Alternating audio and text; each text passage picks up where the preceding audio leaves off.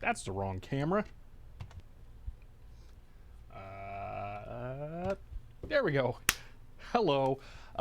And this time we're doing this. There's a lot of use. This is going to take a moment, but hello, Jout76, Black Jam Alex, Dutch Black Cat, Spies of Mud, Nakalak, Just Pika, Commander Keen, Sokoloft, Helen Croft, Lady Ironborn, Nakalak, I'm a Cat, Commander Keen, Gemand, List of Options, Tay-Tay Consuelos, Grisgore, Devin the Houseman, Pete Zor, did I get Spies of Mud already? I don't think so. Spies of Mud, Hardly Wogan, Felix 20, Lars the 18th, and Torch Nova, and Starhawk, and Uriketh. Hello, everyone. Hello, Rodville. Special hello since it's your first time chatting. And I think the same thing to List of Options. I don't recognize your name, so special hello to you as well. Why isn't there a message for this on Discord? Because I did it from this computer this time, and I'm not signed into Discord because we don't really... I didn't deal with the laptop today because I'm not going to be using it as much. So, and eventually I'm hopefully going to be getting something set up on Discord that will mirror my Twitter posts, and then I'm just gonna, we'll rely on that. You can, something like that. So, yeah. It's manual. Every single time I do that, it's manual. So sometimes I just forget. Today it wasn't really easy. See, no Windows to break today. No. What we're starting out with today is already broken. So, yes. Next here, I gotta say, Nakalak, thank you for the Prime sub. I'm a Cat. Thank you for the resub and for the 3rd month in a row, as well as Commander Keen. Thank you for the resub and for the 3rd month in a row. You guys are awesome. Okay. So, today I may or may not end up trying to make a video out of this one. I'm not sure, because it's not going to work by the end of the day here. We're just kind of exploring this thing. Like I said at the end of the last stream, I just wanted to take it a little bit easier today. So we're doing a very light topic here. Something, there's no pressure because it's not going to work. And it's not even my fault. It just can't be used. So yes, floppy. That's the thing. This is a typewriter that needs an operating system off of a floppy disk. And I don't have that, and there are no scans or backups online. So it's unusable. But it's ridiculously cool, so I still want to check it out. Yes. So I just missed the live stream because my Twitch notifications don't seem to be working. Twitch notifications suck. I will definitely agree to that. So yeah, they're not tremendous. You can follow me on Twitter. I pretty much always post on there. Sometimes I forget. It's because it's all manual. I really can't. I can't guarantee it's going to happen every single time, because there's some days where I'm like just right at the edge, don't have enough time to do anything to get it posted, and other times not as much. So yeah, like today I actually went and checked the mail. We have a piece of mail we're going to open before we really get into this. So yeah. So let's see. I'm very interested to see how those work with it. Yeah. So the floppy drives are going to be really interesting. The absolutely most insane thing about the floppy drives, though, is that it's insane that this 5 1/4 inch disc feels small now that I've been handling so many 8 inches, but they're 5 1/4 inch disc drives on a typewriter, which is just amazing. Wow, those are really hard to get in there, but yeah, there you go. That's a 5 1/4 inch disc drive. Hilarious. I've seen lots of 3.5 inch typewriters, and they'll do something like they'll save your document. It's actually a word processor, really, but they'll save your documents to the disks so you can go back and edit them later, and that's what this does too. But I've never seen one with 5 1/4 inch drive, so even though it doesn't work and I'm not going to be able to make it work, I had to buy it. So I have an eBay search going for all of the models of this thing, and I will buy any discs that show up for a reasonable price. There's one that's like copies of discs for like $50, and I'm not paying that, and it's for a different model. So yeah, I'm gonna try and get this thing working, but there's actually a couple of parts I'm missing, but we'll get into that in a moment. Commander Keen, thank you for the 500 bits. Wow. List of options, $5 says CPM machine. Well, it's Xerox, so I don't know. I really don't know what it's gonna be. So let's see, if it will ever work. Will it become a keyboard option for 1,000 points? No, absolutely not. For one, it's ridiculously big and heavy, and that's why it's already here. I normally like to not have the subject on the desk when the stream starts, but I swear this thing is actually heavier than the 8 inch drives I've been moving around. It's at least more awkward and fragile because there's so many more moving parts in there. So see, Xerox did make a couple of CPM machines. Ah, interesting. Oh, no Mamesy. No Mamesy.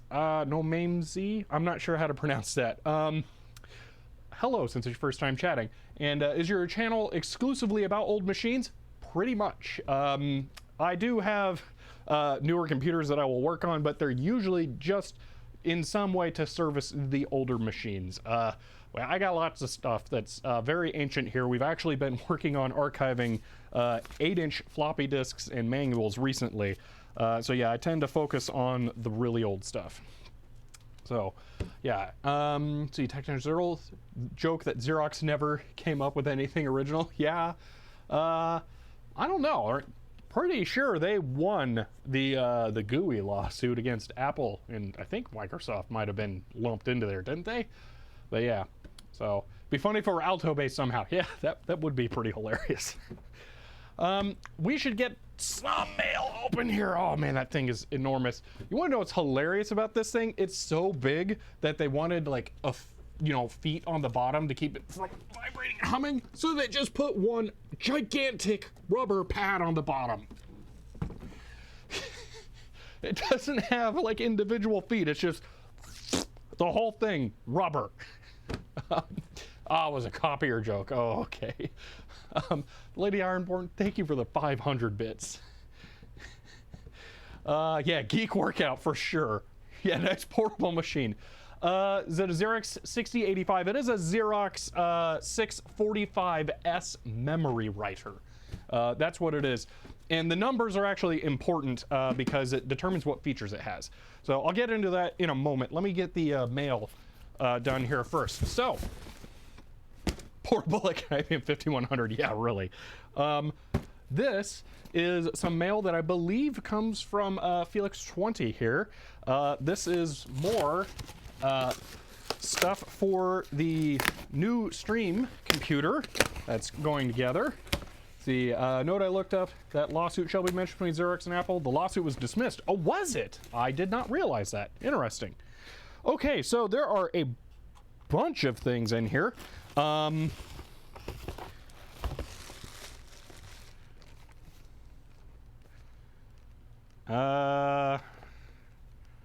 that's gonna complicate things. So, Felix 20, do you happen to be here right now?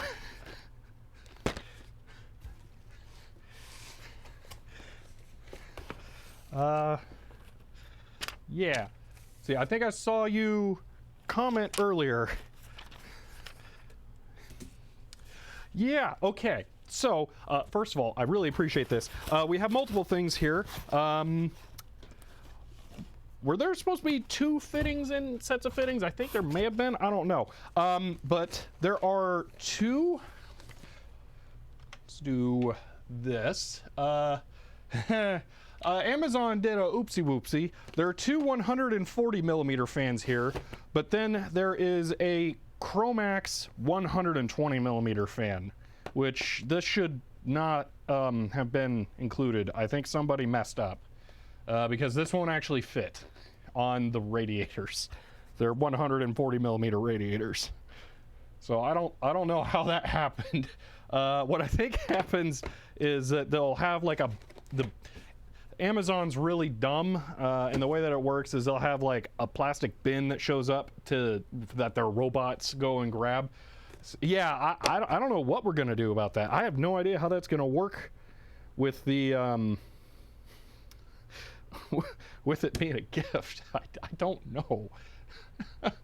That's really irritating.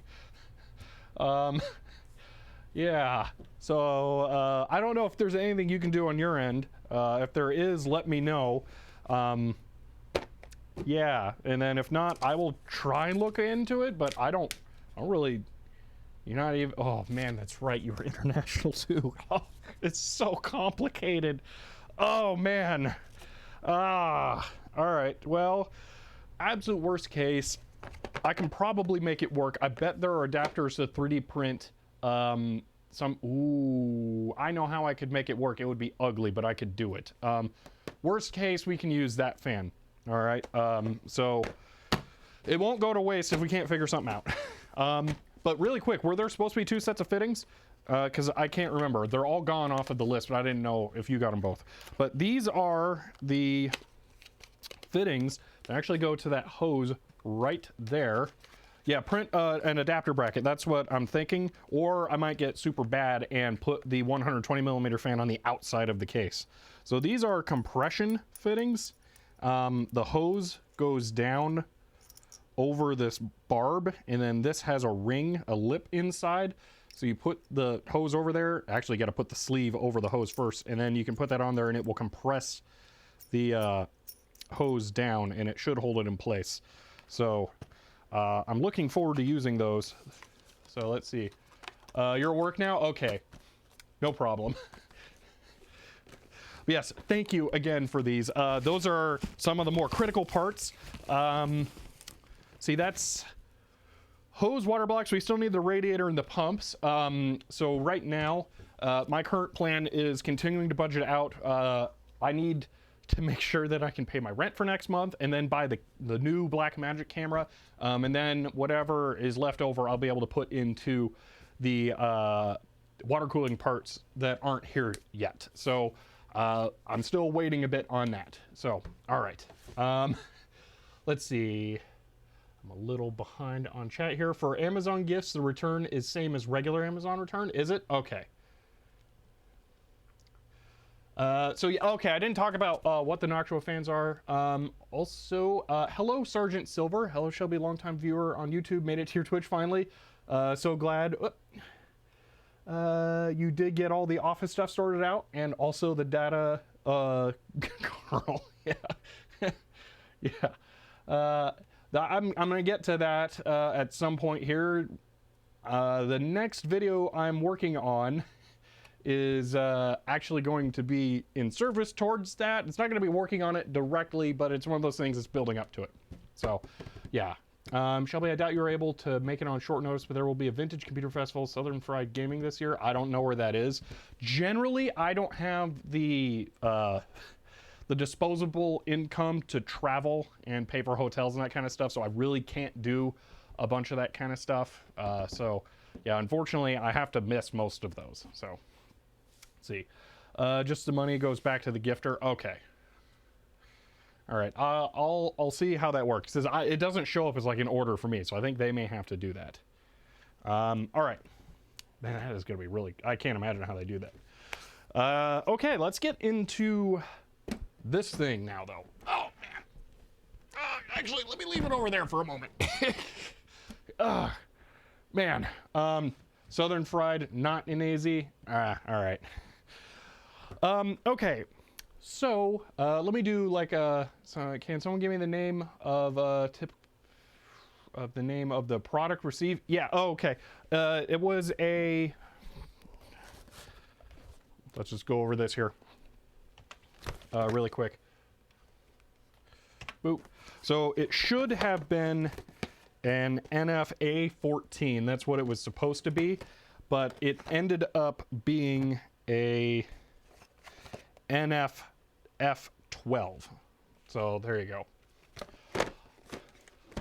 Wow, Sergeant Silver, thank you for the tier 1 sub for 6 months in advance. Wow. I really appreciate that.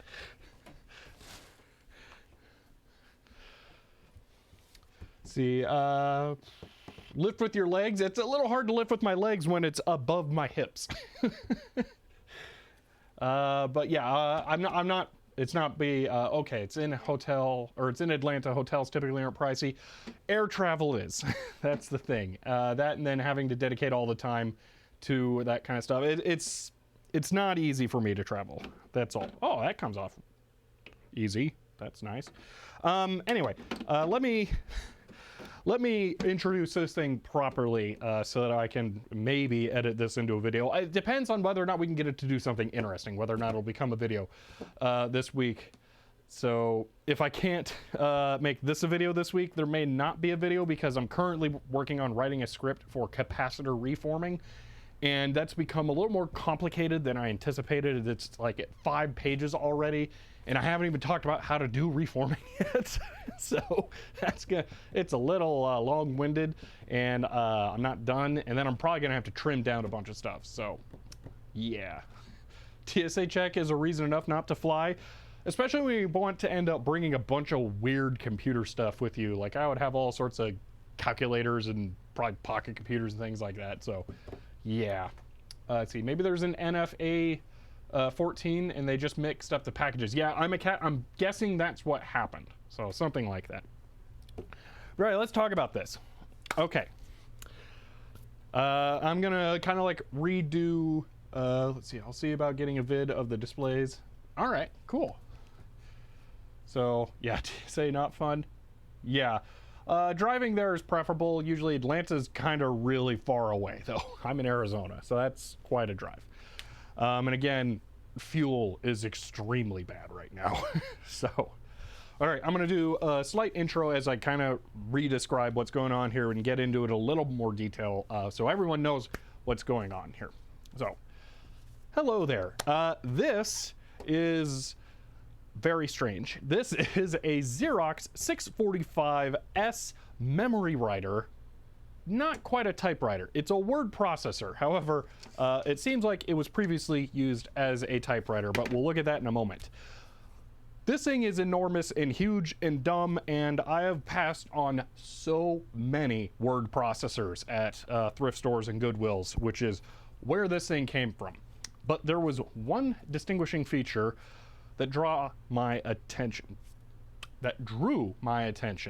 and that is the dual 5 1/4 inch floppy drives on the bottom. Now I've seen a ton of typewriters with 3 1/2 inch drives on them for saving documents and things like that. But this thing has 5 1/4 inch drives, and it has to boot from them. I don't have the boot disk, and there aren't any backups of it online. So I don't really know how I'm ever going to get this thing to work unless someone happens to have one or one shows up on eBay. But for now, I kind of want to just tear it apart and see what makes it tick. So today, we're going to look inside this thing and see what it has going on. So let's see here. The fuel is cheap compared to in Europe. Yeah, but my car is old and not good on gas, so it, you know, it balances out. Let's see. The Jack of Clubs. Hello, since it's your first time chatting. See, Amazon sent me the wrong thing and denied my replacement request. Whoa, that's weird. I've never seen that before.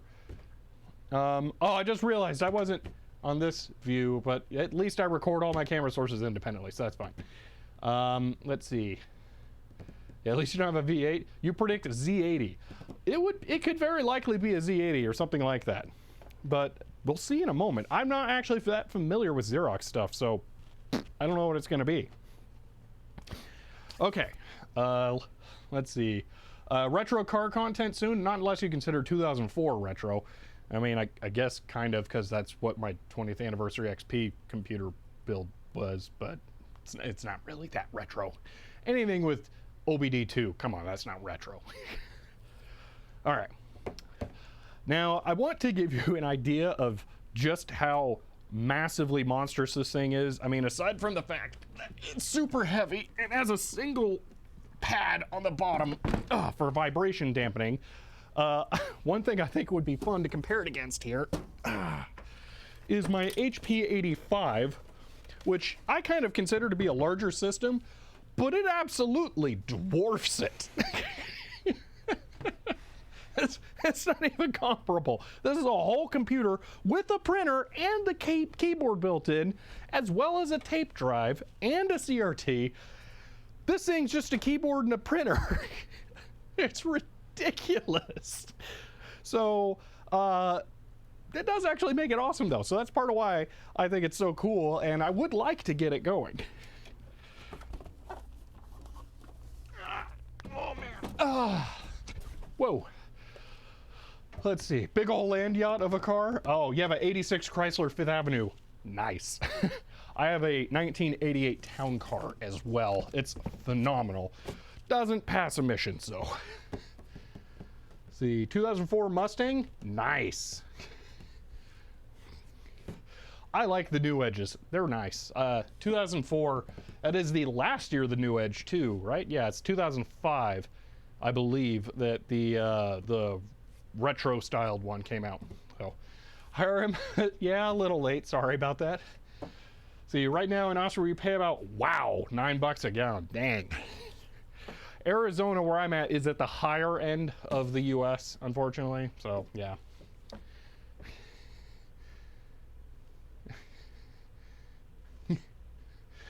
Let's see, electronics store here in Houston has HP 87 on display. Oh man, that's cool. 87 is on my short list of computers that I would be willing to fork over some big money for. If I find one locally, I will not ship anything. But yeah, that's awesome. I really want an 87. I have the HP 86, so that's kind of like my last missing piece of putting together the Series 80 collection. But I think it would be cool to be able to have the 87 as well, because it's basically an 85 without the useless tape drive and the printer that you're never going to use. Or does it have the printer? It may have the printer. I don't think it does. It's been a while since I've looked at one. I don't remember. Let's see. Nothing like one finger power steering and a bench seat. Oh yes. Yeah, that part's great. Although there was one time that the alternator stopped charging the battery and I didn't know, and then I got driving and then the battery died and then I ran out of power steering. Then the extreme gearing in that kind of doesn't work in your favor, and I had to wrench it to pull it over to the side of the road. See, do you have an HP 150? I do not. So, not for sale sign on it? That's too bad. So, all right, let's take a look at a couple of other aspects of this thing. Oh man. So this is a 645S, as I mentioned, and from what I've done as research on this, that means that there is some unique features of this thing, and one of them is that it does not have a screen here. Now, I think the 625S may, but this doesn't have that, and the sticker is actually peeling up, and I'm half tempted to try and take a peek under there. But some of the lower end models do have a display here. This one doesn't, and note that I called the other models low end. If we spin it around, you can see down here there is actually a little insert right there. I think that's a display card. I don't know what's on it, but that's the first thing that I want to look at, because it's 9-pin, and I think this thing came with a monochrome CGA type, or not monochrome CGA. I think this thing came with an MDA type monitor initially. Yeah, that's what I'm thinking, Helicroft, MDA card, except I know that it's not MDA because the monitor gets power over this connector as well. So it probably has 12 volts or something going to it. So we can't just willy-nilly hook up a monitor. I want to pull it out and see what it is. I'm hoping that the same CRTC chip from the IBM PC is in there, because then I might be able to actually custom pin a connector to an MDA monitor, but we won't know until we get in there. So let's see, I got some stuff. Monster Blackie, yeah, Monster Backy. Special hello, since your first time chatting. You love this video, I did this 10 plus years ago. Terminal session to typewriter terminal. This isn't a typewriter terminal, as far as I'm aware. There are no input or outputs on this, which is just so too bad, because that would be incredible. I'm still looking for some kind of teletype option like that. And you know, I mentioned in a previous stream that there was a teletype local that I missed the opportunity to buy. It's back. But they now are not just selling that one, they're selling like 5. And they want over $3,000 for them, which I think is actually a really good deal, because it's like 5 actual ASR 33s, but it's still a lot of money and a lot of space. Let's see. Oh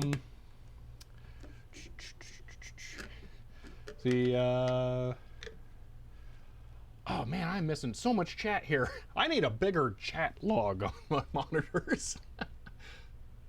Let's see. Pop out. Can I do that and then stretch it down? Maybe reduce the font size a bit.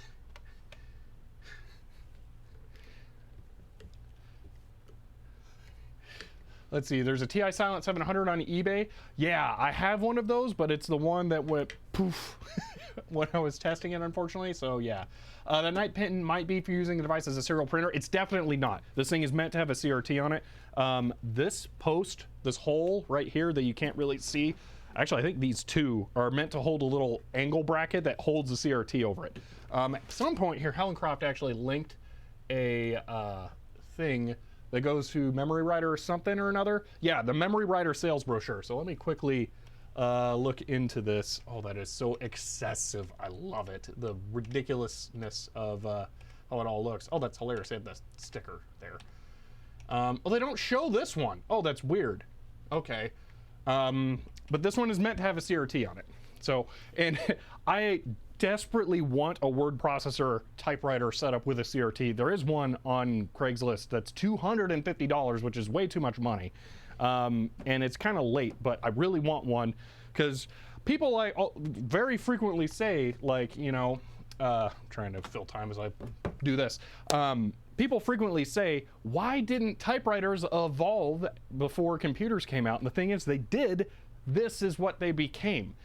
But they enjoyed such a very narrow window of relevancy that they were, no one remembers them. That's what it is. So yeah, let's see. Chatterino may be a software that you want to look into. I will have to try and remember that.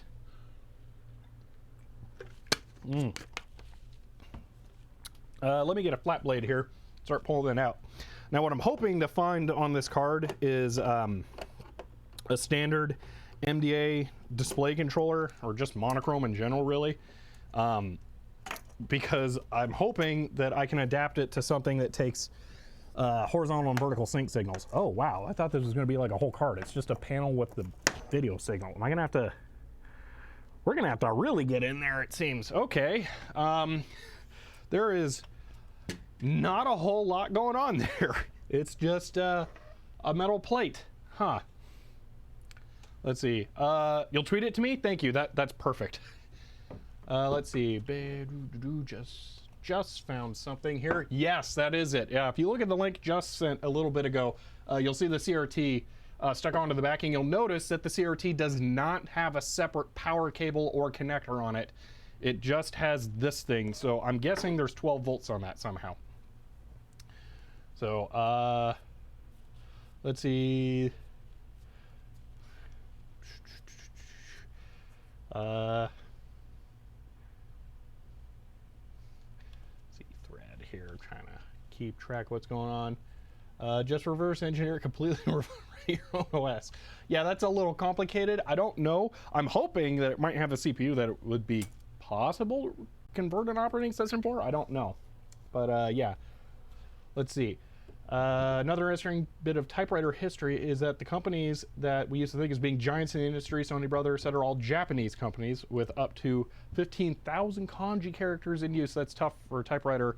Yes, yeah, definitely. They also, another fun fact, most of the typewriter companies like that actually started out as sewing machine companies. It's kind of weird there. I don't feel like there was a ton of overlap there other than something that spins, but that's where a lot of them got their starts. But yeah, there's a reason that English became kind of the de facto computing language, and it was because most of the Asian languages like that would have so many characters that they would be completely just unusable on a computer like that, or a typewriter. So yeah. Interested in what kind of keyboard mechanism it uses. You know, that's a good question. I haven't actually looked. It feels...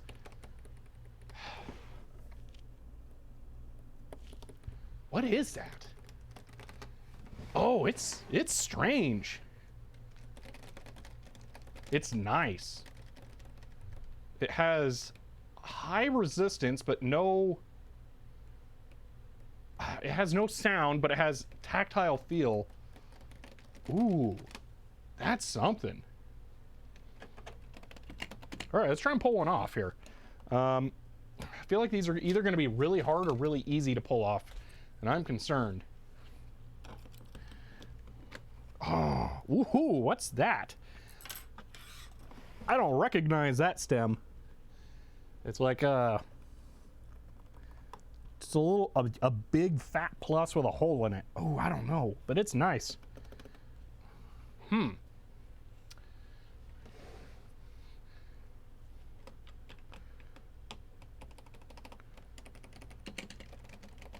I really like it. I would enjoy a keyboard with these switches.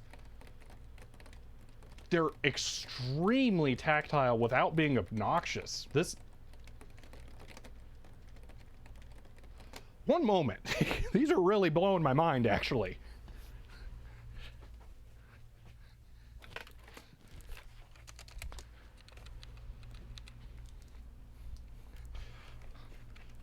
This is a DOS keyboard with brown switches, all right?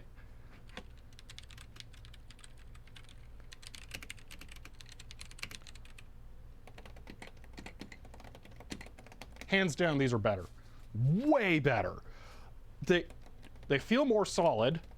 They have a much greater tactile response, and they just sound more robust. Wow, I was not expecting that. I hadn't really paid attention to the keyboard because, like, there's giant floppy drives right there.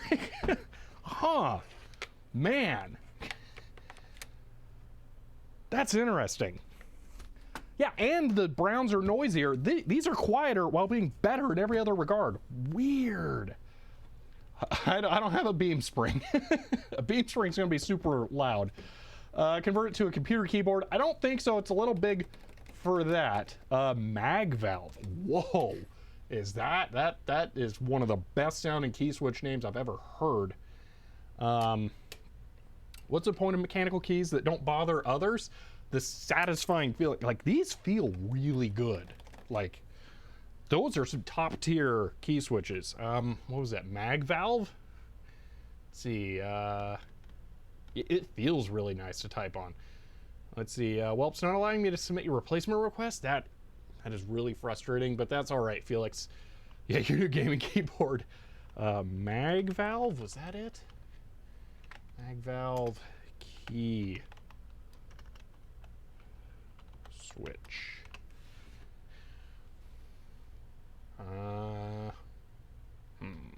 Let me double check it. Don't think that's right.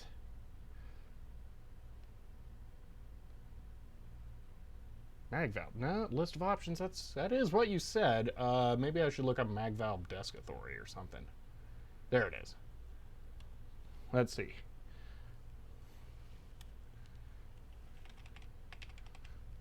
No, that's not the same stem on there. It's really close looking with the white part, but yeah, that doesn't seem the same.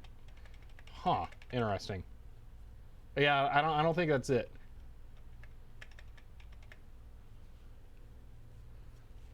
It is the same? Are you sure? Because the stems are different on the Xerox. Were there more pictures down below? Did I just miss them? No. Well, let me pop off that key again. I want to see if the frame, the bottom part, looks the same. The whole stem area down there looks totally different to me. Like if I get light in there, you can see that it's a lot thinner around there. I mean, unless the actual switch mechanism is different inside. I don't know. That's a different Xerox though. It's a Xerox 820 that I think it says.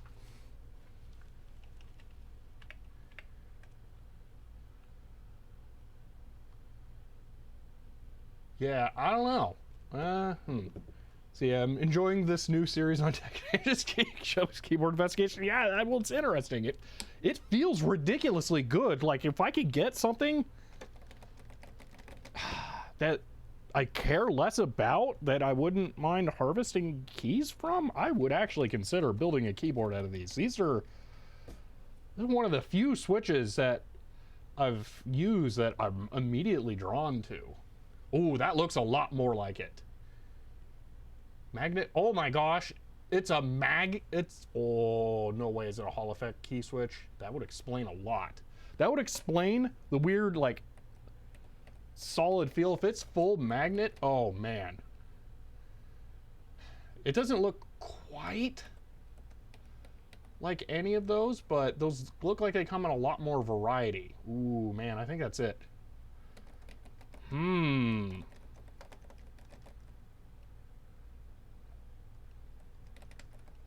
Interesting.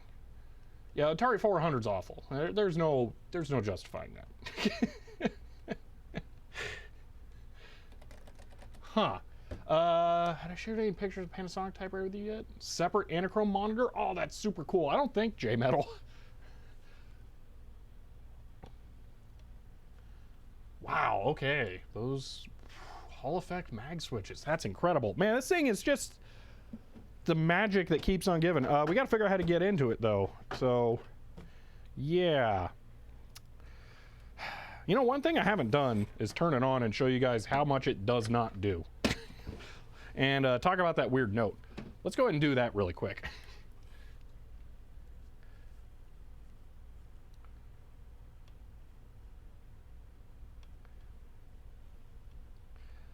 Let's see. Cost me. All right, J-Metal, that's fine. Let's see. Yeah, your message did get flagged. Okay, so I was going to turn this on. So it does just take normal IEC C13, pin towards the bottom, boom, and you flip the switch. It makes a whole mess of noises. Okay. Both floppy drives tried to access. All right. Now, unfortunately, I really can't make it do a whole lot. The keyboard completely ignored. This button changes the line spacing. Cool. Pretty much every other button makes it double beep. Stop doesn't. Single beep. Ooh, it looked like set tab was single beep too. Yep. Exciting. But that's it. Because when it tries to turn on, it tries to read the operating system off of those floppy drives. It can't do anything. It is working fine if I turn it off and then push the carriage over, which is really, really hard. This thing has an insane amount of force to it. Then it will move it over. So it works. And it can home and things like that. Anything in the manual. There is something online and in the manual, but it does not work. So the manual says something to the effect of push this and then this, and then it should enter like normal typewriter mode, and it doesn't work. So I do have this thing, which is a reference card for it, and it says to turn typewrite on or off, and typewrite is the feature for making it function as a typewriter. Press and hold the left features key. Press and hold the right features key. Tone will beep when typewrite is turned on. No tone indicates typewrite has been turned off. But I think this is assuming that you have booted the operating system disk. Now, I know for sure that it needs an operating system disk without even having read the manual, because I got this note in it that is unfortunately written in cursive, but it says, to use typewriter, turn on, insert base system disk on left side, wait, then insert something disk number 2 in the right drive. Do not shut off machine with disks in, which is hilarious because we talk about that a fair bit when imaging the 8-inch disks. But basically it's saying to even use it as a typewriter, you have to do that. And I'm guessing because they have the note written there that the monitor that should be attached right here and hanging off there has been separated for quite some time. So not a lot going on. I haven't tried putting just a random disk in there. We could do that. Like, how about my FreeDOS disk? It said, what, in the left drive? On left side, yeah. So let's try putting an MS-DOS-ish boot disk in there. So, just for giggles, here you go. 5 1/4 inch disk going into a typewriter. Here's the latch. Boom.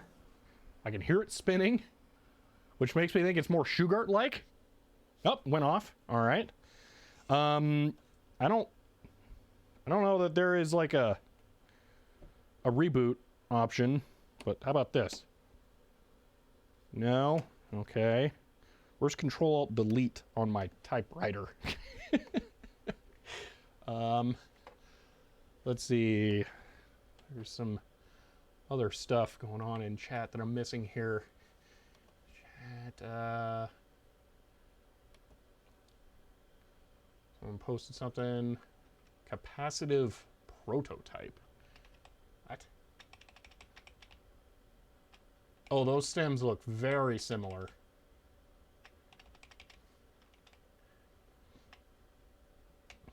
Yeah, those stems look nearly identical. So what's going on there? Oh no, it's foam and foil? Ugh. So the keys may just not be working. Oh, gross. Okay, I rescind any praise. I don't care how it feels. If it's foam and foil, it's awful. So frustrating. Why does this horrible key switch mechanism continue to exist? Man. So I wonder if you were planning to use what you're... Oh, so Joe, you're wondering what I would plan to use this for if I could get it to boot? No idea. I just like weird old typewriters. I mean, I don't use the majority of them. It's more about having them for demonstration. Generally, when I get something really weird like this, I just want it to have an example of it. So, like, I have an example of a portable thermal typewriter type thing, and, you know, other things like that. So... I just prefer that. Close-up of it again? Yeah, you've nailed it. I'm pretty sure. I'll pull the one off the front. Because I'm pretty sure that is exactly what switch that is. I bumped one of the labels up there. Yeah, you know what? Let's use the Nikon with macro.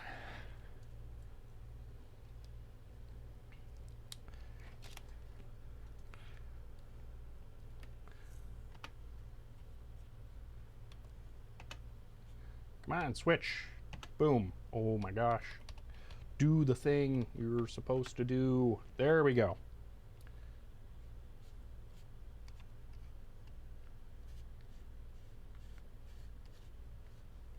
Oh, it's unscrewing from the adapter. That's unusual. There we go. That's the switch. Top. Yeah. can't take the brakes back now, but it's really nice feeling. That's the problem. It's so good and responsive.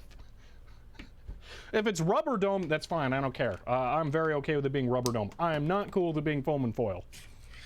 There are good rubber domes out there, but there are no good foam and foils. Every single one of them is going to decay into horrible nothingness. So,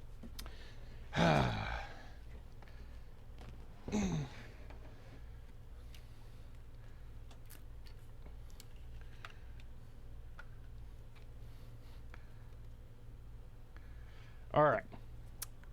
So, well, they say turn it on and then put in the disc. So that's an interesting thing. What happens if I pull the disc out, put it back in?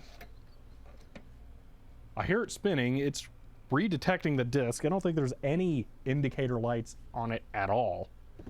I'm guessing it's telling me non-system disk replace with system disk on the display. Yeah, I think we need to get a monitor solution here before we can really start messing around with it, because without that, we don't know what it's trying to display or what it's trying to tell us. So if we have any hope at all of getting it to boot something, we're gonna need the disc or the monitor. So yeah, time to remove the cover. I do believe it is. I'm not sure how. I see some Phillips screws on the top for the back, so let's start there. This is gonna be interesting. Oh man. Let's see. Hi there. As I'm late to the party, have you already considered contacting Xerox for that OS? No. I doubt they would have it, because it would have to be distributed on floppy disks. So this thing's a little weird. This is some kind of paper holder type thing. I think it's slightly broken, but I think you're supposed to push it really hard to have it latch into something. If I take it off here, you might be able to see. Should be possible without breaking it. Hopefully. I kind of want it off for right now anyway. Come on. Cooperate. There we are. I think it's supposed to latch into this thing here, but the plastic's also stiff now that it doesn't want to move. See, someone already asked Xerox. Oh, yeah, I forgot that was there. Excuse me. So, yeah. Down in those, I think there is a Phillips screw that we can remove to get the top off. So let me try that. Yeah, mail order. I wish. I have a search on eBay now for it, so we'll see if that ever pays out. I'm gonna guess not. I'm not gonna get my hopes up that I'm gonna ever get this thing working. Can't see, but I think those are Phillips. Here's my flashlight, dropping it. Let's see. You know what? I missed Winverd. Thank you for the Prime sub. Sorry I missed that. That was 23 minutes ago. Whoa, that's a huge, weird Phillips. Why? It's almost like someone had to make a Phillips themselves after hearing a description of how they're designed.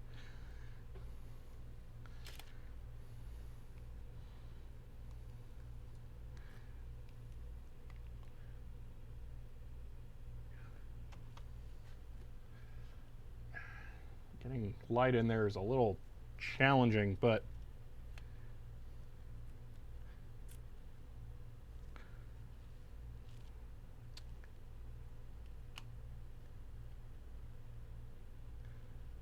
getting a light in there is very challenging.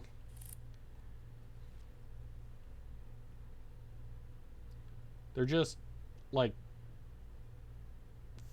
flat grooves cut into the head all the way to the edge. It's more like a flathead screw that just has two axes. It's weird. That thing is coming loose.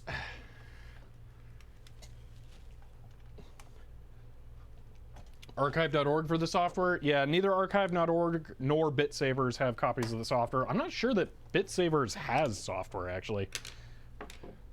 So I think I'm going to try a flat blade. That one's too wide.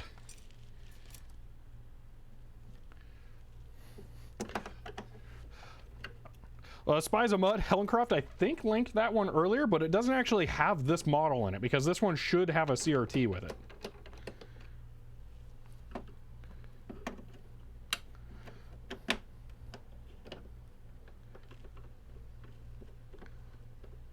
Why couldn't Xerox put a freaking ROM in the typewriter? Yeah, that would be really nice. I wish they had. Okay. A little more on this side. There's no way it's going to be that easy. Oh, I don't like their stuff making sounds inside now. Is it just getting it over the... Ow! Pinched my fingers. Holy moly, that's a lot of stuff going on in there. Whoa. Okay. We got a whole lot of things. Welcome to my S100 typewriter.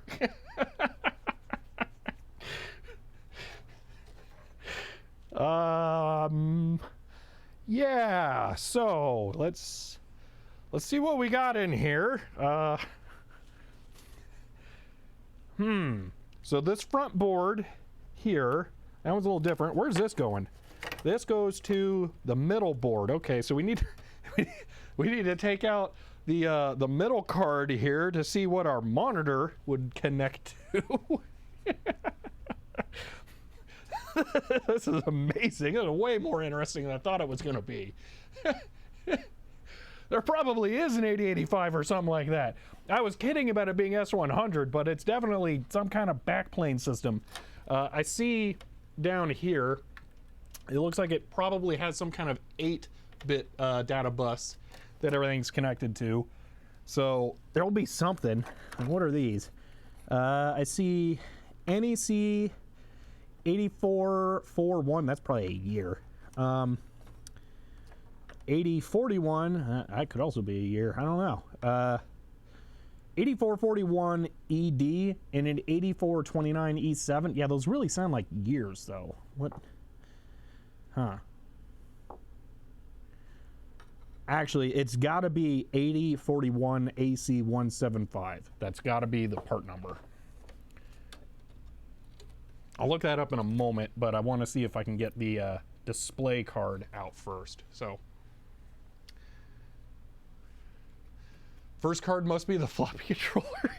I'm guessing this one's the floppy controller because these ribbon cables go all the way up to the front, I think. So these are probably the floppy interfaces. That would also explain why there's two that look pretty much the same. Oh my gosh. They're overlapping slightly in the connector. Oh, that's really weird.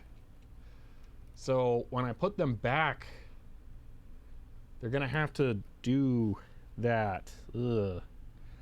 You know, maybe I'll just not. Wow, look how well designed the routing is for those cables. That's just pretty. Man. See, MCS 48 system. 8041 seems to be an 8-bit microcontroller. All right, that 8048. All right, that sounds like it's not gonna have like a normal operating system that I could potentially port to it. Cable management is better than my actual machine. It's really impressive.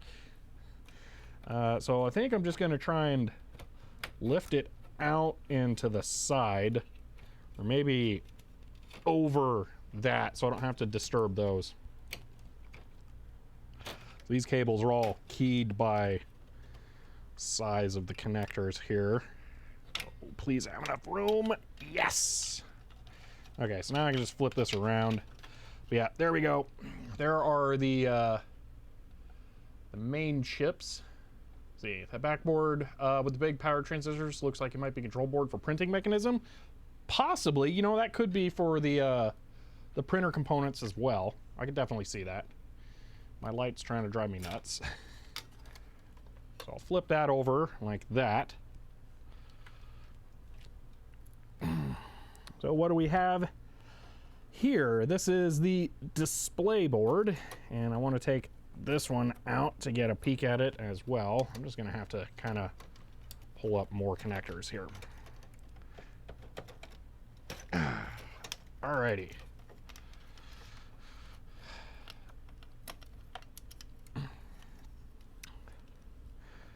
We have a Hitachi control chip, along with some Toshiba drivers. I really like the look of the controller thing here. Let me get to Googling the part number as I say it here. Would be fun if the same video cards, compact, portable. I don't think it's going to be too far off. Whoa, hold on, we got more bus. Whoa, there's a lot more going on down in there. Interesting. So this is like, I mean, it's still probably 8-bit, but interesting. Okay. So this is, backplane edge connectors are not uniform across the cards. Yeah, it's weird. Anyway, this is an HD 46 50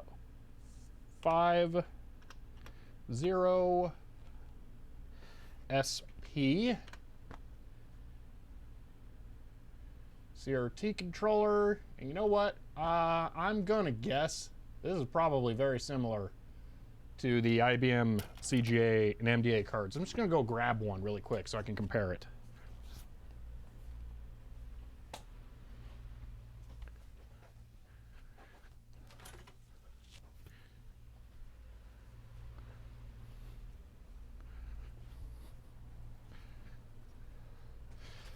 So I just have, you know, like an MDA card around like you normally would.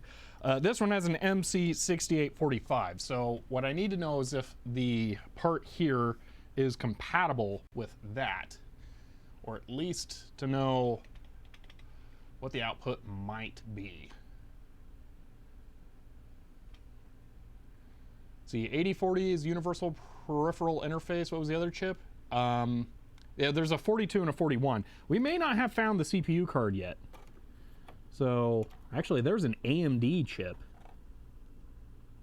But it's another weird one. There's a Intel chip there. It's also weird. We'll keep peeling the layers of cards back here, but I want to see this. I want to see this display interface first. So the 465005. 40.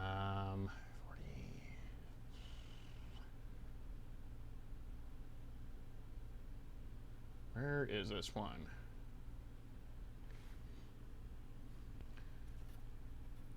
Character ROMs. These are probably character ROMs there. So I'm trying to look at the CRT controller. Let's see, CRT controller. SP. So it's a 1 megahertz enhanced CRT controller.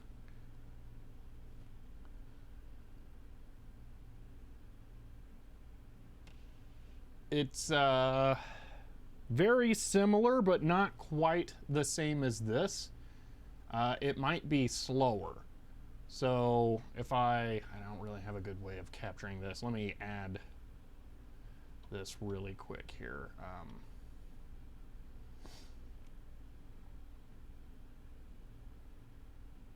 Window capture.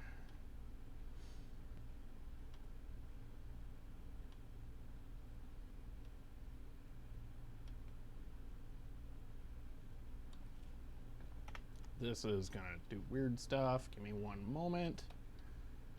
Transform, reset.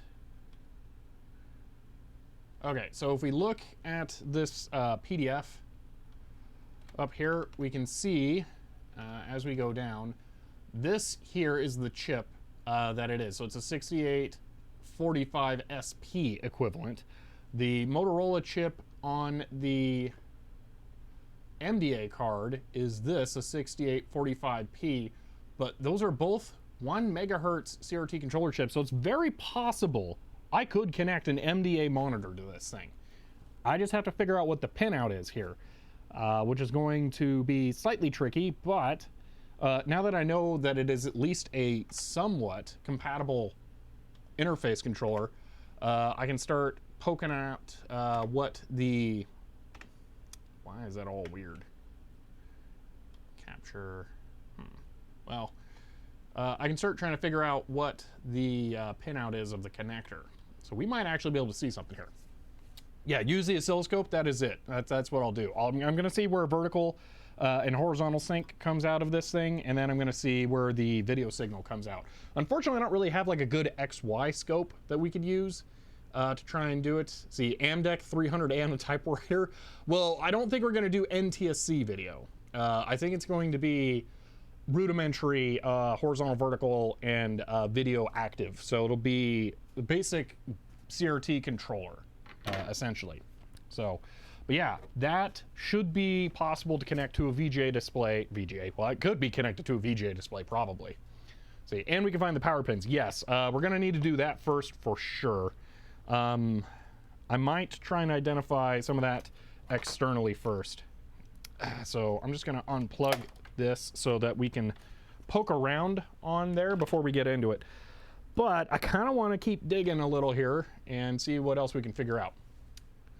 Let's see. Photos look like old point of sale monitor. What did they use? Probably VGA. See, it's a predecessor to the 8051. That makes a lot of sense. So, okay, on this layer of chip, we have a WDC chip there, which I could see being the CRT controller, but, or CRT floppy controller, but it would make more sense for that to be it, but it seems like that's probably CPU. So let's keep going here. Pull off the rest of the power. What does that go to? This goes off to, I can't quite tell, but I'll just unplug it for now. So on this card, we have an Intel 8237A, P8237A. This is a WDC FD193PL. That sounds an awful lot like a floppy controller right there. We got RAM. Is that what that one is? Is that RAM or is that back here? I can't tell. I wasn't paying attention. That looks like RAM for sure. This thing is a TMS 4500A. Man, it's got a lot of big complicated chips in it. What's on the last one? Let's just let's get there. Oh my gosh, it's an 8088. It's literally a PC.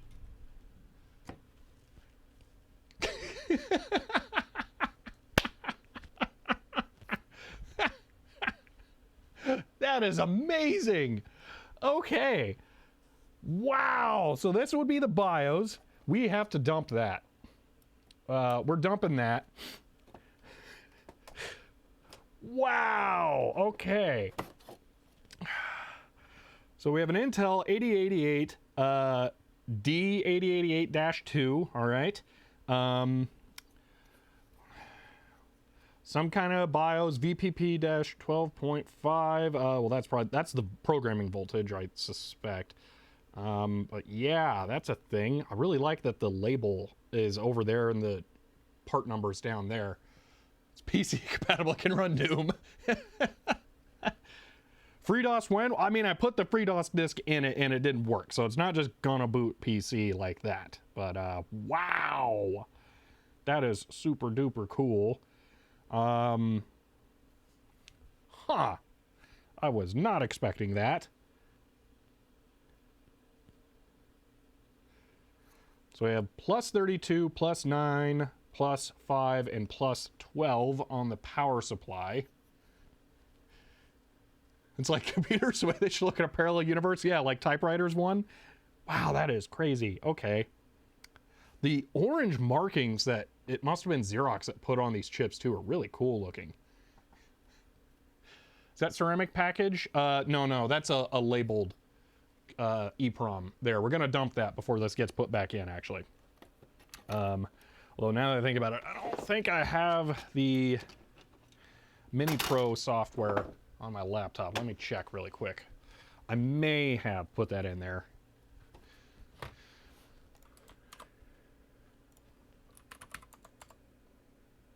I do have it. Okay, let's do this. The Signetics chips below the EEPROM looks like mask ROMs to me. Possibly. I mean, it's gonna have to have some ROMs to do the basic booting process, so it makes sense. But wow, this thing is super duper cool. All right, let's get a ROM read.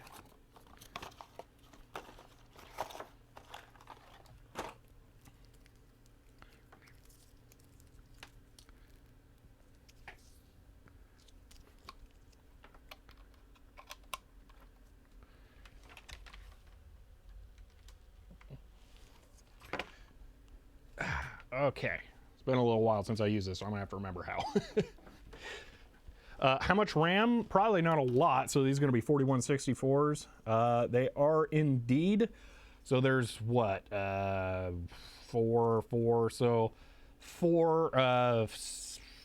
16 4164 chips. I don't know what that works out to, 64K? Probably. Decompile boot ROM and check what it does. I mean, that's a possibility. I'm probably not doing that on this stream. That sounds like a lot of work to try and do on the fly.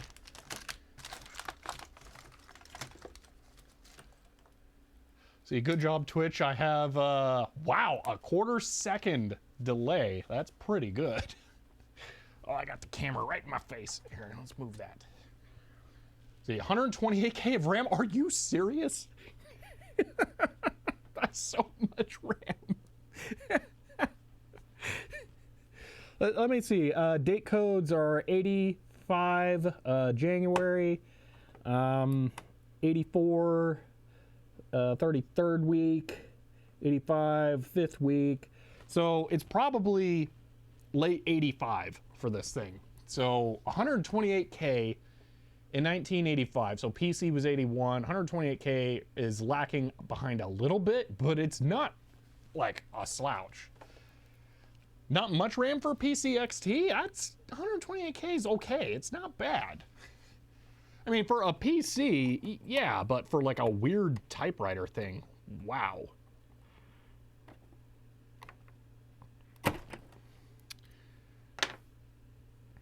All right. Pop that in there. Maybe it's half busted RAM. Okay, let's...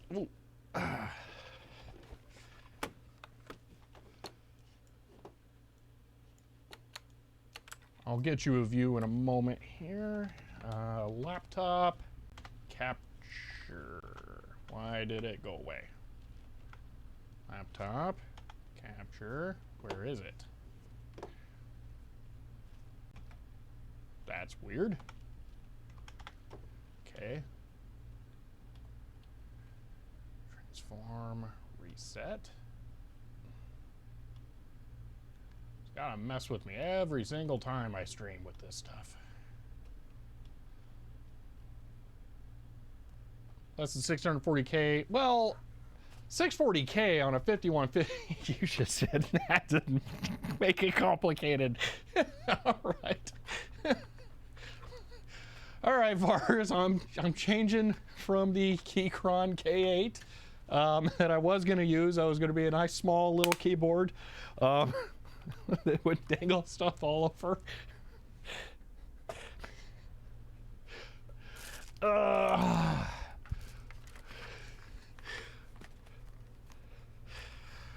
And I'm changing it to a keyboard I don't know if works.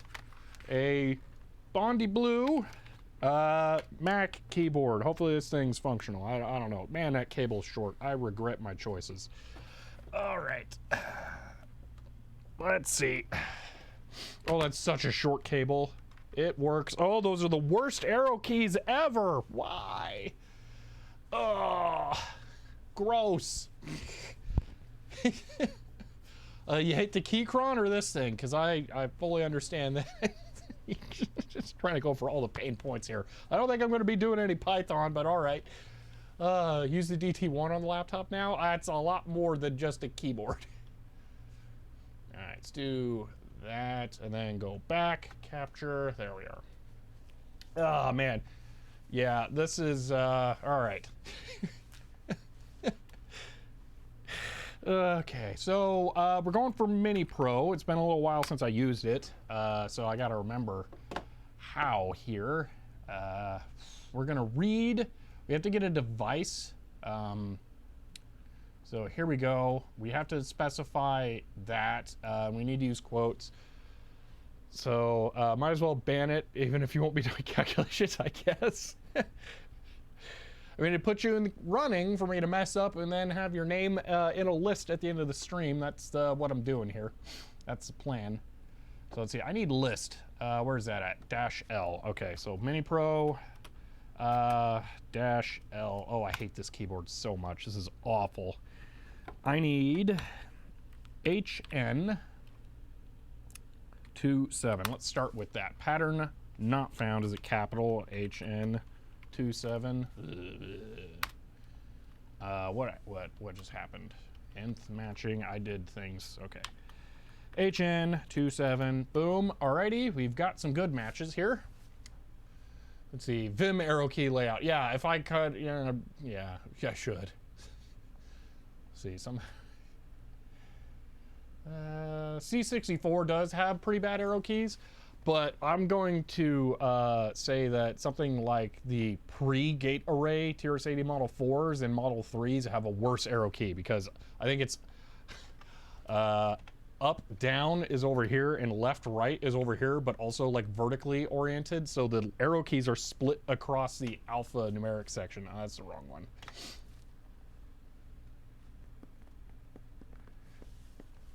All right. So this is a 272056. So there is no C in there. Is it a G or a P? It's a G. So it is this one right here. That's the one we want. Boom. So we're going to do R -P and then that chip type, and we're going to do it to Xerox -645s.rom. Oh, that was wrong. Is it -F for the file or something?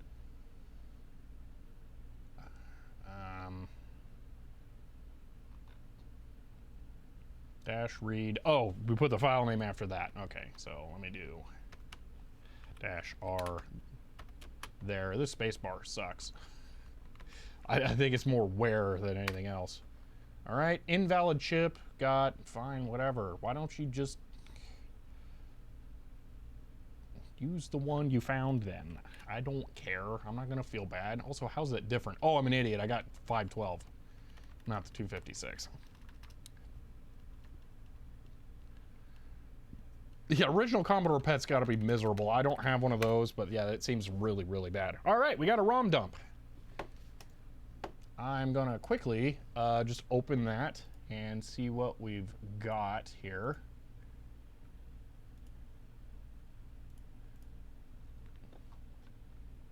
If my computer will cooperate. Come on. So you chose that keyboard, not me. That's fair, yeah. There we are. It is a 32K ROM. That makes sense. Open with less. Boom. Alrighty, let's see what we get. Unfortunately, I can't make the text bigger, but I can maybe. What was it? This? Boom. Here we go. We can do this. So, do we have any identifiable information in here? So far, no. It looks like it's all... Ah, that looks text-like.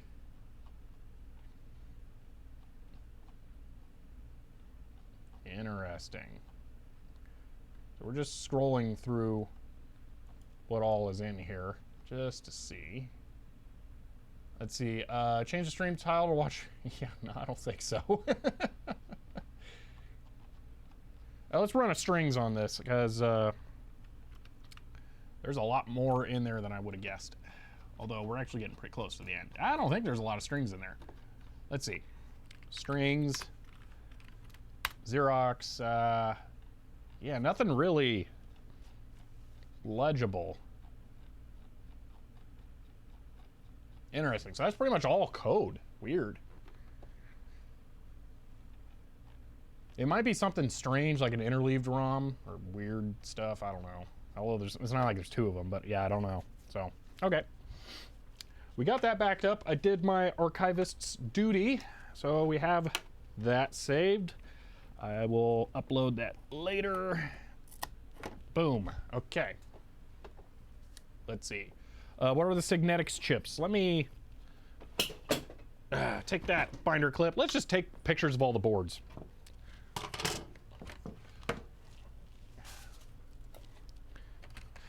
That way I can just have a better record of everything.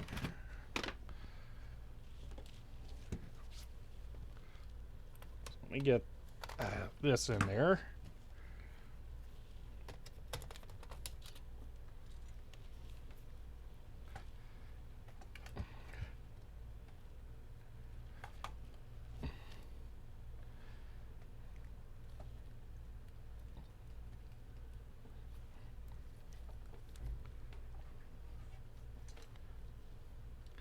I'm not going to be fitting the TV light. That's just not going to happen. We're just going to have not ideal lighting. That's what it will be.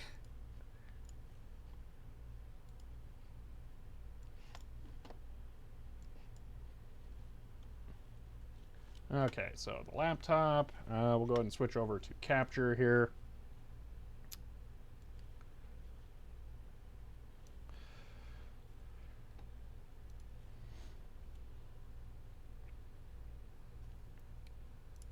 Oh yeah, plugging the camera in would help.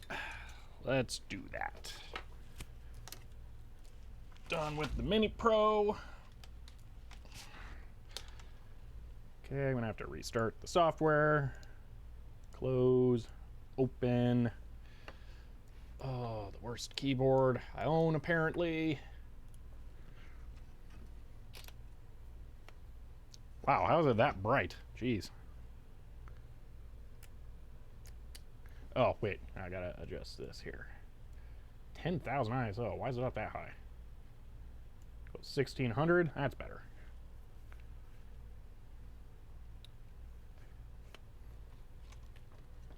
All right, I'm gonna get you a nice close shot of the Signetics chips there first. So it looks like they are CN83780N. Each one of them is different. It's a set of them, the 0 increments, 0, 1, 2, 3.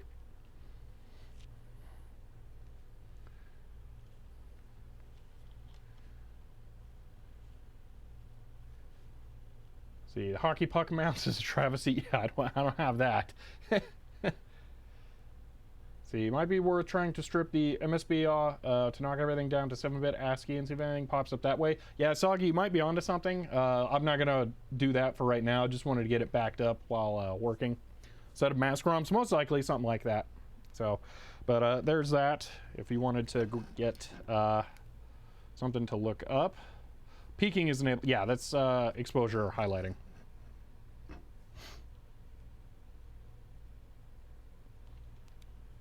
Okay. So let's, actually, I'm going to drop down to 1/60th here, get some more light in. Put this at, let's try 400. That'll be good. All right. Autofocus. And, oh man, I just remembered. I bought a whole bunch of that white foam board. It's sitting in my van. I didn't bring it up. But I have a bunch of it to build a photo box now. I just don't have, this is different. This is more just reference material. I'm not trying to have enough information, like reverse engineer this. So, oh yeah, that's plenty good for what we're trying to do. So, yeah, you'll see no red bits there. It's fine. All that is just a warning that the highlights are bad, but that's not a problem. All right, this goes back in. Up next, a big board.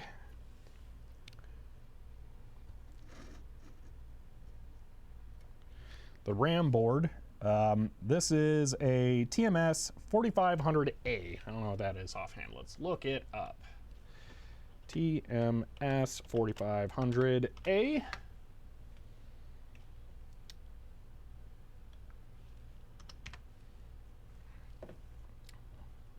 Ethernet? No way. No way it's got Ethernet.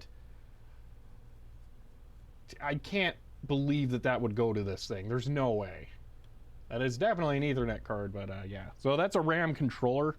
That's all that is. I don't know what these are. MK3711, and it's another set of mask ROMs, I think. Good grief. How much ROM does it need to still have to boot off of a floppy disk? This is getting stranger every minute. Definitely glad I picked this thing up. It's fascinating. Alrighty, so there's that. Put that one in there. I'm not actually putting these away yet. We're gonna poke around a little bit more before we're done. How does it print? I don't know. It probably has like a oh my gosh, the name is escaping me. A UMC, Universal I/O chip on there. It's just got a parallel port inside, and then this is just standard printer.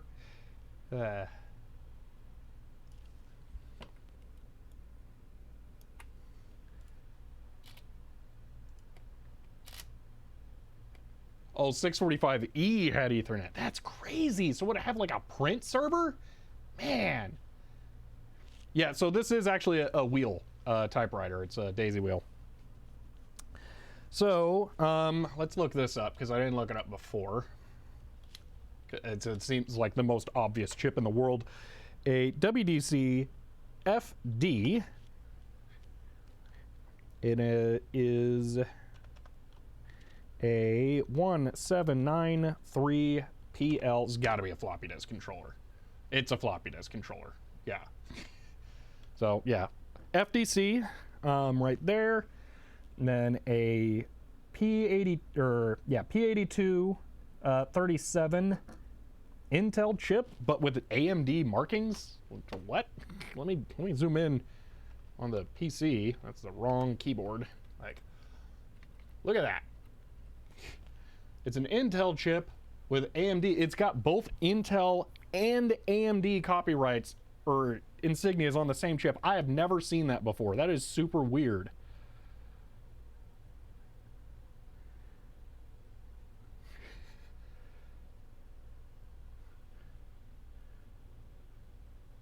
I've never seen that before. Like, I have a computer with an AMD 8088. Yeah, but I've never seen Intel and AMD on the same chip like that. That is weird. Down here, we can see, well, down here, if I zoom in again here, you'll see that's the AMD Intel one, and then there's the, oh, what if that's an AMD part that Intel licensed? So, like, it's, AMD designed it. Yeah, because that one's got Intel. That one's also slightly out of focus. That's a mild problem. I might reshoot this. Yeah, that one's Intel with Intel as the copyright holder, but that one's Intel with AMD as a copyright holder. I wonder if maybe that's an AMD chip that Intel licensed. Huh. All right, let me reshoot this. Better focus.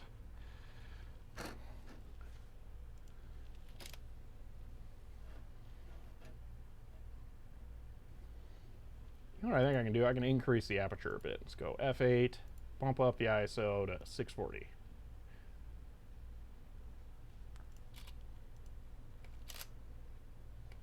That'll probably do it.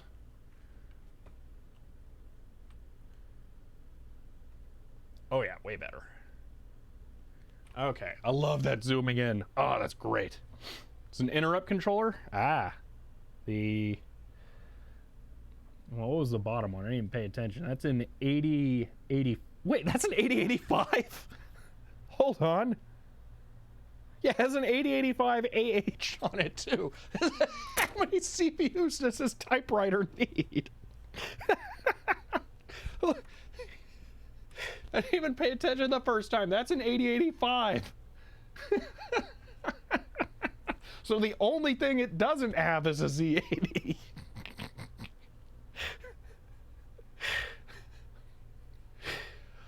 Violin, I'm using a capture, a USB cable to control it from a computer. So I'm not doing HDMI capture right now. This is actually, it's called tethering. So all I have to do is just come up here and change that. So, and additionally, if you really want to be able to do this kind of stuff live, when you're using the camera, I'll just show you really quick here. On the side of the camera, there is this button here labeled FN.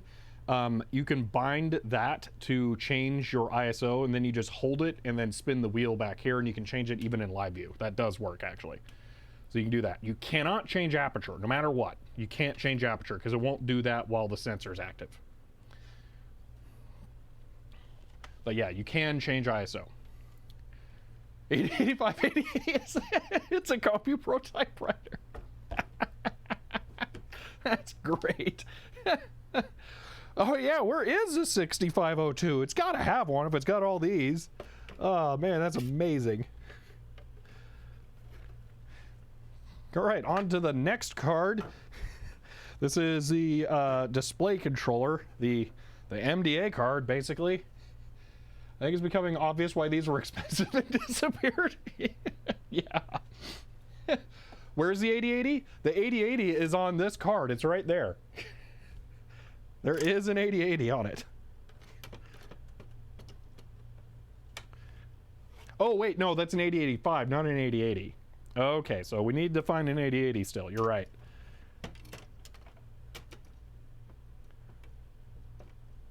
I'm just trying to get it there. Let's see. So I have an 1802. I don't know. That sounds like a smaller chip. I haven't been looking at all the tiny ones. Okay, so the display controller. Go to Intel Cell, I have one of everything. Yeah. Alrighty. So there's that card.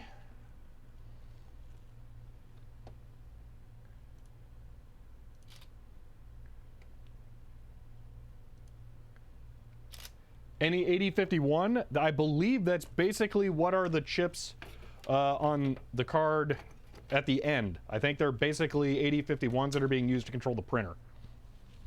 Oh, I gotta blow my nose here real quick, like. Ugh.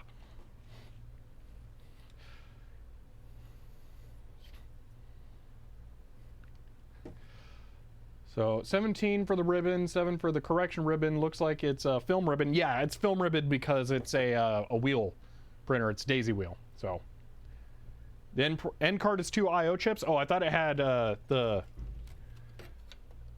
8441. I thought that was like oh my gosh, 8051 predecessor. So all right, let me check this, make sure it looks good. Oh yeah, that's great. Oh, should we pull the character ROMs? I feel like we should. I'm feeling like reading some character ROMs.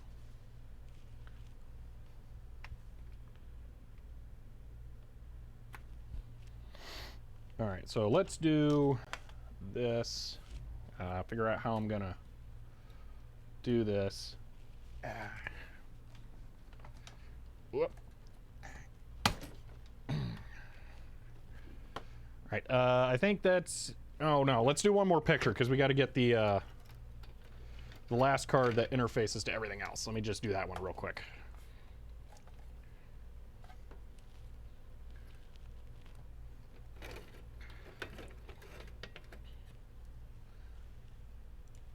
Yeah, because we only got one left to photograph.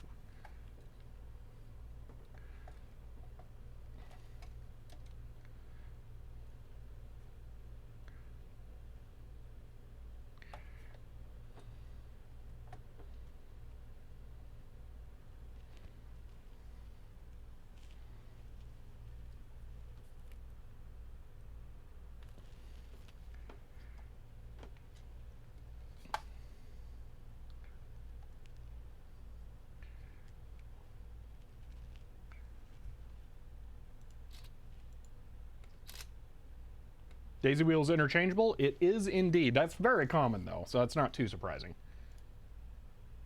Let me get a second shot at a higher ISO. There we are. All right, why Xerox put all this stuff into a typewriter? Because Xerox got money. This thing is hilarious. All right, so put that to the side. See, there's a guy in Spain selling some Data General 9-track open reel drives. Whoa. Well, for me, anyways, I'm just over the channel. Yeah, that would probably be like $300 to ship that for me, so yeesh. All right, so that's everything we need for the pictures. Well, we don't really need it. It was just kind of like, wow, we can. So I'm going to go ahead and close that. Got those saved. We're going to bring back the terminal. I'm going to plug the Mini Pro back in. We're going to yoink those chips off of the display controller. It's found several daisy wheels. Oh, yeah, I was going to show you real quick. Yeah, you just come over here, pull this back, pops right up, and should just pull right out. Oh man, why is it not? Is it being held in? Oh, it's, you literally just pull out the wheel. Okay, so yeah, there's the daisy wheel. So it's got Courier Italic in it right now. I'm used to these in being in like some kind of carrier. Ooh, that's interesting. It must have a sensor to know what kind it's got. Why are those metal? Huh. Weird. Or maybe, you know, now that I think about it, maybe that's to get the position, because it's not... Is it locked to any one position? I don't think so. That's weird. So you just, yeah, drop it in there, it spins freely. Weird. But then, yeah, you just lock it back in, boom. Over-engineering? Yes, that is definitely the name of the game on this thing. They had high hopes for this. It needs to know if there's a monospace font or not. Oh my gosh, if it does, proportional type spacing. I hadn't even considered that. This thing is probably awesome. I hope I can get video out of it, but we'll never get it working. Because no operating systems. So okay, we got two ROM-looking things here. Not sure which is which. If we have the boot disk, yeah. We don't, for sure. So, yeah, probably never gonna see it do anything, unfortunately. So, alrighty. There we go. Probably just turn this off. And if you have to rebuild the keyboard, yeah, that's a thing too. Okay, so the first one, before I pull these out, I want to see if they're even in the Mini Pro's database, because they're kind of weird. It may not be easy to do, or I'm gonna have to look up what an alternative is. See, we need to flood the internet trying to find the boot disk. Yeah, it's definitely interesting enough that it's worth trying to. It probably does a whole bunch of wacky stuff. Oh, I may have just moved the alerts off screen there. Let me fix that. There we go. You gotta go, Soggy? No problem. Remind me, what make model? This is a Xerox 645S MemoryWriter. Wait, is it MemoryWriter? I think it's MemoryWriter. Yeah, MemoryWriter, because, you know, they had to rip off WheelWriter from IBM. Was it now 4 CPUs? Well, that's the display controller. That's not a CPU. But yeah, it's got a lot going on. So, okay, we have here an MK 37. Let's just start there, see what we find. Invalid pattern. That's not good. MK at all? No. Okay, I'm gonna Google this. I'm gonna guess this is custom ROM MK 3709. Why is that bringing up watches? That's not good. One downside to this Cherry keyboard, it does not have a scroll wheel. It's mask ROM. All right, so yeah, I had a feeling. Hello, first time Tech Maxis, since it's your first time chatting. Let's see. I guess you'll only know for sure when you get a monitor hooked up. Yeah. I'm still hopeful holding the bottom keys, but the keyboard, yeah. Just that's possible. I don't think it's super likely. Oh yeah, there's something I didn't mention here. So this is weird, all right? Let me hide the laptop for a moment. So if I move the whole carriage, which is difficult because it is incredibly tight, stiff, high torque, however you want to think about it, it's got this thing in it. There's like this weird extra module that has a Xerox brand on it. But I swear it's like somebody installed a keylogger in here, because you can unplug this, which goes to the main board, unplug this, separate out this module, and then plug the keyboard right back in. And when I did that, the push buttons up at the top that control like the stuff and make it beep still worked. So I don't know what this thing is. It just goes in between the keyboard and the system and does something? I don't know. It's a piece of vacuum formed plastic that just goes over a circuit board. Let me pop this out here. I didn't actually look at chips or stuff, so let's see if there's anything interesting on it. Yeah, let me get this ground strap off of here. So yeah, it's this thing. So we have Microlytics UFO Systems Xerox Corp. 1985 copyright dates on there. Yeah, and Intel 8031AH. That sounds like an 8051 clone type thing. Or predecessor. But yeah, I don't know what this is. It's got a beeper built in somehow. Yeah, the foam doesn't come off. It's glued to it.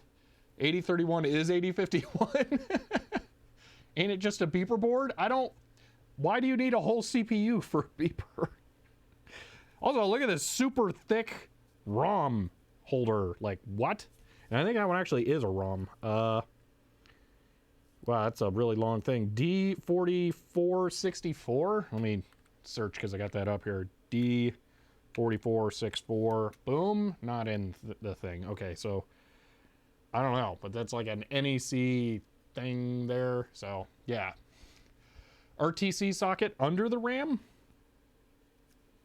Is that RAM? Is that what that is?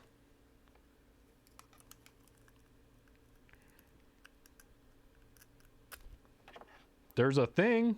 There's a Dallas chip. Ooh, hold on. Is this a clock connected to the keyboard for some reason? Yeah, there's some kind of chip in there labeled Dallas. Why? Wait a minute. So when you start up DOS on MS-DOS on a computer that doesn't have an RTC, it asks you to type in the date and time. Is this thing just a board that automatically types in the date and time and you turn on the computer? Is that what this is? Oh, timestamp. It could be like there's a shortcut that you press and then it automatically types in the time and date. That would make sense. I like my idea though because it's so stupid and it would work kind of the same. Yeah, this has got to be some kind of time server. How do you set it? It's still stupid though. It's hilarious. But so it's probably an option. Probably an option for adding the ability to insert the time and date. Wow, that's so weird. Take the Dallas socket out? Like, I guess that should be a separate thing, shouldn't it? I should be able to lift that. Let me try and do it without stabbing myself. Ow, I stabbed myself on the bottom of the board. Do you think that'll lift? I don't know. I'm not sure that's gonna lift.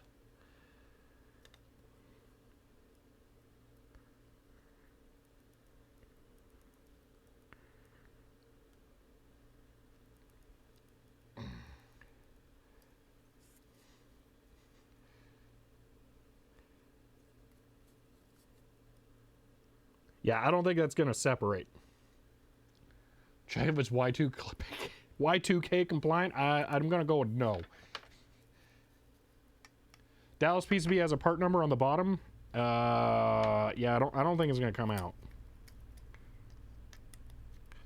I mean, it has something over here. UFO Systems 11001C, and then it's Rev C, whatever it is.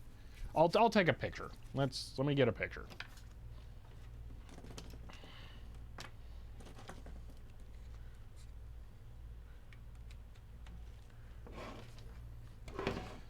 I'll get a picture, and then I'll really quickly post all of these to Twitter for those of you who want to look stuff up. You can get access to these where I upload them to like archive.org or whatever. That way they can be looked at a little more quickly.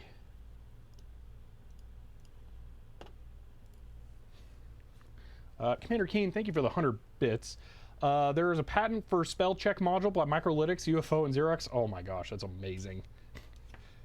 May have found some stuff on eBay. Send you 6 links at once. Oh my gosh. So first off, if it's the discs for the like MemoryWriter 3635, I think there is on eBay. I don't know if that's actually going to be helpful. But yeah, maybe I don't know, because I'm not going to be able to really easily put them in there. See, Duke Togo, hello, since it's your first time chatting. Picked a good time to show up and lurk for the weirdest typewriter ever. Yeah, really. See, I'm betting it passes the signals through when you key in a command, it simulates typing out the time. That's my guess. List of options. Starhawk, it's the MemoryWriter 630 discs is one. Okay. If there's 645 discs or anything that's specific to 645, let me know, because the 630 ones were like 50 bucks each, and I doubt they're going to work. Bitsoon, hello to you since it's your first time chatting. What did Hellcroft say? Discord. Yeah, Discord is an option. I just seem to remember Starhawk not really wanting to join Discord. That's why I didn't push it. All right, let's get a picture of this thing.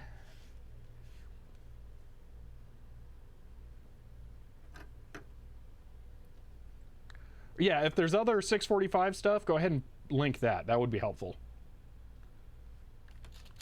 Oh, spacebar just takes pictures. Okay, that's good to know.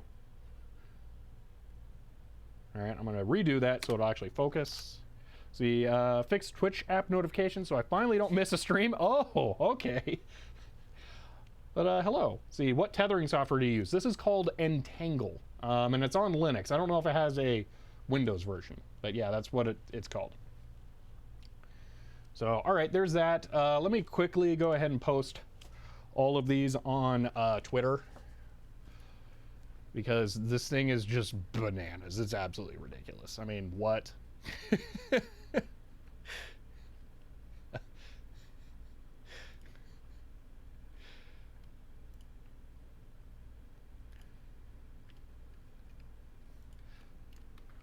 Oh, I gotta type on this gross keyboard. Ugh.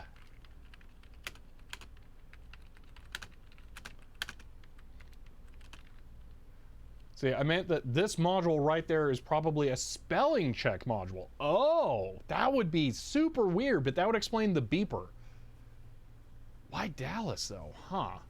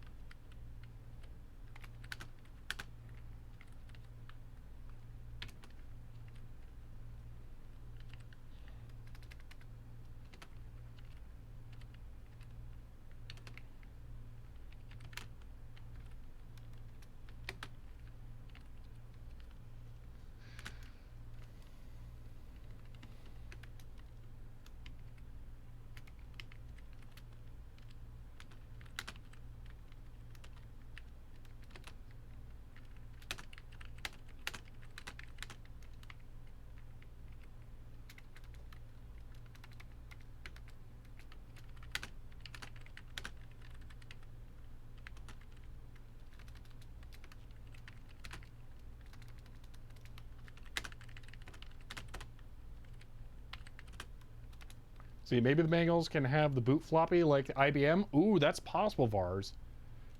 I will double check the listings. That's worth looking, because if they have like the plastic sleeve in there, yeah, it's definitely worth looking at. It would be funny to go through all this trouble just have Comic Sans typeface. It's got a Courier in it, but I would love a Comic Sans typewriter. Seriously, yes. There is a one when I eventually buy an SLA printer. I'm going to print a Selectric type element type ball that is Comic Sans. It's gonna happen. It needs to be that because my FDM printer is not sufficient.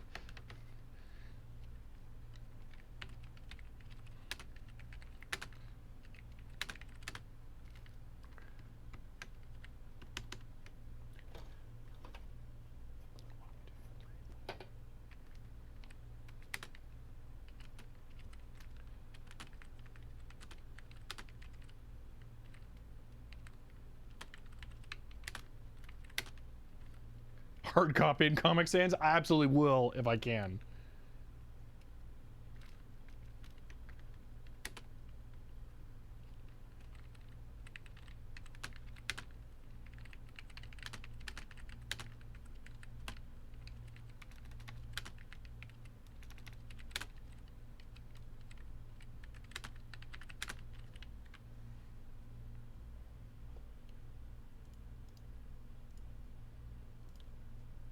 Let's see, sell Comic Sans text electric ball in your workshop. Yeah, if I get it done, I probably will. Although I have to look into what the licensing is for Comic Sans, because that could be complicated. All right, where are there pictures? Capture. Gotta start with ones from today.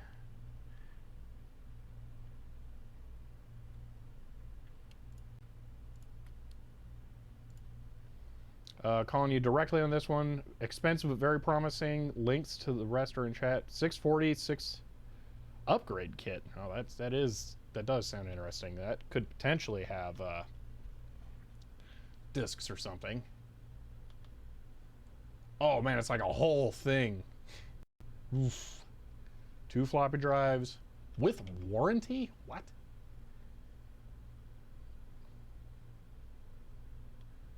Purpose is to provide instructions to upgrade any model of MemoryWriter to a 640 MemoryWriter. Weird. Oh my gosh, it's like a whole new chassis. That's crazy.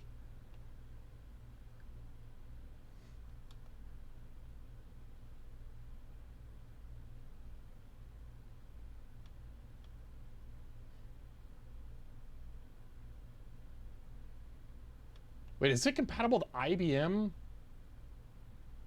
Disk cleaner cartridges or cleaner? What? It's not IBM Daisy Wheel compatible. I don't actually see discs in there, so unless they're in the manual, I don't know that that has discs, but that's interesting. Comic Sans is copyrighted by Microsoft? Yeah, I had a feeling. Go to mod at Shelby with my other links. Yeah, I saw, I did see them, Starhawk. So I need to look at the manuals at some point.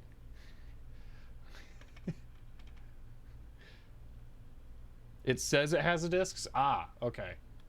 I didn't read the description. It's, you know, it's hard to get reading everything here. We bought out old writers dealer, MemoryWriter, adding floppy drive, serial port. One of the things I want to get to here, serial port, yeah, wrong. CPIX 6 for optional, I believe also wrong. Monochrome display. Reference card system, disks, operations. Yeah, okay. Oh, there is a thing, it says disks sealed in plastic, okay. Oh, I see the little binder there. Interesting. Okay, let me click that. Xerox system disks. Huh, I wish I knew more, because the 640 looks pretty darn close. It might work, or there might be some, like, string comparison in there where if not 645 then don't work. I don't know. I wouldn't be too surprised.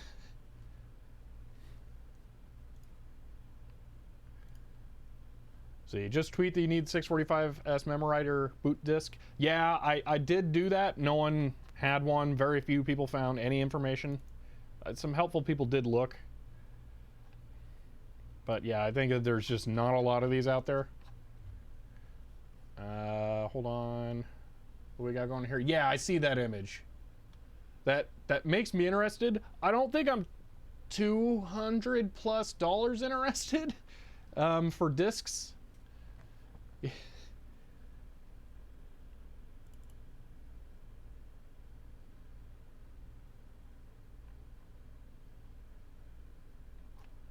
All right, and that.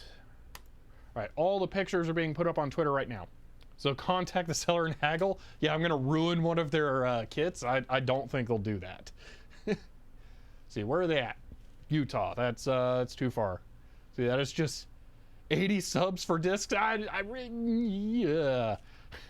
Before we did anything like that, I would want to know more about the floppy drives. Like, could I use them without the system? Like, this is the floppy drive here. What's the interface on it? Like, if I pull that up, it's just going to snap. One of the things I want to do today is look at the floppy drives and see if they can be connected to a PC. If they can be connected to a PC, that'd be a little more worth it. They could send you the discs, you can image them and send them back.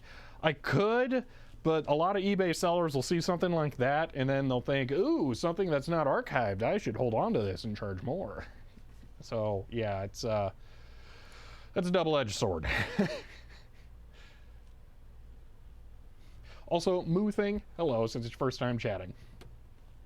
Also, they'd have to trust me that I'd send the discs back. That would be a problem. I mean, I could give them something, money, I don't know, that they'd hold on to, or just pay them to have them send me the discs. But yeah, I have had people, I want to phrase this carefully. I've had people change their mind on things that they were letting go of after they found out that they were not archived and they decided to keep them. So it's a it's a thing that people may not always see, that something isn't archived and be positive about it. Hellicroft, thank you for the 10 gifted subs. That's amazing, thank you.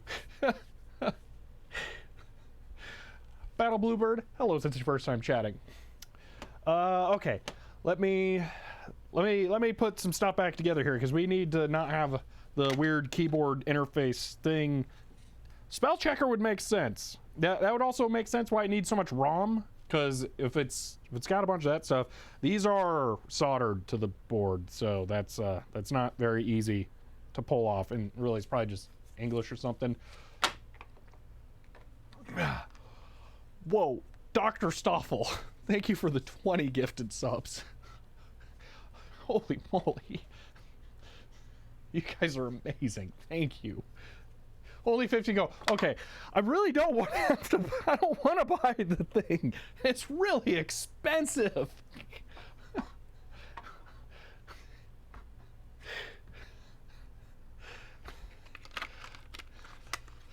Like, it's way overpriced. Commander Keen, thank you for the 10 gifted subs.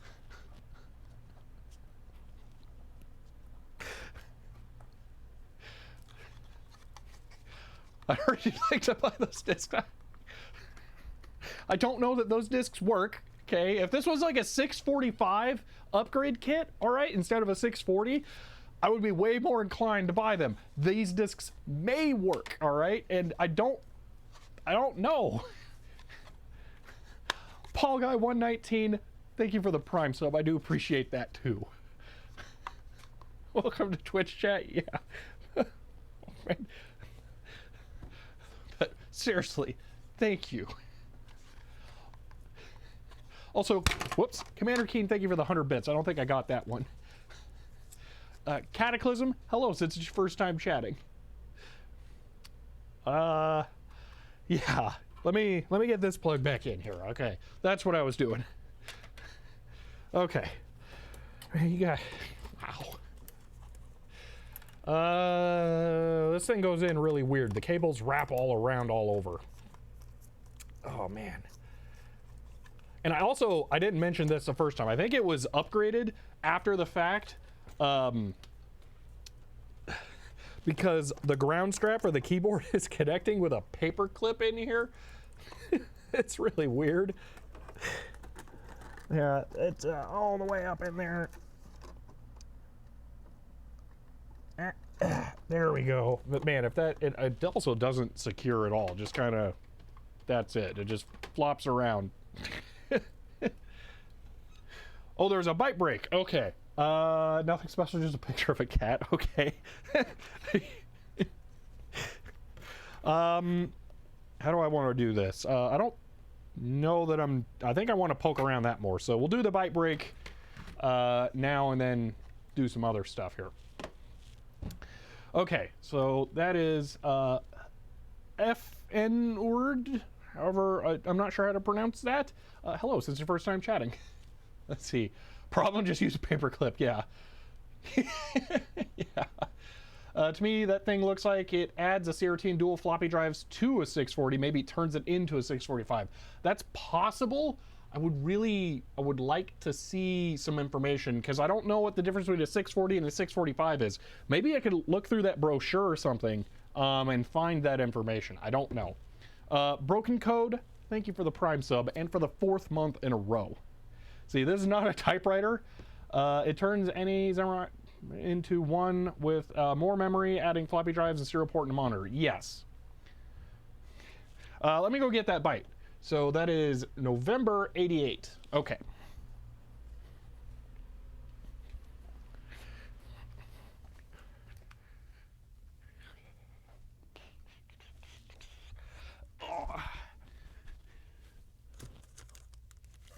All right. Nothing special. Yeah, there's just a next cube on the cover. There's nothing special about this. Psst.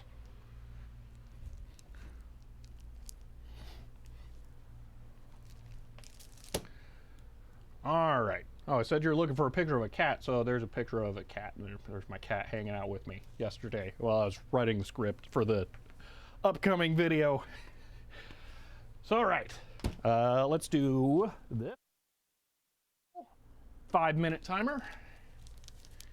Okay, 5 minutes. And we're starting now. Okay, apparently we're starting now. That's you know, thing. Okay, so page 32 and yep, there's a cat. Cat, that's what we're here for. So we just go stare at a cat for 5 minutes? Is that our objective here?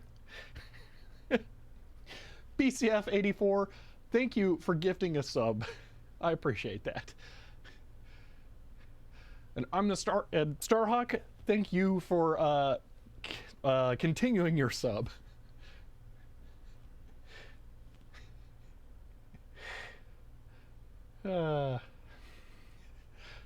Tay, thank you for the Prime sub. And Starhawk, thank you for the gifted sub. Oh no. Let's see here. There's a little more we can look at here. So it looks like Quicksoft actually used a cat as their logo. Cat version of the Stay Puft Marshmallow Man. This is now a notification reading stream. Yeah, really. Well, we're going to get back to the actual thing here in a moment. But yeah, this is just a very, very small ad. So MemoryWriter 3.0, working on a whole new scale. That's why the cat is large, I guess. Let's see, you can edit larger files in more formats and it's easier to use. Wow! It's still only $89. I've never heard of MemoryWriter, so you know. That's enough, thank you.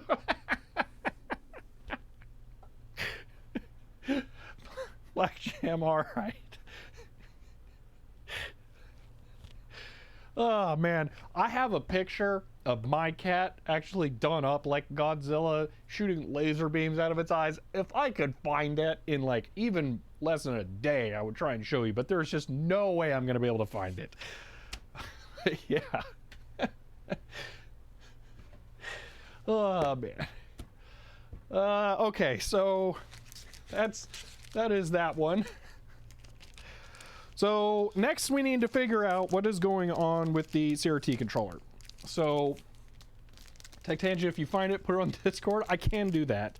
It is a very, very, very old picture, so I have no guarantees. I don't think I'm gonna be able to find it. So yeah, that issue was about an X cube actually. Okay. So the display controller is this thing, and it would make sense to try and like go from the CRT controller looking at the data sheet, which I did find, and try and go to the port. Xbox TV, this is a 645 MemoryWriter. So my cat's name is Gulliver, actually, which is oddly appropriate given the current topic.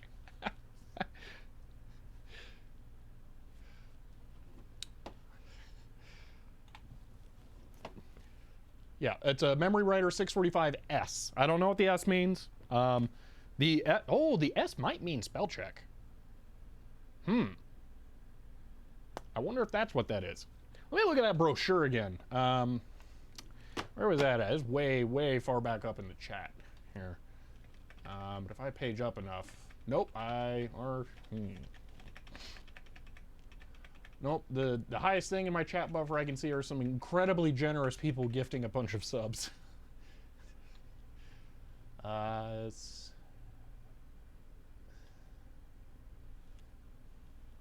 see. Oh my gosh.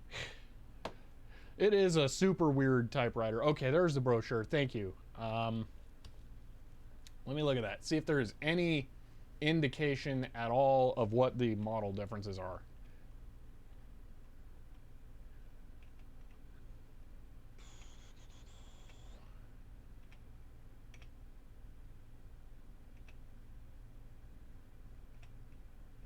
No. Oh my gosh, they compared against the Correcting Selectric 3 at the end. That is hilarious. The Wheelwriter was out. They were not... No, they don't get to play that game.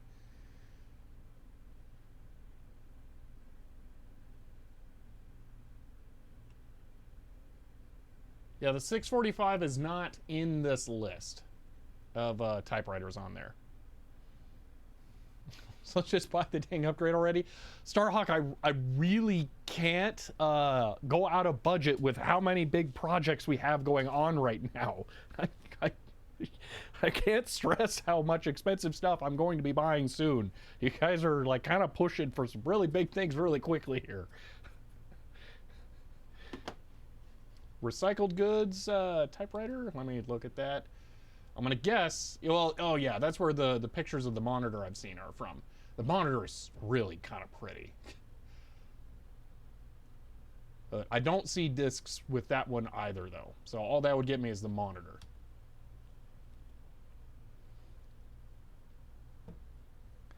Looks like the power is in the video connector. Yes, Xbox TV. That's why I'm going to have to reverse engineer the pinout of the connector here, because I can't just plug a monitor into that, because there's probably 12 volts or something going into there. So, yeah. See, that's not labeled. I doubt I'm going to be able to find schematics for this because it's like crazy. So yeah.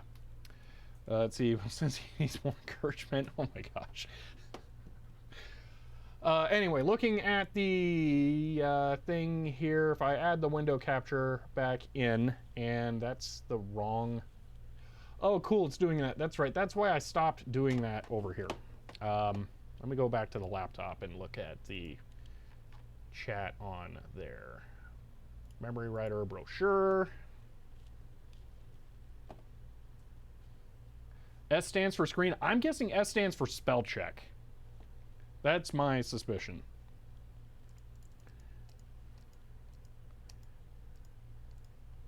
All right, here is the... That's the wrong keyboard. That's right, this laptop doesn't do that.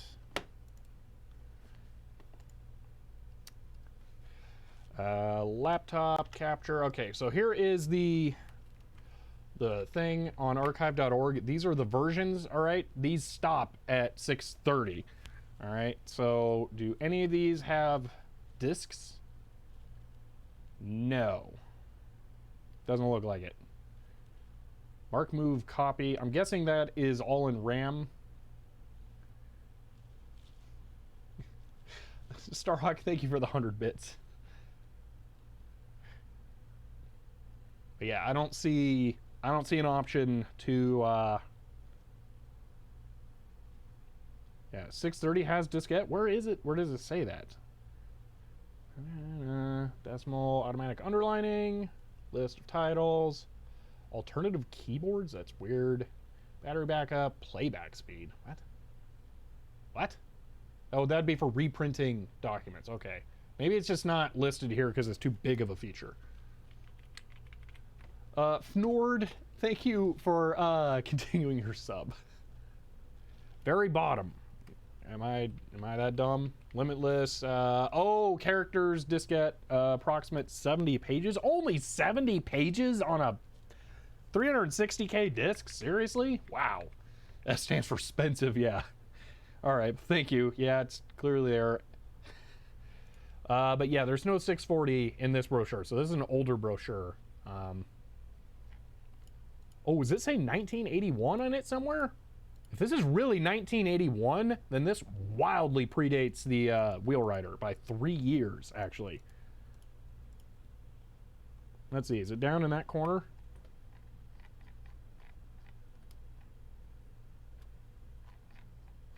Yeah, I'm not sure where they get the 1981 on this, because they put it there, so I don't know. Let's just look. All MemoryWriter on archive.org. There are 2 things, and one is the box for the liftoff tape. Okay. I mean, that's not a bad thing to put on there, I guess, but yeah, that's not that helpful. So, all right. Maybe 180K if single-sided? Yeah, possibly. Let's see, Lucy Enchant looks like standard 9-pin video cable. So, okay, again, the thing is, the monitor that connects to this only connects with this cable. There is no power cable on the monitor, which means this has to carry power. So, somewhere on here, it carries power over. And, well, we could just beep it out to these connectors here. Yeah, let's just do that real quick. I'm gonna continuity test to those to demonstrate that power goes to it. Some kind of more complicated manual, I'm guessing. A link there.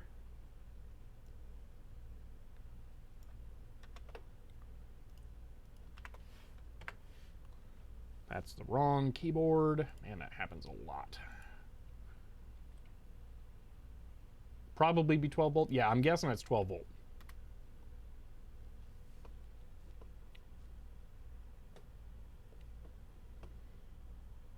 This looks like a later brochure for sure. Okay, so we have a later brochure. Let's look at this real quick. So we can see that one's probably there. Xerox 645S. All right, 630 and 645. Okay. So let's see if we can figure out what the 645's deal is. Man, that thing's fancy. Here we go. Level 4. Ooh. 630. All right. 1 disk drive and then a blank spacer so you feel bad. Oh my gosh. Are you kidding me? That display was a VFD? I assumed it was an awful LCD. Are you kidding me? Where's control on this stupid Apple keyboard? Look at that. That's a VFD. That's amazing.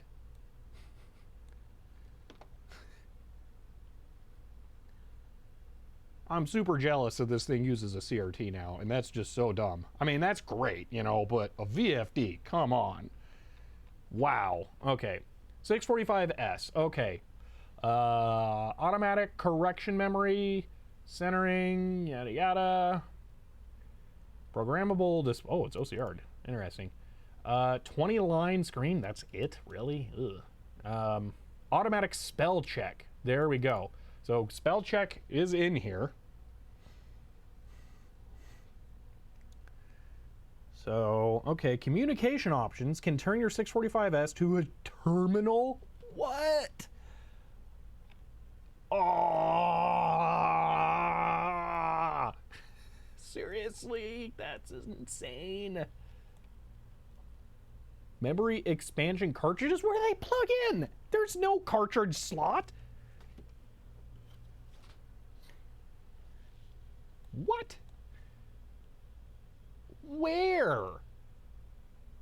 Typewrite. Oh, that's what that thing is. Okay. Typewrite. Oh no. Oh, that's what that is. Oh. That sucks. That's bad that that's typewrite. So, the weird module. That's typewrite. Typewrite is oh no, that's spelling. Never mind. We already figured that out. Okay.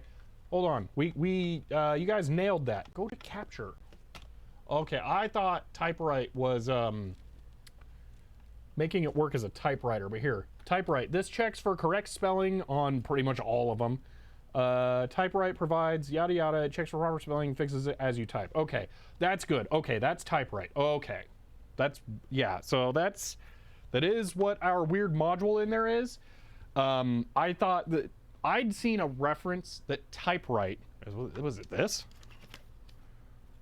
Oh. This thing, okay, the card says turn typewrite on or off. That's the module there. It should work, because that does not need the operating system since it's its own thing. So the keyboard is probably not working. Dang it. But that also means that wouldn't be the directions on how to use it as a typewriter. So, yeah, that's a thing too. Because I'd seen references to typewrite meaning it's a typewriter. Darn. Okay, just plug the cartridges into the keyboard ribbon cable. Yeah, really. But where do they go?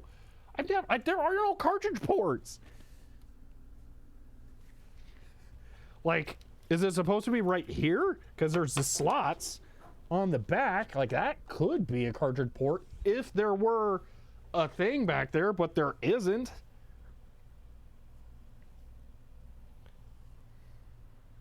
That's so weird. The cartridges are for the 6020, but it says it's for this. I mean, it would make more sense if it's not. The MemoryWriter options. Oh, okay. Oh, that's dumb. All right. Oh, hello. That's a thing. Communications. Ooh. 645S on 158K discs? What? Oh, hold on. Here. So here it is. 158K discs, apparently. That's really strange. Automatic spell check.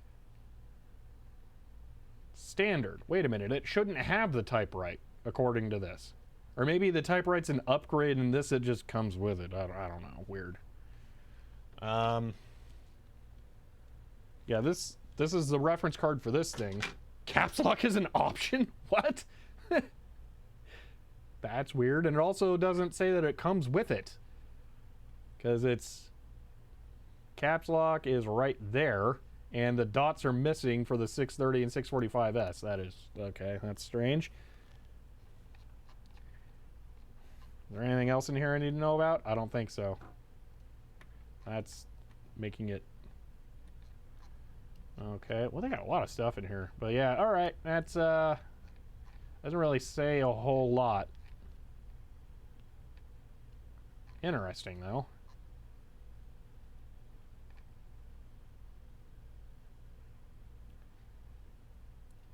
Huh, all right. Time to take the keyboard apart? Yeah, probably. Not looking forward to that. I also got to figure out how to get into the keyboard, like... What?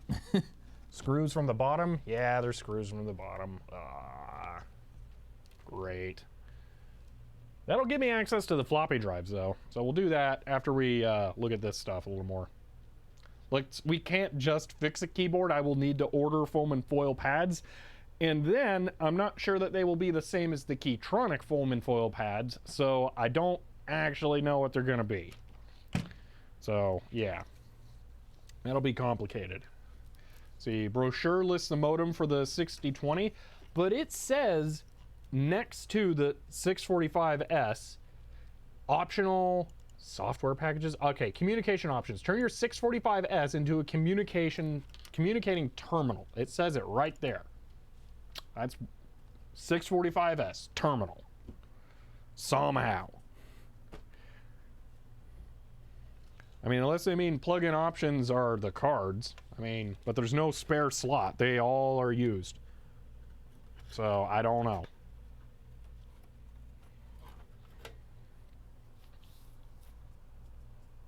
Unless it replaces your CRT board with one that is a combo CRT and serial. So, yeah, I don't know. See, the foil is just glued to the rubber domes. If it's really rubber dome, then it should be fine.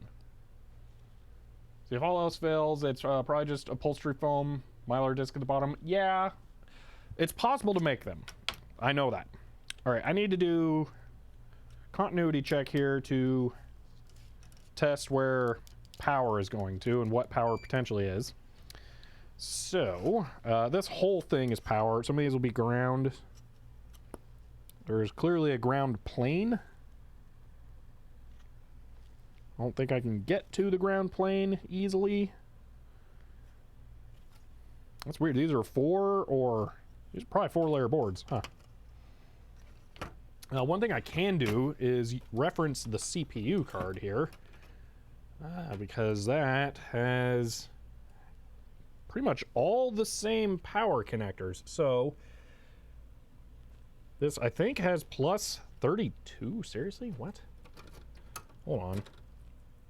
That connects like that. So it would be not 32, 9, 2 grounds. So there's a bonus one there. So it would be 32, 9, 2 grounds. Wait, so it's whatever that is. And then it ends on 2 grounds. Are these connected? Yes. Okay, 9, 32. Hopefully it doesn't need the 32 volts for that. Ugh, gross. Is this connected to any of these? No. Okay. It needs something that's 12 or 5, though. It can't just all be 32 volts. What? I made my own out of anti-static bags before, though not all the keys worked when I was done. I had to do double layers on some of them. Yeah, it's oh wait, no, it doesn't wrap around. I'm an idiot. Never mind. All right, I'm gonna figure this out here. These are gonna have, ooh, that's weird. Power is usually this pin, so one of these. See, these are probably ground there or there. Yeah, so ground. Where's it getting its power?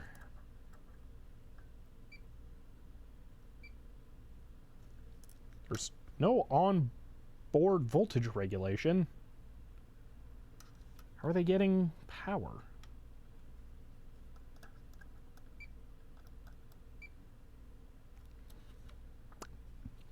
That's weird. Backplane? That is possible. Yeah.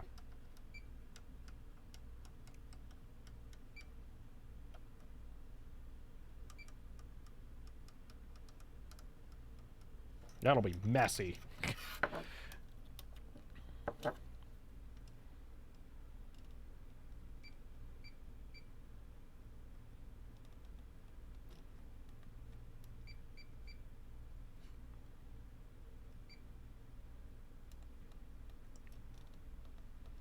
Doesn't seem like it.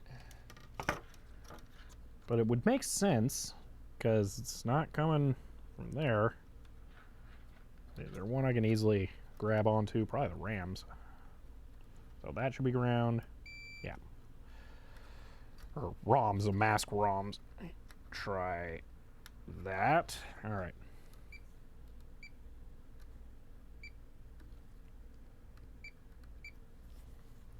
They going through diodes or something? What gives?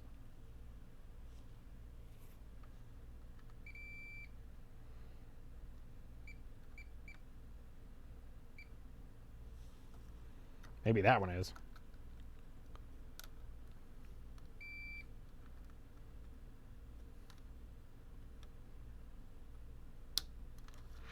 Oh, you're not even... Pin 1 is usually power, right? 5 volt is diagonal to ground. There we go. Okay. Boom, boom, boom. Oh, I really thought that one was going to be it. Boom. Nope. Okay. Let's look at some thick traces on the backside. And... Oh, so close. Nope. No, it doesn't seem like it. Why? So, those are the same. That's not the same. That's the same. That's the same. All right, let's try this. I'm gonna grab onto that one. Nope.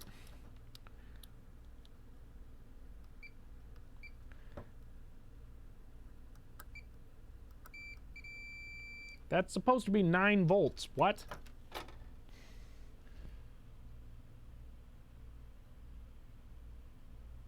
According to the silk screen on the PCB, that's 9 volts, so I don't know. Just power it and use the DMM to check what pin has power. That would make sense. But I just wanted to see that it's this. So that, okay. Does this go to over here?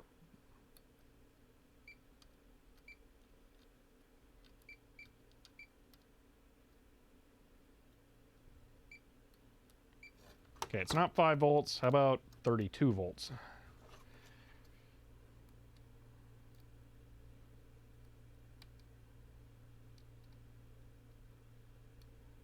No. Whatever the mystery one is. It's right there. Okay, so we got one pin connected to the power supply. That could be ground, though. It's not.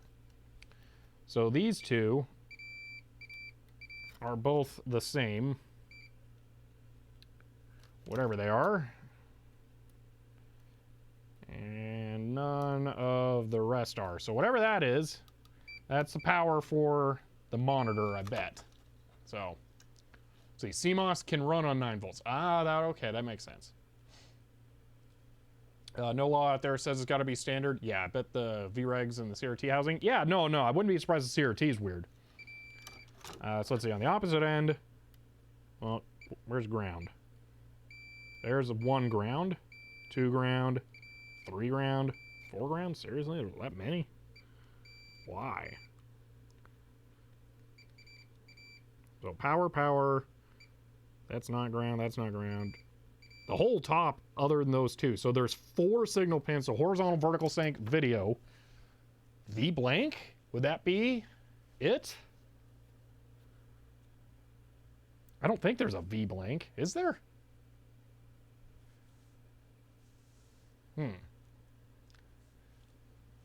The baud wire goes from the 32 volts to... I don't know, some of that stuff, I think. Goes to here for some reason.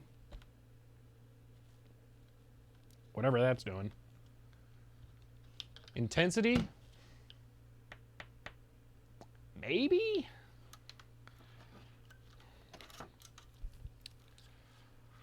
Let's put it back together, figure out what the output on the connector looks like using an oscilloscope and power signals.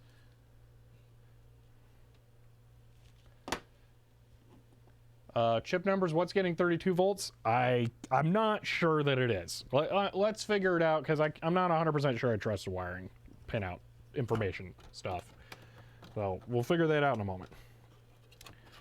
Let me get everything here reconnected. Oh, no, okay. Take me a little bit because there's a lot of connectors. Oh, there's 2 of them that are the same size. Great. Well, I screwed up slightly. I may have to go refer back to older parts of the stream. 32 volts for motors, that would make the most sense. Okay, this is, well, at least these can't be, nope, there are 2 that can be plugged in wrong. Okay. Oh, one's a CRT controller. Well, that's easy because that one goes to the end. Okay. So it's CPU. Goes way in the back.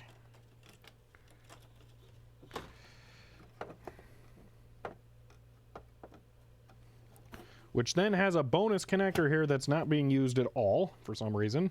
That one definitely went there though, so no concerns about that. Okay, then next is the RAM one, I think. Yes. That goes there. Then the floppy controller and 8085 for some reason card. Bingo. Then the CRT controller, but one of these gets a connector there, and I don't know which it is. I'm inclined to think it's this one. It probably went around. See, 3 plugs with multicolored wires go to the front board. Yeah, that's what I was thinking. That sounded right to me. So thanks for confirming that. I didn't say it out loud, I believe. So that was consensus. White wires, yeah. So there. Then CRT board, which will need to have this plugged in here. Wait, what? No, that doesn't go. That's not it. This. It is keyed like that. Boom. And then all of this goes into whatever that is. Hello, Biffas. I bet the floppy 8085 is being used as coprocessor. You can type edit and save.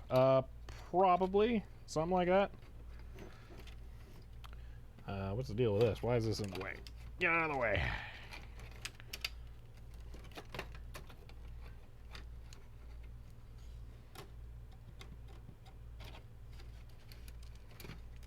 You know, it makes sense if this was keyboard, but I don't think it is. I don't know what it's going to.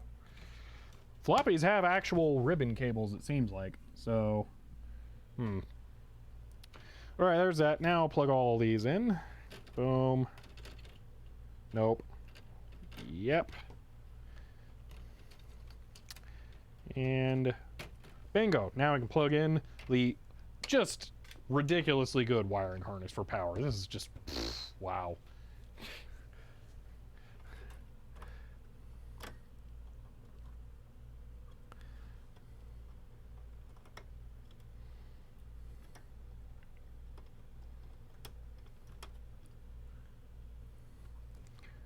Oh, they're blocked. It's keyed to the middle. Well, that'll make it extra confusing.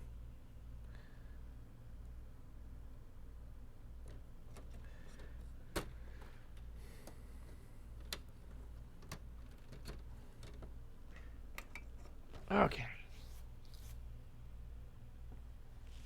And the CRT board is in no way anything what I said, so I have no idea.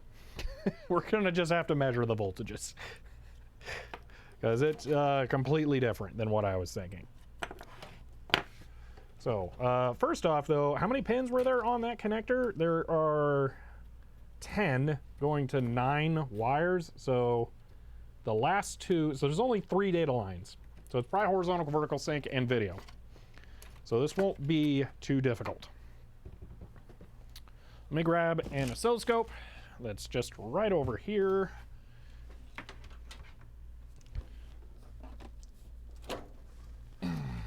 Is it plugged in? That's going to complicate this. It is plugged in.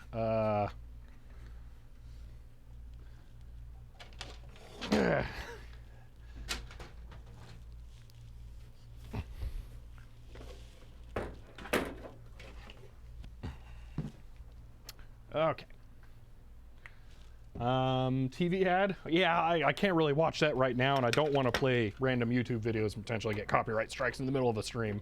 But that is cool. Okay, so there's that thing. We can take a peek at video stuff on there. For now, though, we need to start figuring out what the pinout is. So let's work on that. I'm going to clean the whiteboard back here. And we're going to write everything down on there as we figure it out. So it's DB9. It's upside down naturally. So 1, 2, 3, 4. 1, 2, 3, 4, 5. So let's get some real probes here. Take a poke at some stuff.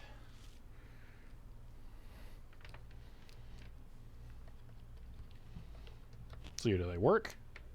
Yes, fancy. Okay. So the CPU card's the only thing that's actually labeled well. And it is... Oh, 32 volts isn't supplied, so okay. This should be 9 volts. I'm gonna need something to reach into there.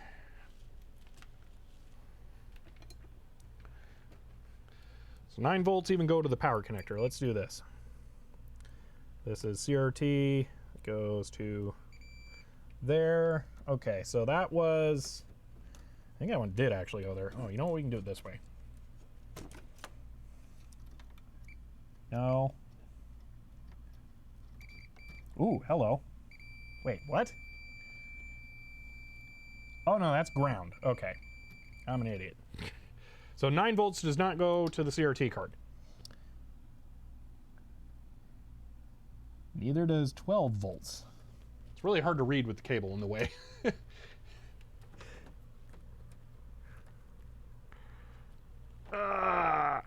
Come on, unplug.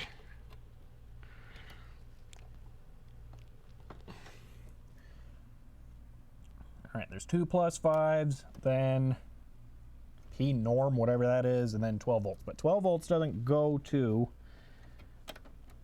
the thing, because that's way over. So these are 5 volts. Those definitely will be going there somewhere. There. Is it 5 volts? No. So going over to... Oh, 9 volts doesn't go. What is this then? So whatever that is. So that's our power for the monitor. So okay, let's turn it on. Let's figure out what that is.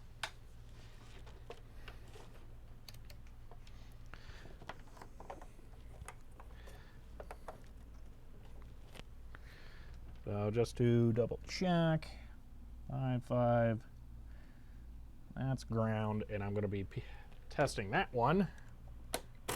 Oh God, it's terrifying when it turns on and makes loud sounds. Wow. Kishiru, thank you for the Prime sub for the 3rd month in a row. That really got me. I should have been expecting that. Holy moly, that was bad. Okay, so there to there, that's 16-ish volts. Okay. The head is caught on the keyboard cable. It's loose. I don't think it's caught. Oh man, that was a thing there. At last, my archive is finished. No longer got to sit next to a loud disk and computer while pushing out hex. Oh, 300 baud. Ugh. That really did get me very badly. Ah.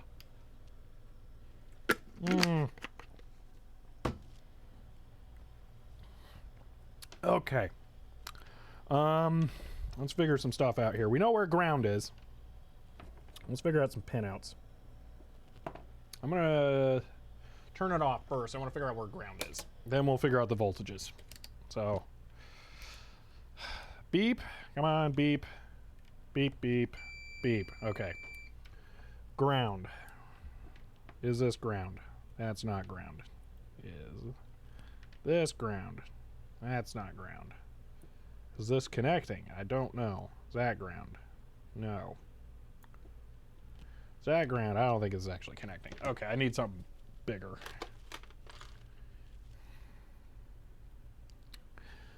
Will these do anything?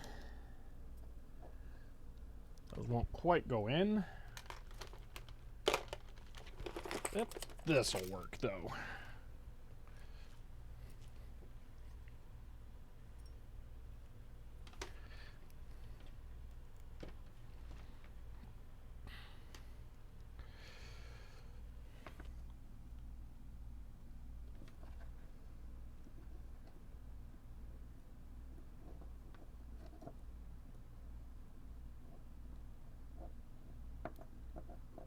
Or maybe not, because there should be a bajillion grounds.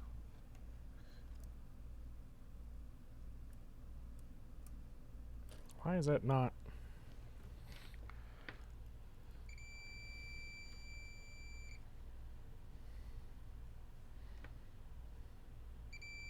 That works. Okay. Ground.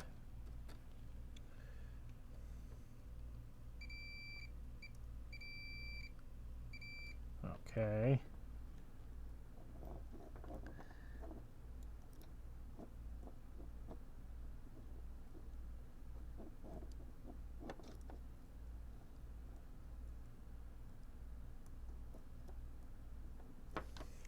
It does not want to cooperate.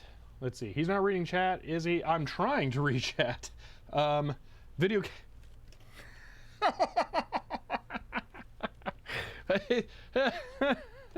Thank you. Oh, man. All right. Beep. Okay. Now let's get some actual work done. Not ground. Ground! Not ground. Not ground. Not ground. Not ground. Ground. Not ground. Ground. Okay, so ground. Second.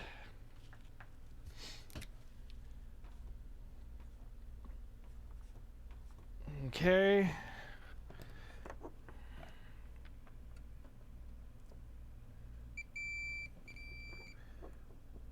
I want to really make sure.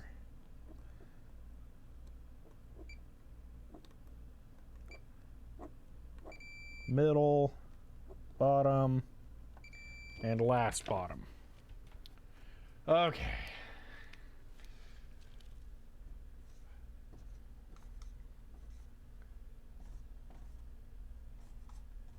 That's fewer than I would have guessed, actually. I really want to double check that a bit more here. I'm going to put a slight bend in this so that I know it touches better.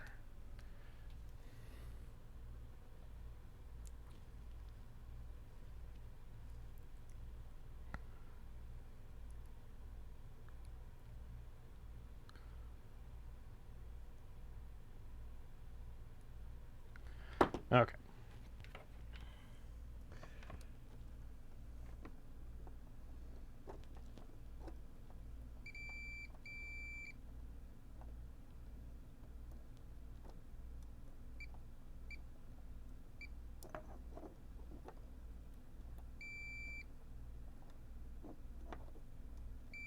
Yeah, that's really it. Okay, power. It's whatever the mystery one is, right? Is that what it was? Or is it this? The 16 volts, whatever.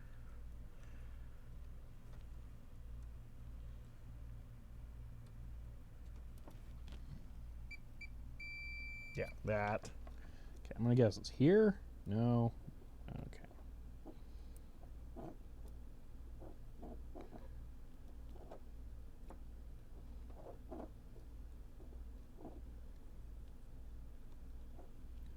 Why is it? Okay. First bottom row. Second bottom row.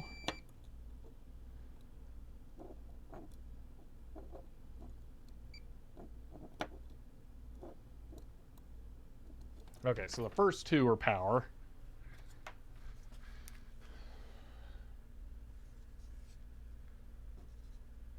I don't know why I wrote an M.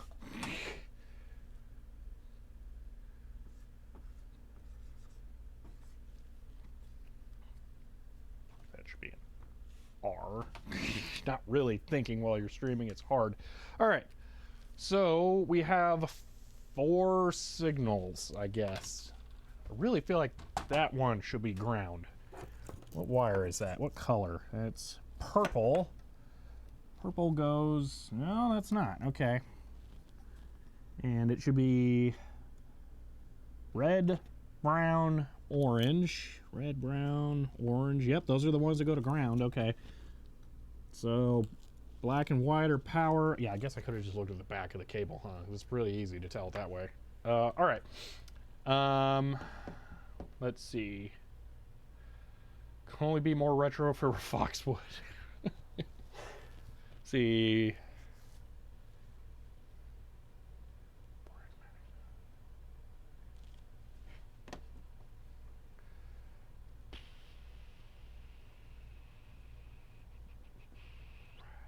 All right, standard MDA uses 4 pins. There is an intensity? All right, so it's probably that. So now let's figure out which ones are which on here. So we know where ground is, so I can put a wire in for ground. And then we'll just move them, the signal ones, around to the other pins as we probe on the oscilloscope.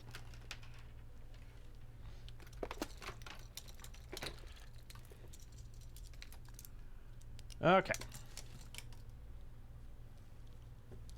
See here? Yeah, Irondale, I will go ahead and click that actually so that I can have it up for future reference. But for right now, I don't need it because I absolutely just straight up can't plug this into an MDA monitor because the power signals will get in there. So yeah. Let's see, what's considered pin 1 and 2? Those are ground, yeah. So let's see. Let's do input, power, ground to ground, clip to clip. Get the ground one shoved into ground. Okay, so our first signal is there. And I can clip this in to that. Why is that so choppy? Oh, because ground came out. And it's not very good. All right, well, let's turn it on. It's going to be loud and scary. There we go. All right, what's this first one look like? You guys can't see anything. Let me swing you over here. All right, this is just going to be a little hard to see because this thing is enormous and trying to fit everything is difficult. Okay, so that's pin 1. Oh, hello. That's a pulse. That's what we're looking for. So that is 0.2 volts per division. Try and get it in there more. It gets a little wonky. Trigger level. Why does it turn into a triangle wave? Weird. All right. We are at 16 microseconds per division, so that's probably a horizontal sync, if anything. We're looking at milliseconds level for vertical sync. So I'm going to put that down as H sync. HS. All right.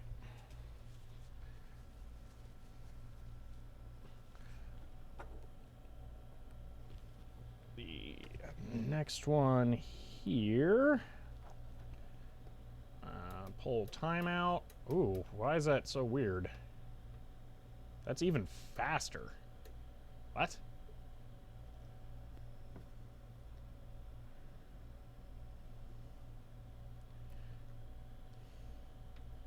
It's faster and curves? What? What's going on? That's a super weird signal. Video intensity would be fast signals. Yeah, because it would be per pixel. Well, this faster here could be... That could be video. So that could be video. I'm going to jump one more here. See what we get. That's a strange one. Some kind of sine wave? That doesn't make sense. Yeah, that's floating. What's the next? Second to last. We get a signal here.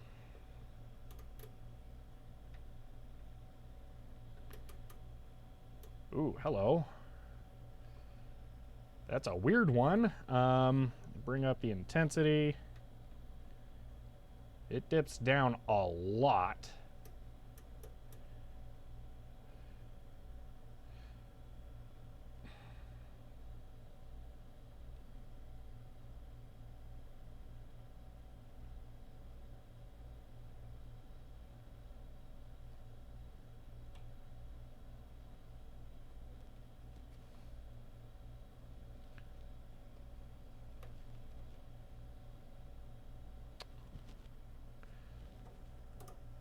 That's 10 microsecond scale, so inverted sync signals. Yeah. First one was VSync. It's looking like it. But at microsecond scale? What?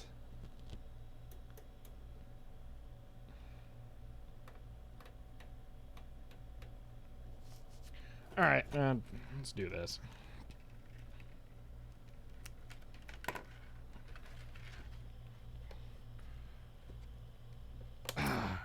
All right, where's this?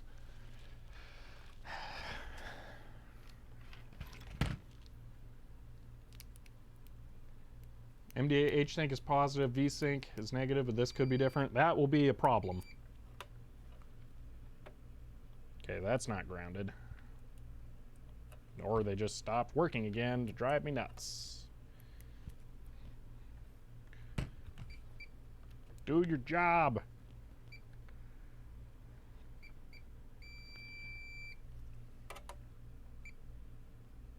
Not really grounded. I was hoping to get something I could easily grab onto. Maybe that.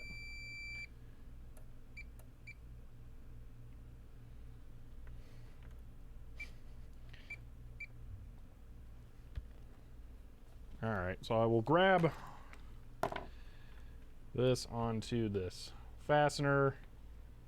Then I can just jam this in there and hopefully I'll get cleaner video signals with the tip of the probe. So, yeah. Alright.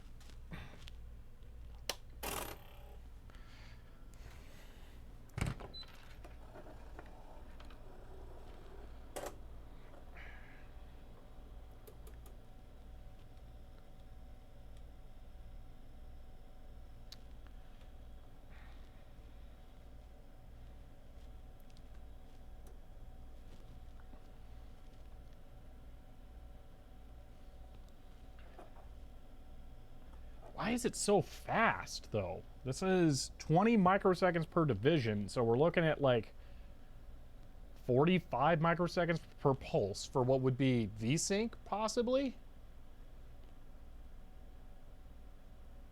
So you can always send it through not gate to invert it. Not too big of a problem. I mean, I would have to have something like that handy. All right, that's super fast. Okay. Then skip one, boom, boom. That's even faster. Skip another one. That one's just solid.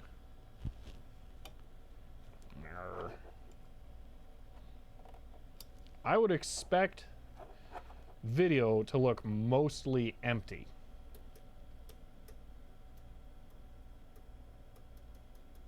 Or intensity. Intensity may not be firing at all. And second to last, that's real wavy. There we are. That one's going negative, I think. I don't know. Ground is way up there. DC. No, it's not going negative. There we are. Well, it does go slightly negative. Okay. Ow! Poke my eye on the thing. That versus... Where'd it go? Okay, that one's way up there, apparently.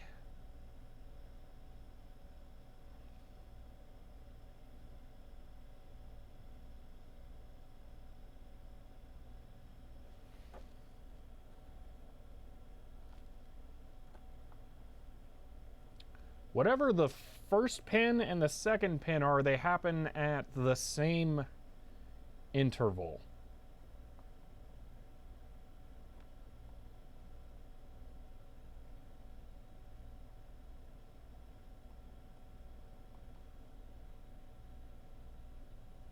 But one is positive and one is negative.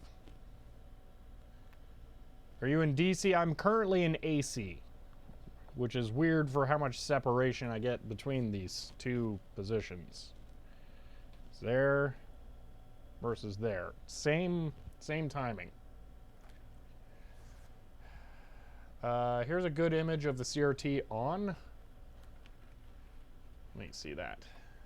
Because I think it's mostly white, right?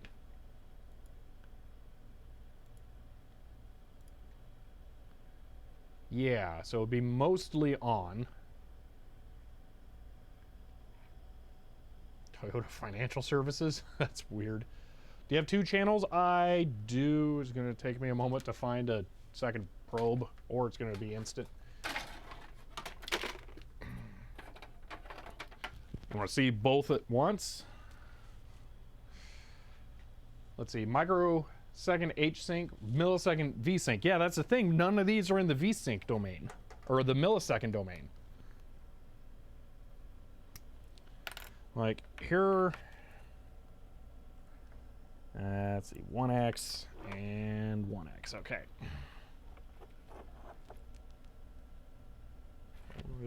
Yes. Okay. Dual. All right. Position. That looks weird now. Why? That wasn't what that looked like on that one. Okay, but they're clearly happening at the same rate. You know what? I'm going to try and push this over as much as I can so I can bring that closer.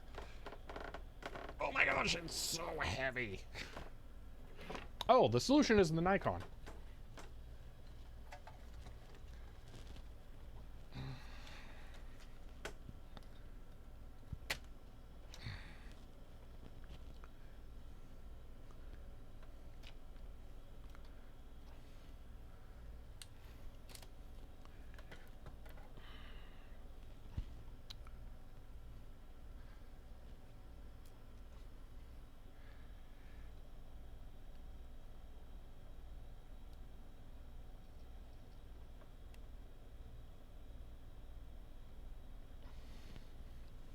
Okay, so there's the CRT signal.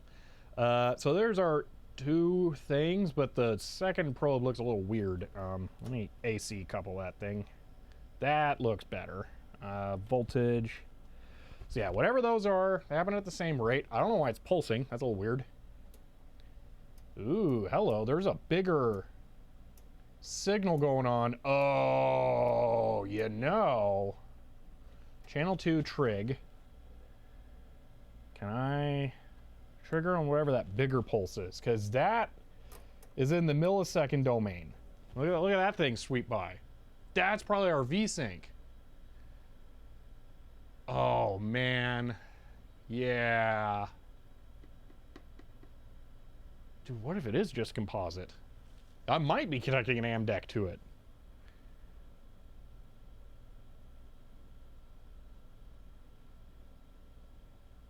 Okay, coupling source, channel 2, but we're not. XY is not going to do anything fun. Okay, you know what? I'm going to do probe 1 into there. Can I trigger on the big thing? Let's go 1 channel. There we go. Sort of got it. No, lost it. Come on.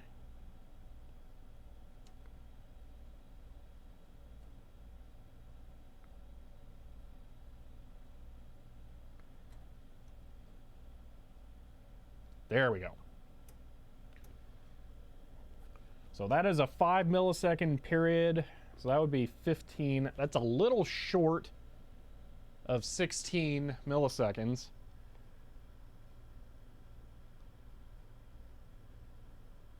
See, what voltage level the signals? MDA composite would be much lower. This is 0.1 volts per division. Ground level is... So there's ground. Go to DC. Well, now I lost it.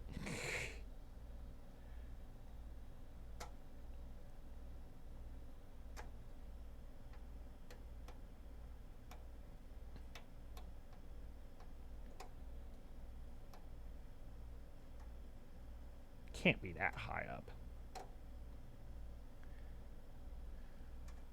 Ground, okay. DC, AC.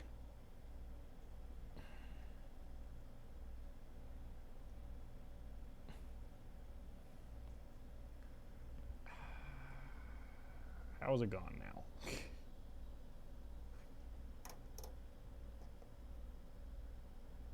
Oh, it's probably gone because it can't trigger as well on it. Yeah, okay. So, ground. Let's reposition. Boom. I think it went high? No. Went low? No. I can't find it. I can't get it to trigger at DC. So, okay, we'll just measure it direct. MDA, CGA. Yeah, composite is usually 1 volt or less. All right, let me just use the multimeter. I don't think this is going to do well, but I can't get this to lock on well enough. Maybe if I make it faster. DC. Auto.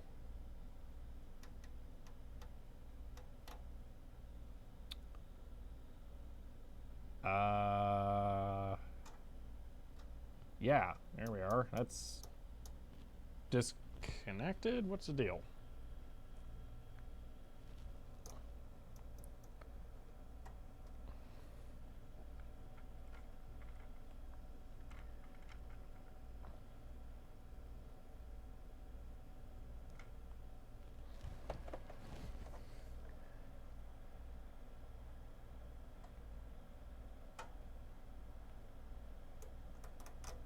No, something's weird now.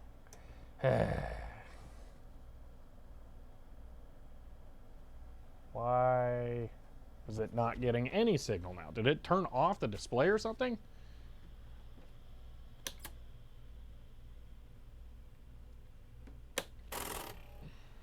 No. Hold on. Okay, 5 millivolt for division. I'm seeing correctly on channel 1. I'm moving it all around here. AC. Bring it back. So there is 0.1 millivolts per division. I'm going to try and re-trigger so that it... Coupling... where was it? There. Okay. This is 0.1 volts per division. It's an AC. All right. So we're looking at less than 0.2 millivolts, or less than 200 millivolts, peak to peak. That's what we're looking at. Composite usually 1 volt or less, peak to peak. So that's looking like it's probably composite. We're not looking for DC voltages. There's better scopes I could get. This is just the cheap one I have now. I actually have a Tech 465 down there that would be better. It's just kind of fuzzy. That's a 100 megahertz scope. But the other problem is that when we're dealing with this really low signal, very low signal for composite, yeah, let me try some of the other ones. So there's this. That's VSync time base, and that is not showing up anywhere. And then that is doing not a whole lot.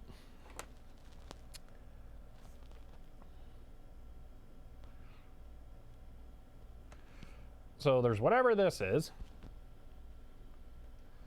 which if I zoom in a whole bunch, we get lots of little peaks. When we zoom out, we get the really big downward sweeping peaks. So that's... Let me try and line that up with something known. That's 16 milliseconds. So that's, yeah, that's 60 hertz. So, and same with that, that's about 16 milliseconds, 60 hertz. So, does the scope have video mode? No, it does not. Additionally, since it looks like everything's kind of in one, it wouldn't really work. There's an external trigger, but I don't think I can do... Yeah, it would need to automatically drop down. I don't think it does.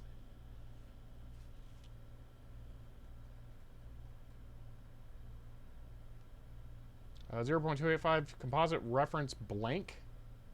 Is that black video you're saying? Dark video? Because it's possible that the CRT could invert as well, and it could send black monochrome video.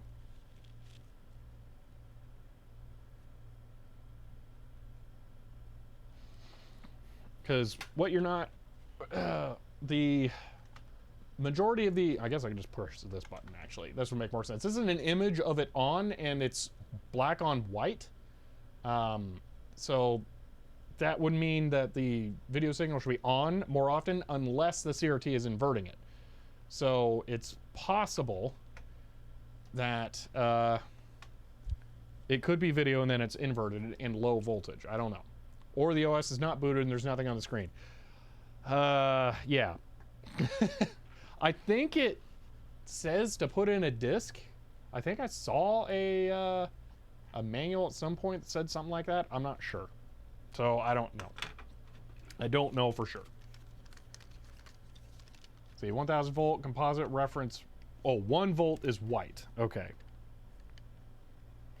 Let's see. Getting started. Using the MemoryWriter as a typewriter. The on-off switch, front right. Okay, here we go.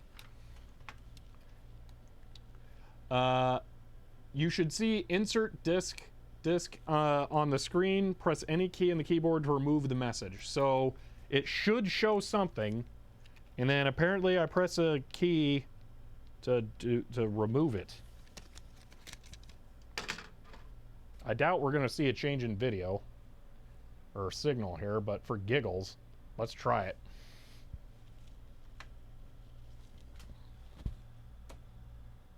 No, didn't see anything change.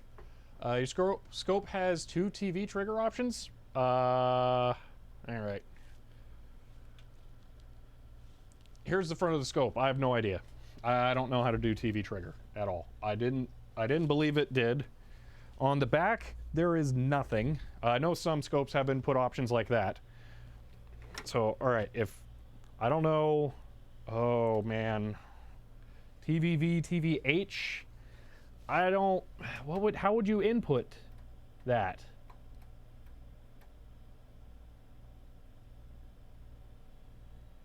Source, external, okay, hold on. I have this. Vertical and horizontal trigger, okay, so I could do,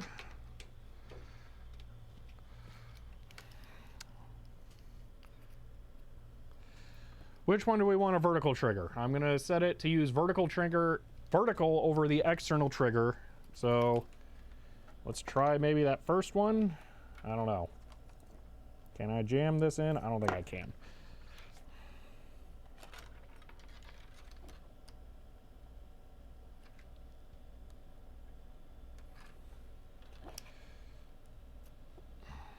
And then here.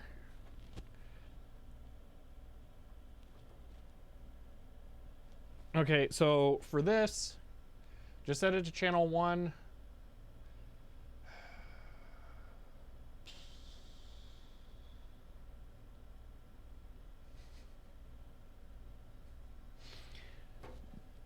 Channel 1, okay, now we trigger. External, don't trigger. TVV, channel 1. TVH, what does that do?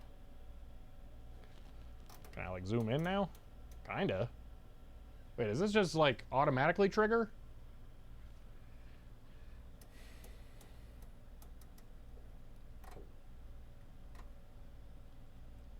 now it doesn't matter. Well, channel 2 is connected to garbage, so that makes sense.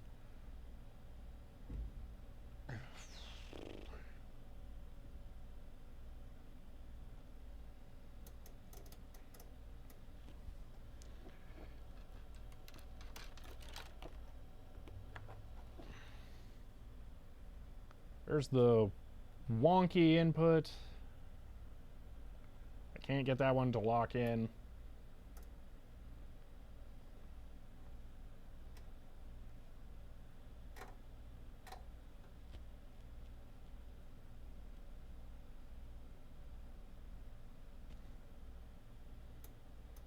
All right, there it is, locked in.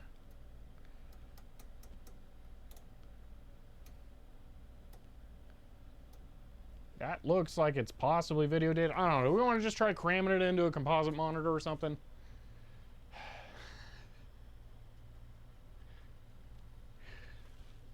Because it seems like the voltage level's really low no matter what.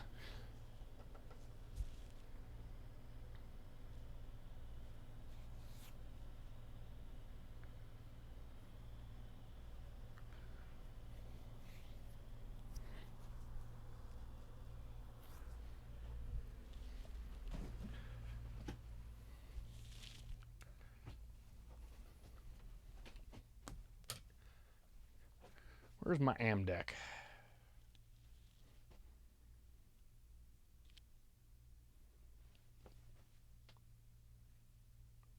Where is my AM deck? I'm not seeing it. It must have made it in here.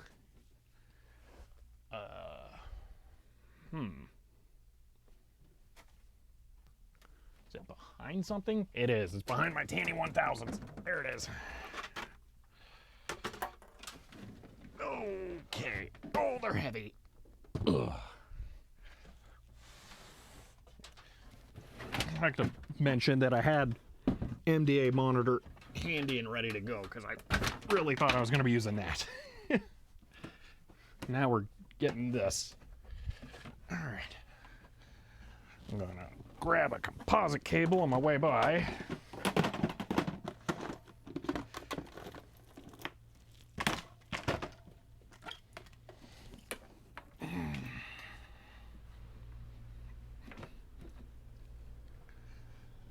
Okay.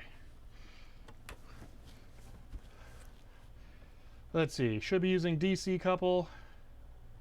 I don't know why he's having trouble triggering with DC coupling on that scope. There's DC. I don't know. Change the voltage. Doesn't couple. Auto, norm, VSync. I don't know what to tell you.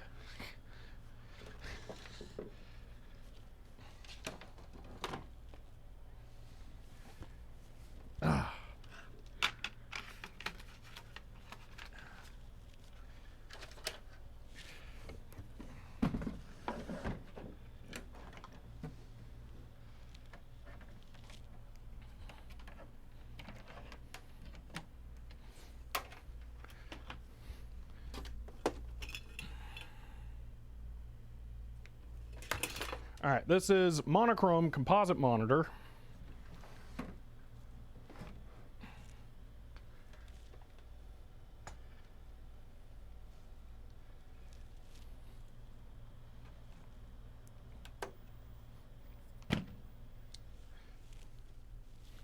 I was holding a composite cable and then it disappeared. It should work. Hopefully. Oh, there it is.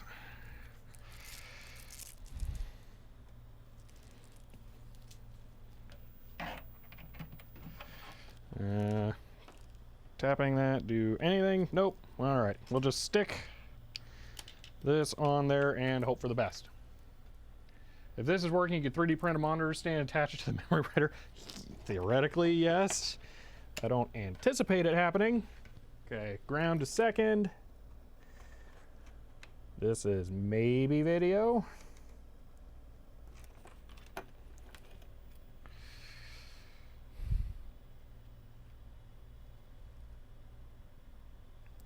Ground and It doesn't like it. It says, no thank you.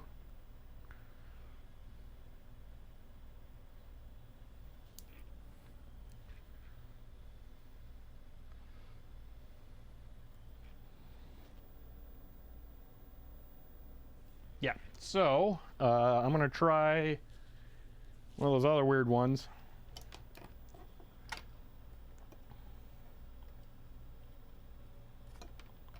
Which one was it? The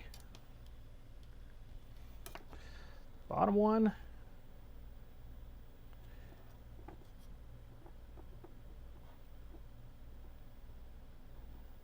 What's going on with that? Oh. That looks rather V-syncy. What gives?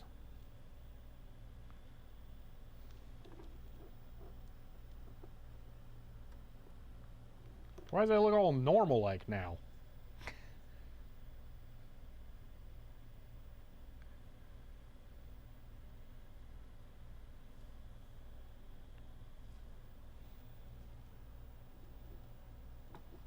Oh, for giggles.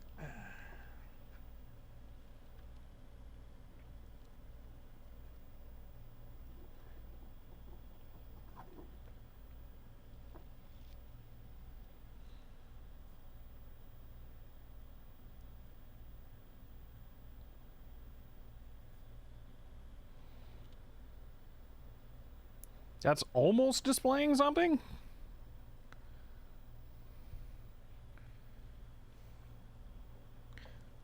I don't know if it's bad to leave it connected, but there's an image that almost comes in. Get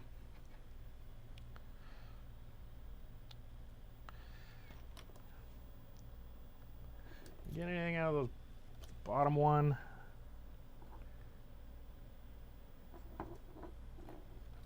And there's that. That's... seems like nothing. All right, I'm going to try the bottom one.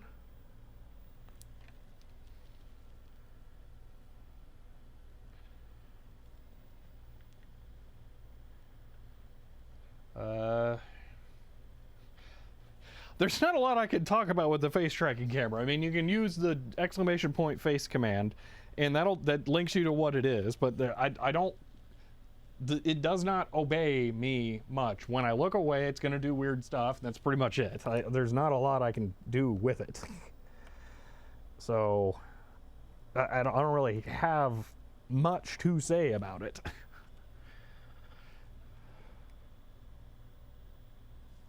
Whoa, that's a thing.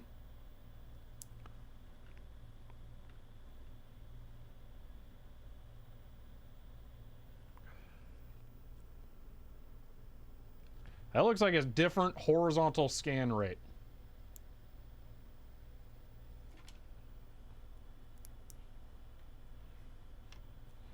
And it let go. But that looked a lot like a different horizontal scan rate with video. That was the bottom right pin there. So V.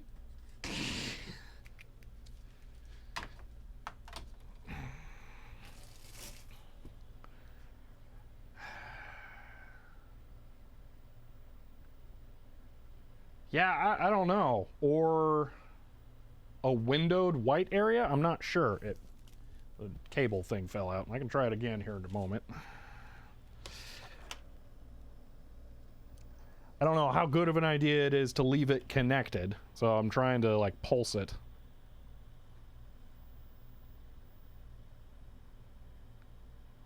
Yeah, it's clearly a mismatched sync rate.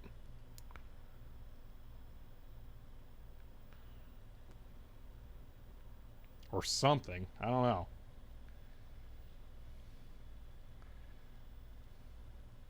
$70 Hz, possibly. I don't know. That would be MDA-ish.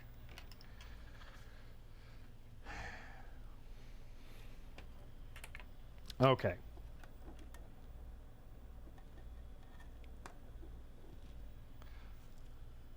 CGA VSync or MDA VSync, positive or negative?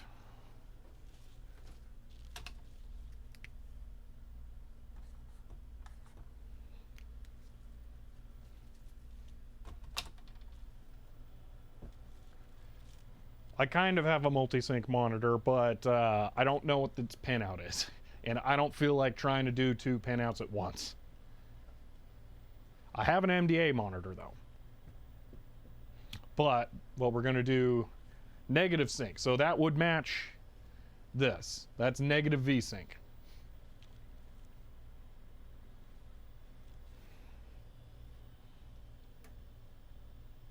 So that is, that's happening at 16 milliseconds per thing. There, you can kind of see that's 2 milliseconds per division as it slowly wanders by. So I can get my MDA monitor. We can try cramming stuff in there. So this would have to be horizontal sync. H sync.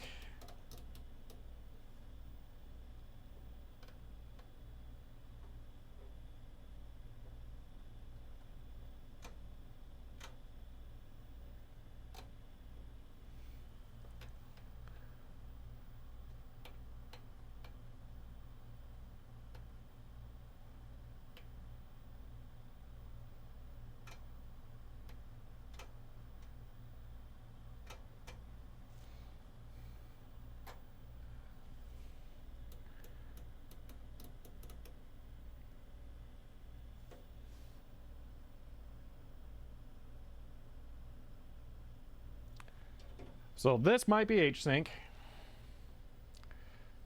So you did the video card. The video card, see, this is the thing. The video card has a, what is it? A 6845 compatible controller in it, all right? But the CGA card also has that, and it has composite video. So I'm not sure what it's all wired up to.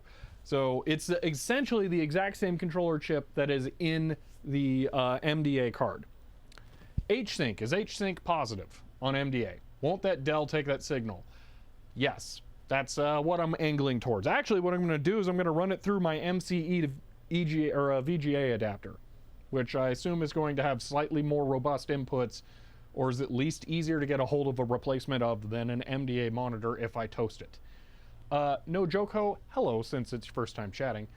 Helencroft, you have to go? All right, I'll see you later. See, you have a CRT typewriter. Ooh, it wasn't any standard 8.5 by 11 video. Oh, that's vertical portrait orientation. That's really interesting. If you only knew what you were in for when you bought a cool typewriter, oh, I knew what I was in for. And even if we can get VGA out here or video out, we still can't boot it. So all we're trying to do is just see something. EJ can have your positive or H-Sync. What is the polarity of H-Sync on MDA? Is it positive? Because if it's positive, I'm going to cram this thing into the MCE to VGA adapter. Well, this did not have a page size monitor. It absolutely did not. Again, here is what this monitor looks like. It's 4x3 and monochrome. It's basically an MDA display. It may literally be an MDA display. So that's what we're looking at. MDA is positive H-Sync. Okay, we're gonna cram it into the MCE to VGA. We're gonna see what happens. Okay. Do that. So, we are going to do a thing here. That's what I believe the pinout is. I happen to have 9-pin connectors. We're going to make a quick little adapter.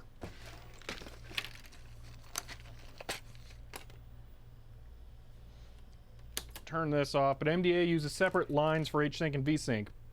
I don't think this is combined. I'll run this through one more time, Irondell. That is still terrifying. It sounds like what being electrocuted feels like. That's why it's really terrifying. Okay. Here's the line I think is H-Sync. Okay?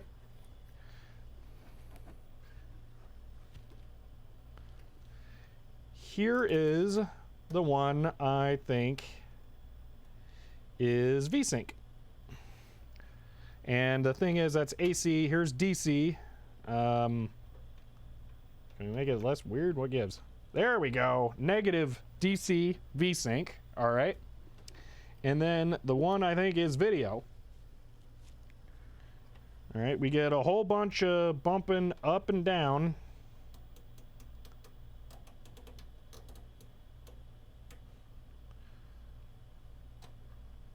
Well, that's a thing. But that would make sense. I mean, kind of.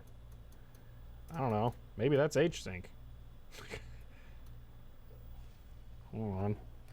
There's that versus that. That one's VSync. There's this, which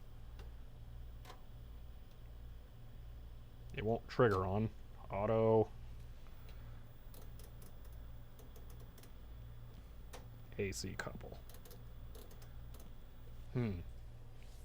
Let's see. Probably worth a try.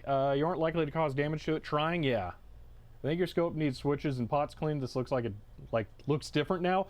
I'll tell you what the difference is. I stopped connecting ground. That's what I did. I stopped connecting ground. And I think I may have a better handle on DC. I'm not sure. There. That. Increase the voltage. That's like max voltage there. All right. So that is 5 volts per division. Now this is 2 volts per division. So ground, let's level that. So we're at 2 volts for the likely vertical VSync pulses. All right, looks like a good 5-volt signal. Okay. The likely H-Sync pulses. Let's just slam it down into TV H-Sync. Okay, that's there's a little more going on here. Let's back this out. I can't seem to get it to trigger on H-Sync. It does not want to play ball.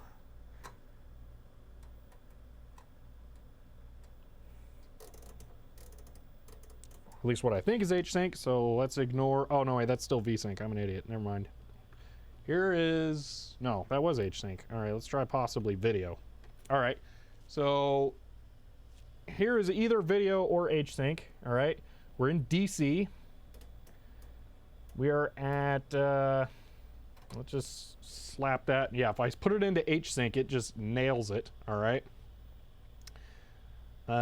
We are at 20 microseconds per division, and I'm seeing slightly less than 60 microseconds per pulse. So, yeah. But I don't quite know what video is. Unless it's this. That doesn't seem likely. Or this. This could be video. Let's set it to VSync. Bring it out. So there's that or that. Or was I saying this is, this might be video. So it's high. That's there's ground. There's that. So if it's constantly video high because it's outputting white, we would be getting slightly less than 4 volts. So 50 or okay, we're slamming this into MDA. I'm convinced it's MDA. Let's do it. Okay, I need to swap H-Sync and video on my pinout back here.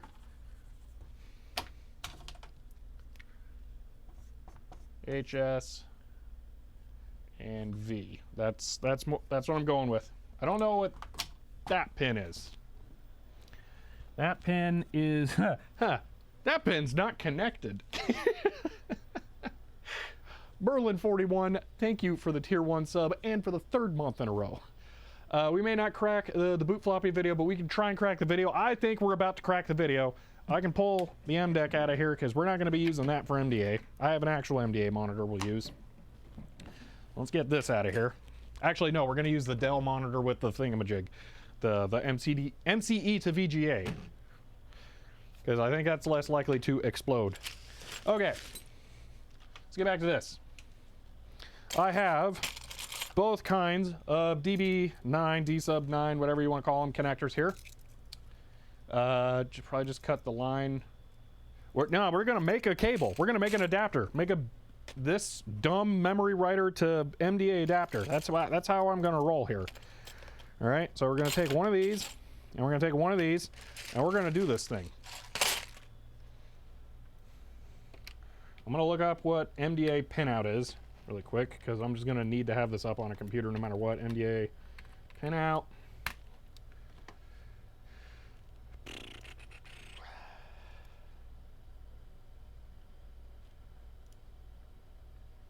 That's VGA. Let me see if that'll work.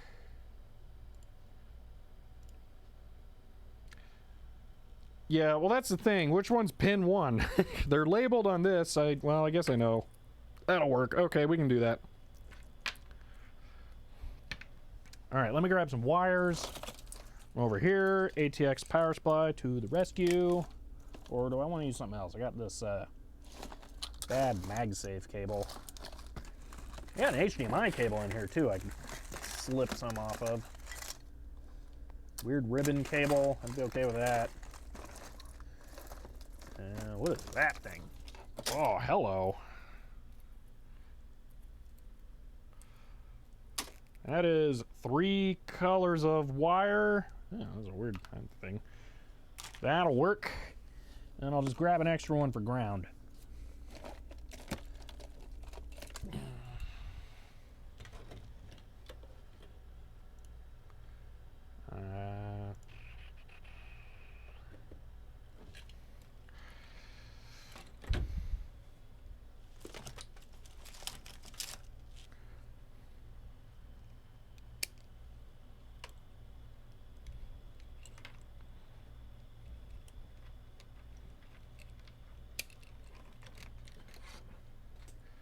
All right.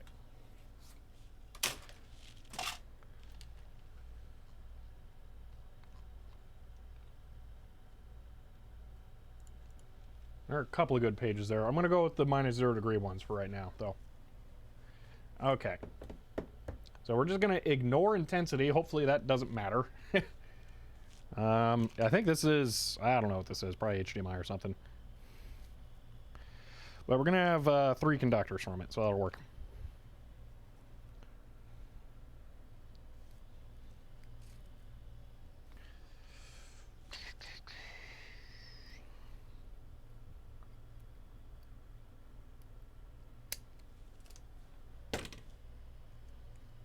Okay.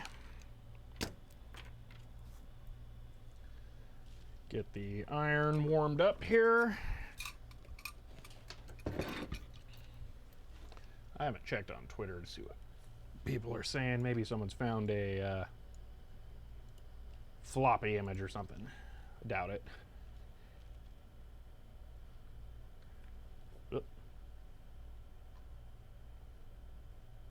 Nope, nothing, because it's way too complicated. Okay.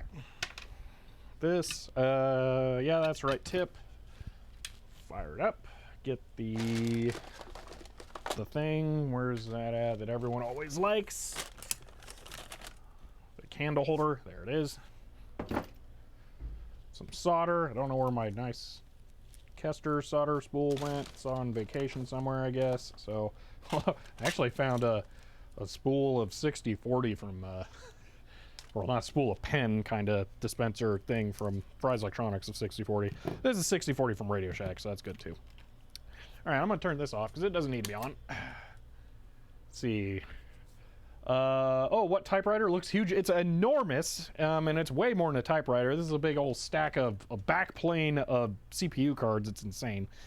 But yeah, it's a MemoryWriter 645S.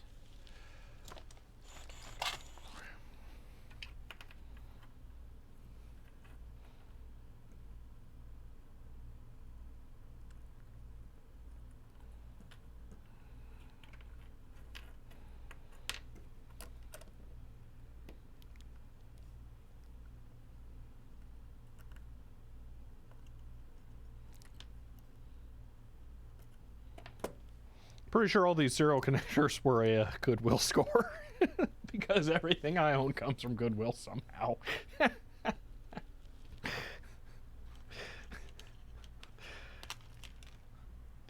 All right, we're going to use this twisted pair for horizontal and vertical sync. Then we'll use white for video. Yeah, it's got an 8080, which is, it's bananas. It's got an, oh yeah, an 8088 and an 8085. It's just, it's ridiculous.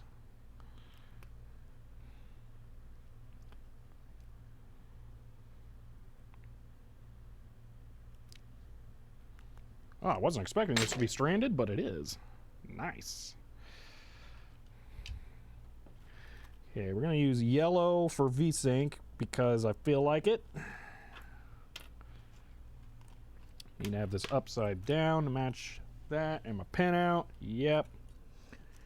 Might as well put some solder in there. You know what I should do? I should take one of these and plug it in to give it some mass.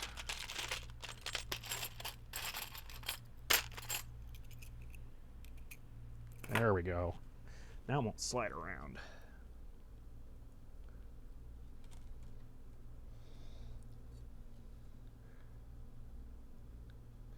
Okay, vertical, done. Horizontal is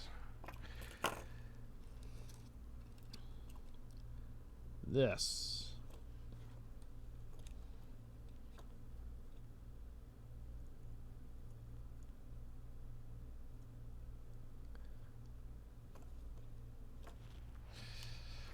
Okay. But does it have two 8085s? No. Let's see. With all this spec, it's branded as a typewriter, not a word processor. It is a word processor, but whoever was using this in the past was using it as a typewriter, which is just hilarious. Okay, video. No, I plugged that into the wrong thing. That is video. VSync is here.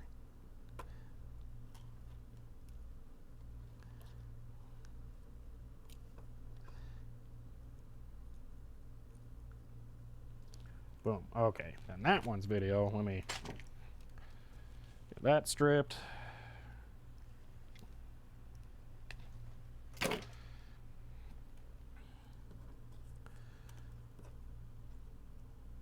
And do the thing. There we are.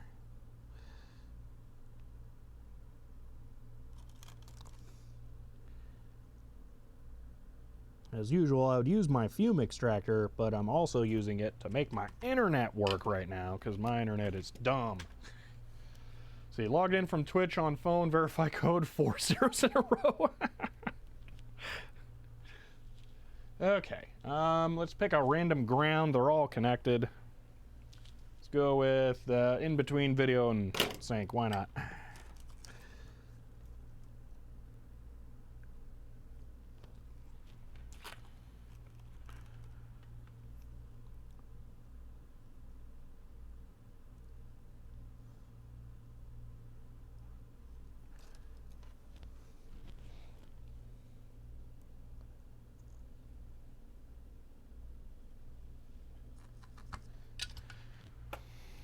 Okay, so there's that end. See, I wonder if you'd be able to boot DOS. I doubt it. For one, it says it only has the disks are 158K, which means that it would be using a custom format that won't be FAT12. So it probably can't speak DOS disk image formatting. So I doubt it can boot it.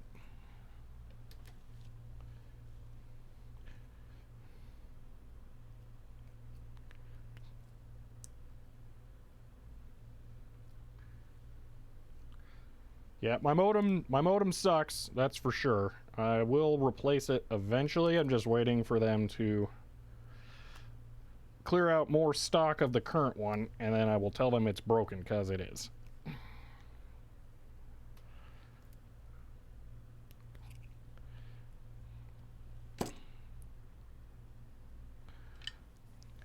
Let me get these all tinned before I start on the next part here.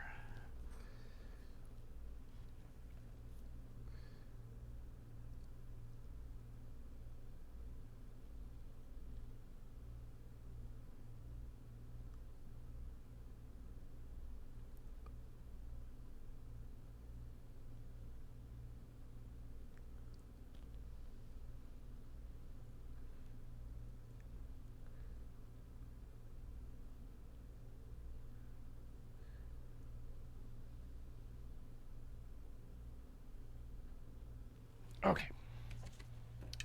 Let's see. Yeah, it's a 5G modem. Yeah, because my options are pay like $200, $250 a month for Cox Business Internet because this is an actual office, or maybe not tell the complete truth to T-Mobile and get residential internet that way. So those are seriously basically my only two options. I could maybe get Verizon 5G. That's possibly an option, but I haven't really looked into it too much.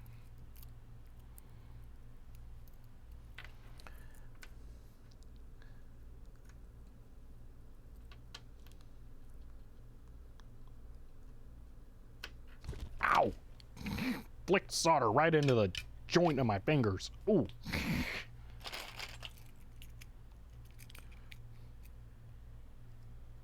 Oh, these connectors are nice. They have number labels on the back, too. Hey, yeah, Cox sucks for sure. Let's see. Not a fire hazard, all soldering on fake wood. If this wasn't new and nice, I would demonstrate that I could push this soldering iron into this wood and it will not catch fire even remotely quickly. MDF is not a big fire hazard like you might think. So, yeah, it is fine. I do this all the time.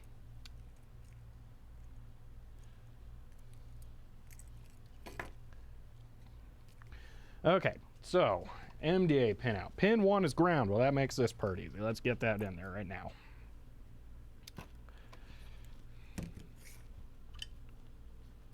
All right, that is pin 1.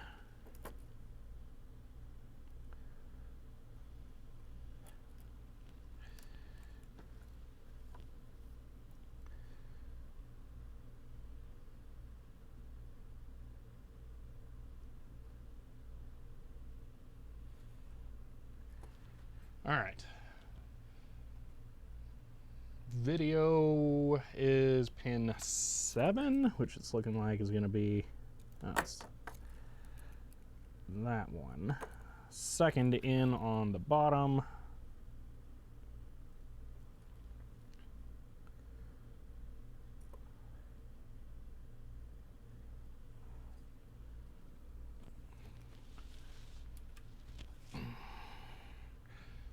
All right, H sync is pin 8.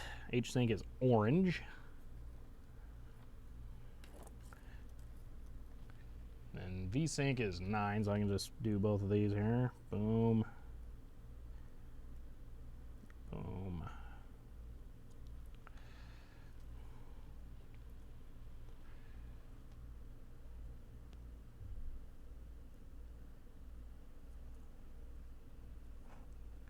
Okay, that should theoretically be a MemoryWriter to MDA adapter. Let's see. They put tons of wonderfully toxic chemicals into the wood so it wouldn't easily burn. I bet it is that. Because I have ridiculously high temp tips in my Metcal, so.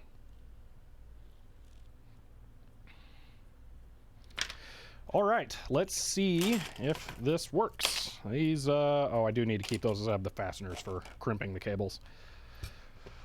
So one thing I did there was, if that's gonna work, I fired up the, oh, I bet I know what it is. Go to capture here. I need to reset the transform. Wait, what? Why can't I? Oh, because it's locked. Transform. Still can't. What? One moment. Okay. Boom. Boom. Why is this not working? Transform. Edit. Reset. There. Jeez. Perfect. There we are. Okay. VGA capture, which has the CGA adapter plugged into it, and this cable goes over to it. And down here, I'm just gonna, wait, where'd it go? Where's my Dell monitor? Ah, it's way out. Yeah, just use the capture. Okay. I'm going to do myself a favor here. Full screen preview over there so I can actually see what's going on. I'm going to launch the DataPath software here. Invalid capture channel. That may not actually be right. That's not no video. Okay, well, this could be interesting. Okay. Okay. I'm going to set the adapter down here to mono. So that should be good. I don't think the data path is working though. I don't know why.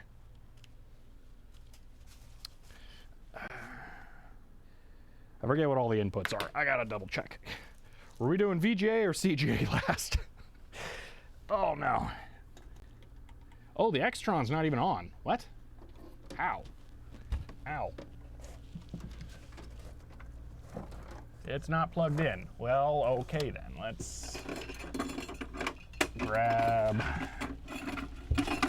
a cable here and do that. Okay, this goes to this, which is input 7 is CGA. That one's going to 1 and 6. That should be good. All right. Why does the DataPath software say invalid capture channel though? Face is here. Thing. Oh no, just launched Firefox. Input. Channel select. Okay. Invalid already. That's a little weird. Go away, Firefox.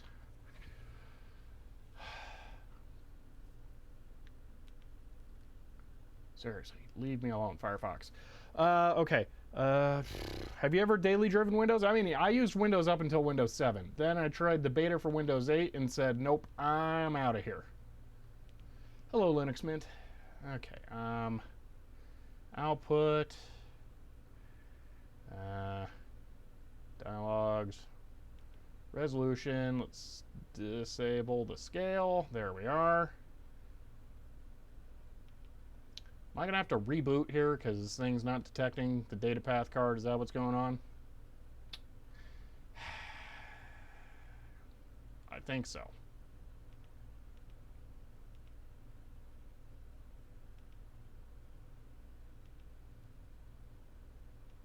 Okay. Give that a moment, and then if that fails, I guess I'll be firing the Dell monitor up. It's just way tangled and stuff. Oh, is it plugged into power? I'm not sure.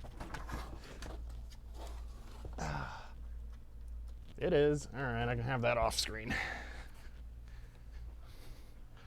See if capture works. Yeah. Whatever. There. Do the thing. Go.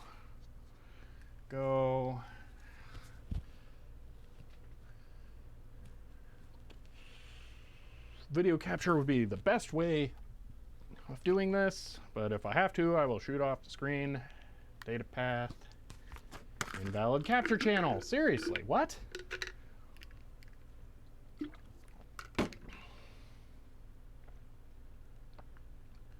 Open VLC, make sure that it's even showing up. I haven't installed VLC because this is a new install. Great. All right. Real fun videos to watch so you can take a break and have snacks and stuff. I don't want these streams to be like 12 hours long, and that would lead to that. So, okay. Here's what we're going to do. We're going to go here, and I have the Dell monitor behind my laptop, and we're going to see if the video just shows up on there when I get it all connected. So, here's what I'm doing. This is going to the MCE to VGA adapter, which is plugged into my Xtron splitter, which should connect to that thing. Then we have this going into there. That should be video going into the things. So I'm going to fire it up and we'll see what happens. Boom. Beep. That did something. That looks an awful lot like video to me. We are close. What is going on? Is it like horribly missynced? Let me see. On-screen OSD V position. Oh, we are so close. What's happening? Why? Key.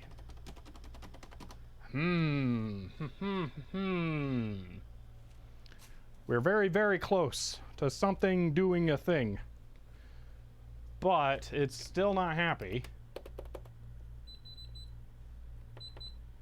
I'm gonna restart it. Off. On.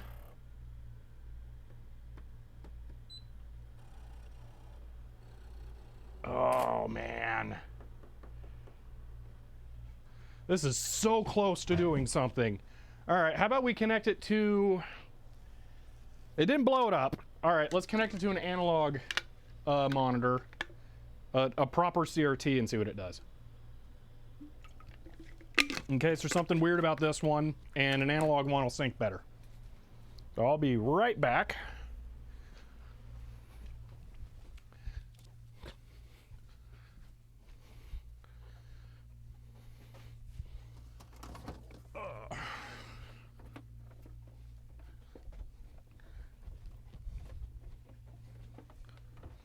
The analog monitor has a cable on it.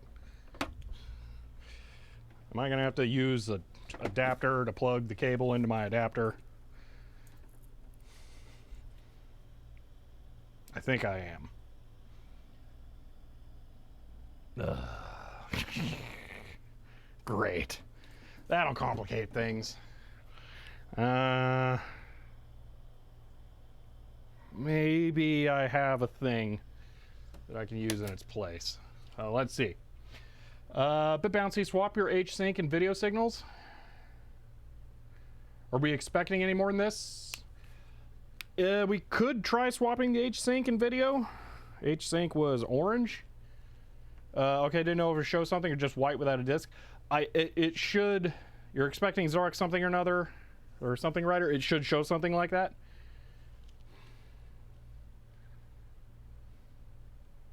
It should say insert disk. Yeah, that's what it should say. It's really quick and easy for me to swap H-sync and in video, so we can try that. I don't think there's going to be a lot of risk to that, so I'll just do it. It's V-sync is up, top,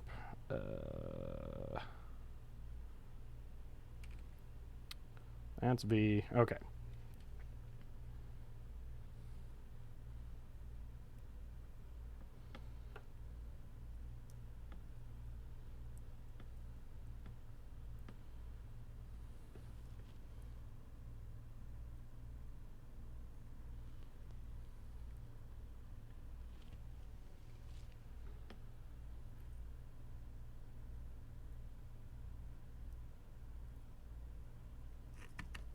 All right, see what that does.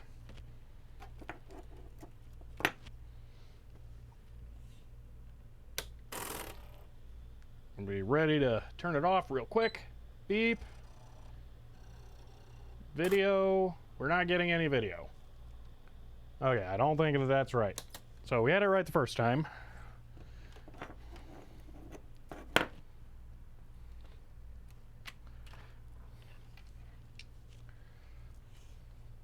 A basic prompt, yeah. Let's see. Does it have intensity as well? Not that I could find. There's just one line that doesn't. Well, no, that doesn't have an intensity at all.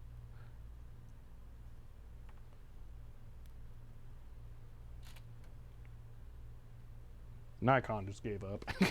Wait, that's VSync. I don't want to touch that.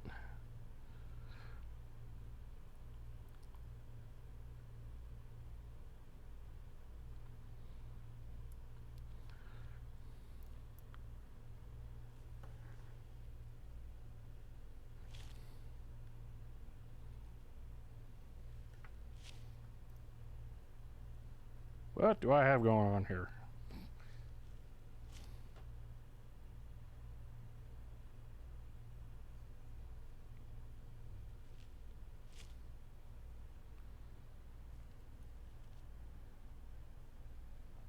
think I said I was doing yellow VSync. Last, pin 9. Yeah, yellow is VSync. Okay, yellow goes here. I may have done this wrong. Hold on. VSync. I'll swap those two for a moment.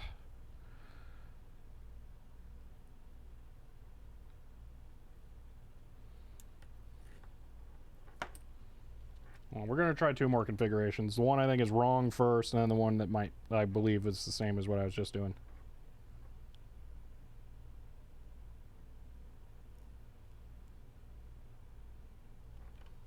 Okay, I expect this to not work.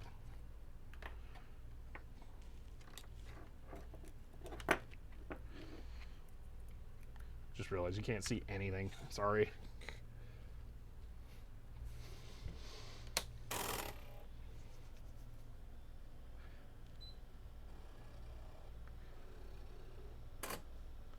Okay.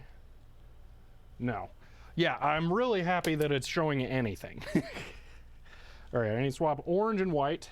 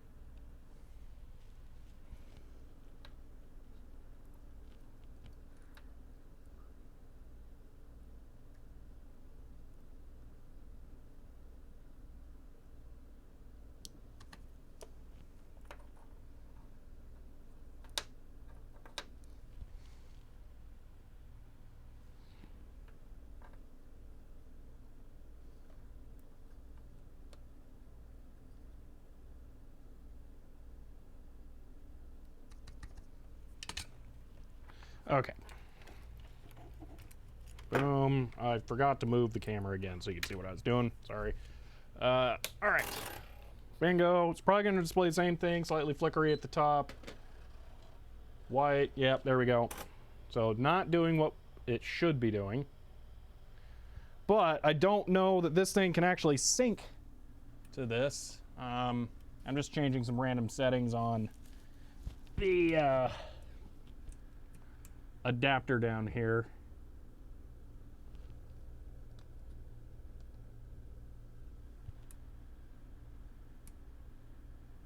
Oh, it did not like that.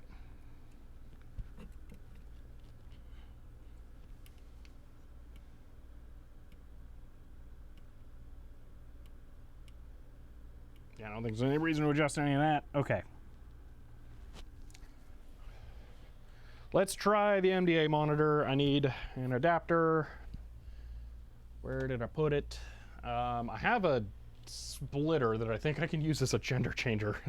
Hoping that'll work to plug the two in, because I need a way of doing that. Where did I put that adapter? That's the question I need to answer right now, because over here I've been not splitting my CGA connections for a while because I just didn't care. So I haven't seen it. There it is. All right. So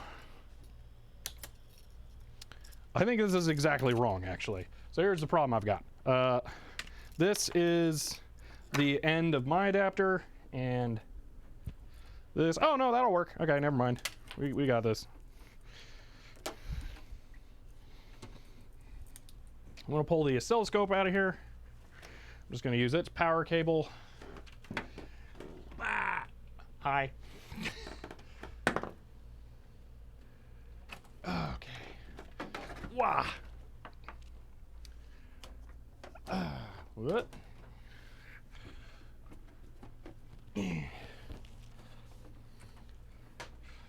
Yeah, wonky front port analog screen won't care. That's what I'm hoping for. Something like that, where the analoginess of this thing is going to end up just kind of smoothing over issues. So that's what I'm hoping for. All right. That already turned on, I guess. Yep.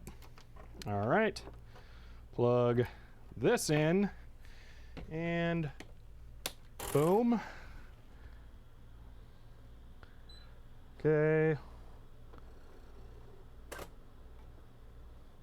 Nope, the horizontal sync is weird, it looks like. Or vertical sync. This thing does not like it.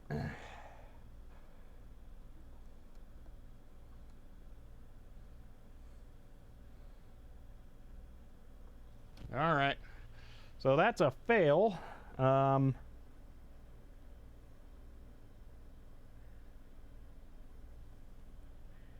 because this thing's not happy about something. And it looks vertical. All right. Why was it showing the retrace though? Is there V-blank? No. Should intensity be pulled high or low or something? Did that look normal? It's been a while since I used this thing. I can't actually remember. See, why does everything have to be cool to destroy my proprietary video out? Yeah. Maybe dying cap screwing with the signal? Maybe?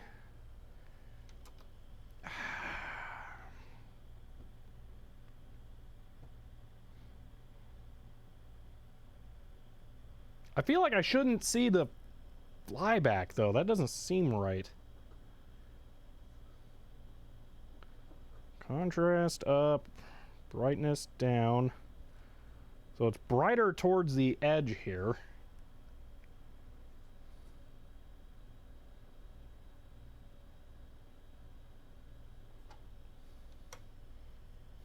Let's for giggles swap H-Sync and video again. To be fair, it was never intended to connect to anything but that. Yeah. I mean, it was nearly built into it, so.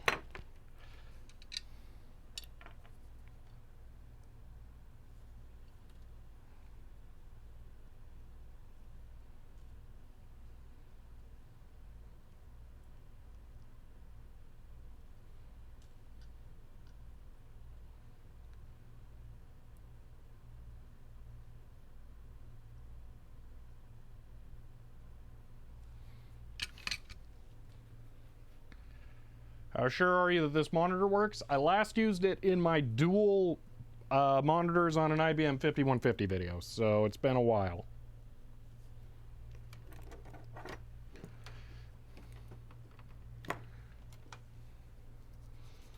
All right, this is off. Monitor is on. I'm making sure that it warms up.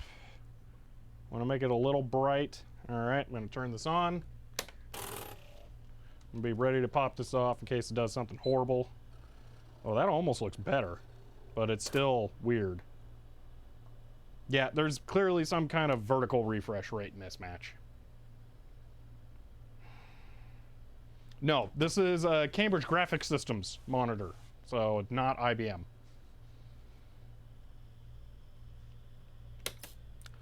I do not have a dual mode monitor. The only other one I have is down there. It is a Magnavox RGB 80 monitor. That's its thing. It does have TTL inputs, but I don't know what the pinout is. I don't feel like opening it up and trying to figure it out though. Let me flip those wires back. See, and that video doesn't have the best reputation for surviving, aka CJ monitor caps. Yeah. Yeah, the thing is that monitor, the Magnavox, has a DIN connector for video. And I have one cable that I got with it, because I got it with my VTech Laser 128. And so that means that it has an Apple video cable, essentially. And I don't know, I could reverse the pin out from the Apple cable. I don't remember if I put the Apple cable in its box or in the VTech's box, so it would take a bit of work to find it, and that's like a whole other thing. Someday I want to do it, but it's probably not going to be today.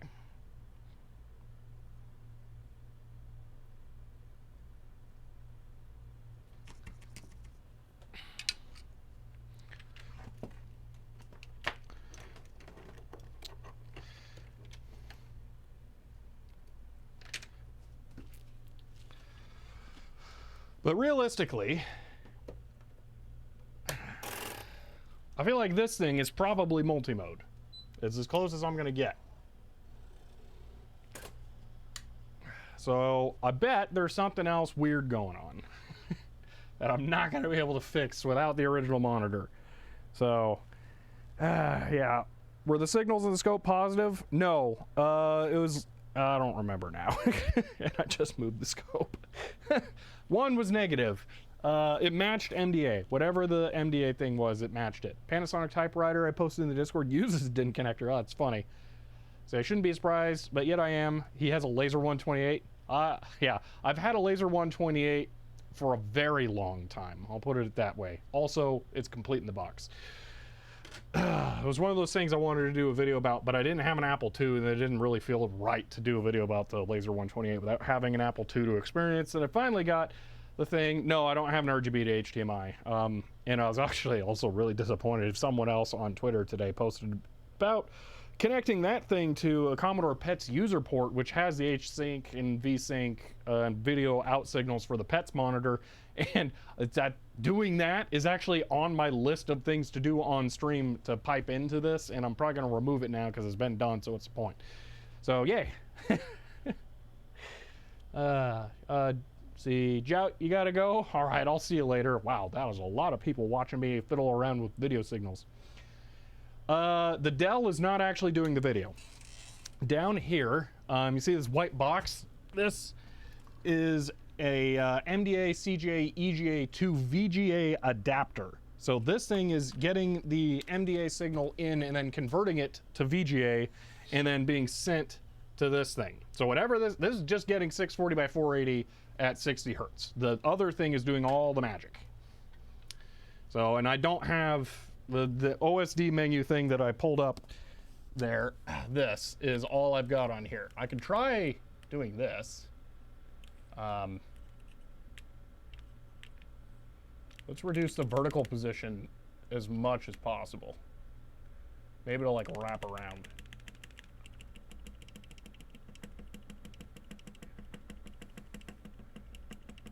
No. All right. Well, it was worth a shot.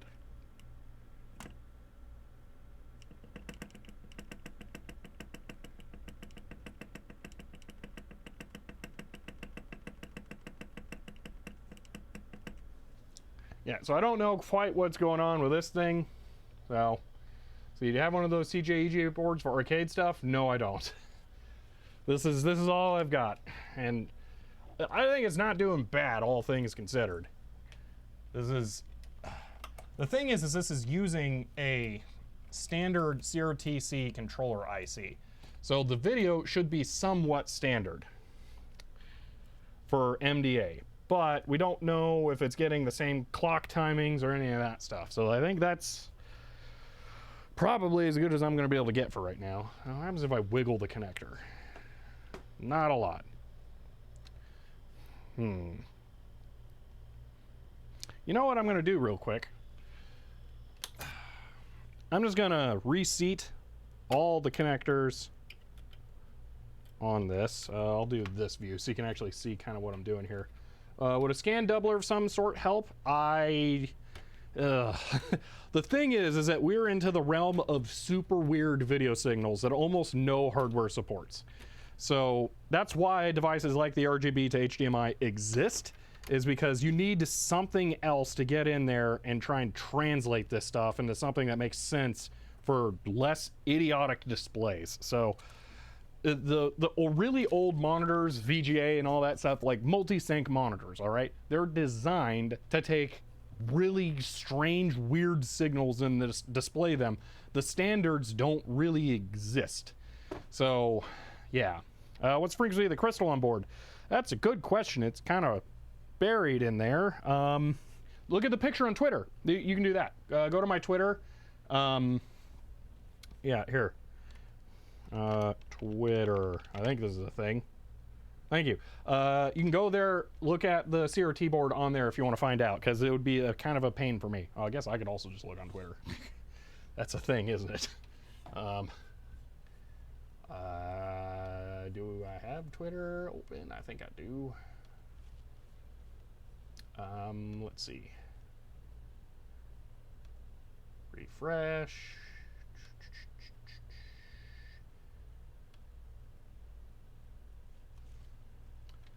Oh man, that's good grief. Open image, new tab. Boom, zoom. Ooh, that's nice and high resolution. 18 megahertz. That's a thing. That's meaningless to me. So it's 18.432 megahertz. That's a lot of megahertz. Okay.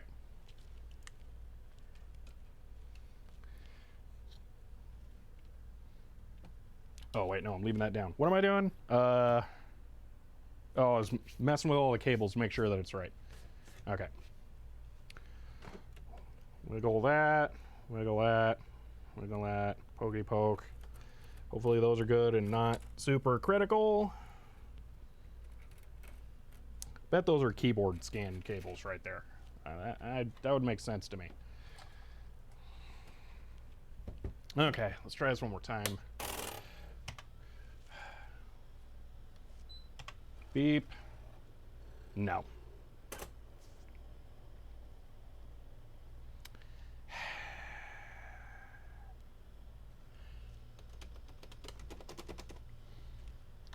You know what I want to do? I want to put a disk in, just a random disk. Let's go with FreeDOS. See if anything changes on the screen when it's in there.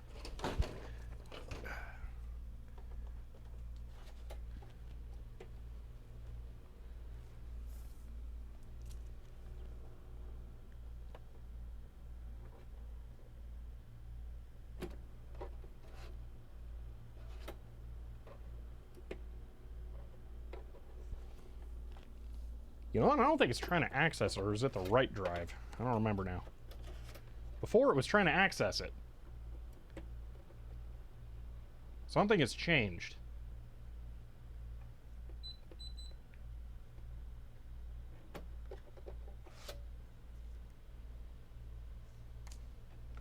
Oh, I did press a key. One moment. Let's do this. On. I'm not going to touch anything on the keyboard, and then I'm going to put the disk in. Okay, those were disk drive sounds. Putting the disk in. Okay, I think I hear it spinning it. It's done spinning it. All right, doesn't look like anything changed.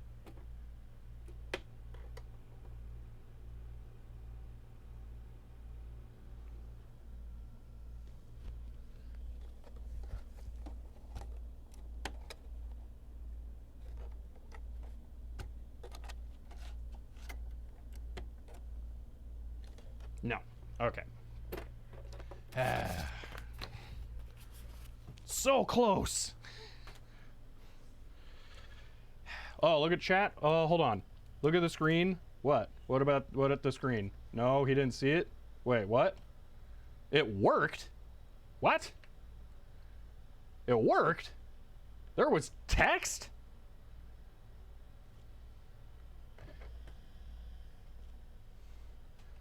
What?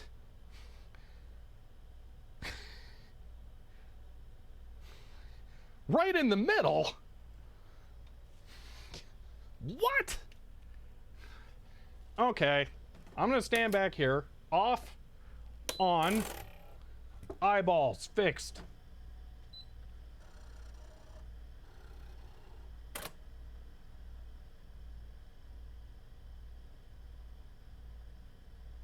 I'm not seeing anything.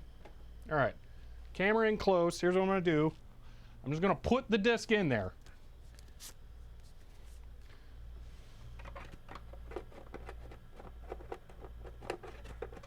It's really hard. It's very, very hard. Okay, disc in, closed. It's trying to read it.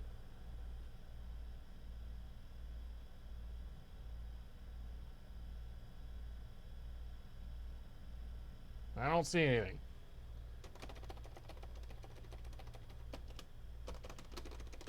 Okay, let's look at this text clip here. Whoa, it looks like there's text. Is there really text? Oh my gosh, there was text. What?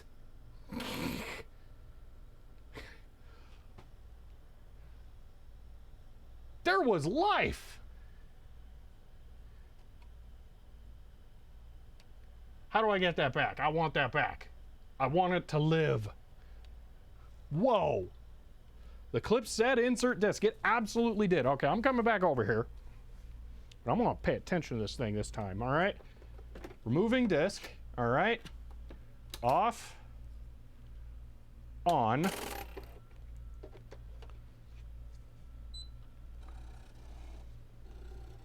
Okay, it seeked 1, it seeked 2. Waiting. Okay, putting in the disk. Closing it. It's accessing it.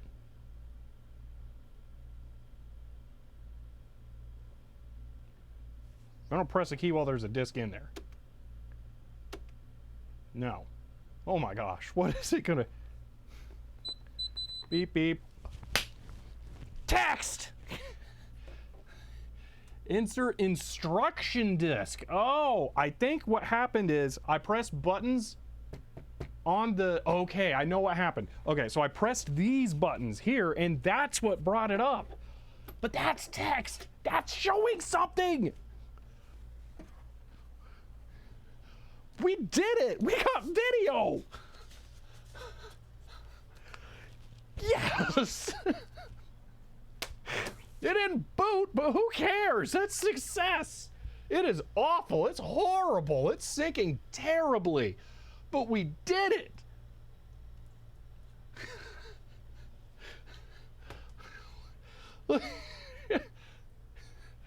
Yes. Daniel, thank you for the 100 bits. Oh my gosh. That's awesome. So, wow. Commander King, thank you for the 1,000 bits. Starhawk, thank you for the 100 bits. Man, oh, that feels good. We did it. We got video. Oh, wow. Okay, next step is something bootable. Brian the Electrician, thank you for the Prime sub. Oh, man. I'm a cat, thank you for the 100 bits. Try DOS boot disk? That was a DOS boot disk. That's the thing. This is free DOS. Although, did we toast this disk? I don't remember. I'm not willing to put in a good DOS boot disk. This one was acceptable. List of options. Thank you for the 300 bits. And good to Bix. Hello, since it's first time chatting. Oh, man. CPM 86, yeah. I mean, maybe. I don't know. Let's see what happens. I'm going to put this disk in, and I'm going to press a key. It's not going to work, because, again, this thing is weird. But, you know, why not? Enter. Insert instruction disk. I don't know.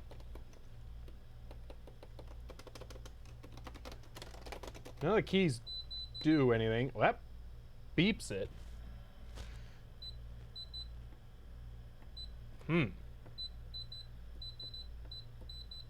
Interesting. Wow. Life's faded. Thank you for the 100 bits. Yeah, it works. There is life. Oh, that rocks. Okay, so I can find a disk image, or if somebody else has one, man, the keyboard doesn't work. The keyboard doesn't necessarily, it isn't necessarily bad. So, yeah, we don't know yet on the keyboard. So, pretty sure keyboard is foam and foil. It most likely is. We don't know that it's bad.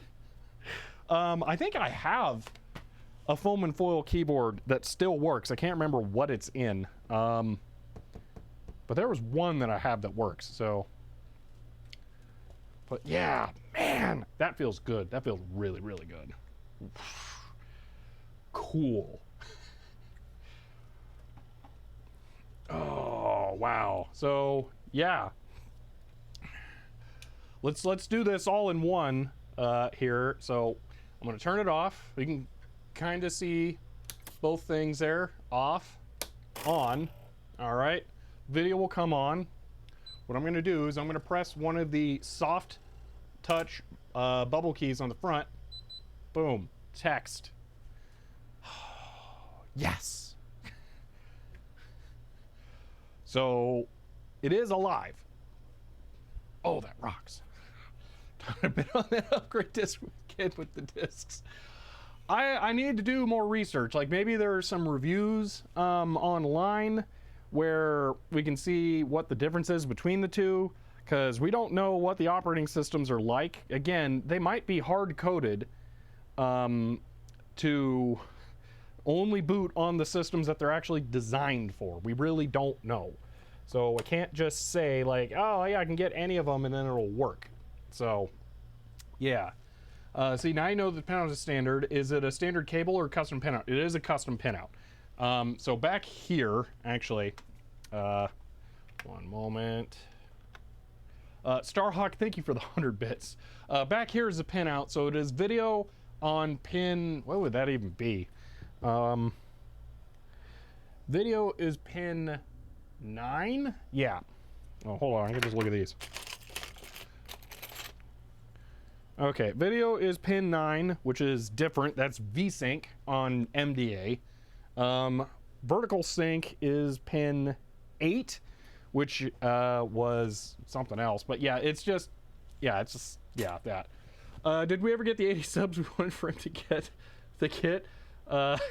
We did not, but that's fine, because I really don't think that's a good way to go about it. I'm not sure that those discs are compatible, because it's a 640 kit, and then that's a lot of money to spend on those discs. So let's see. No, it's trying to address something specific, not just any PC software would work. Yes. Yeah, 160K discs. They're weird formats. So yeah. What will the first message be on it? Oh, this is over finally. That's what. Yeah. So yeah, that feels really, that's awesome. Wow. I can't believe we got this far with it. I mean, this is really not that far, but if that's a lot. At least tells me there's hope. That's the big thing. So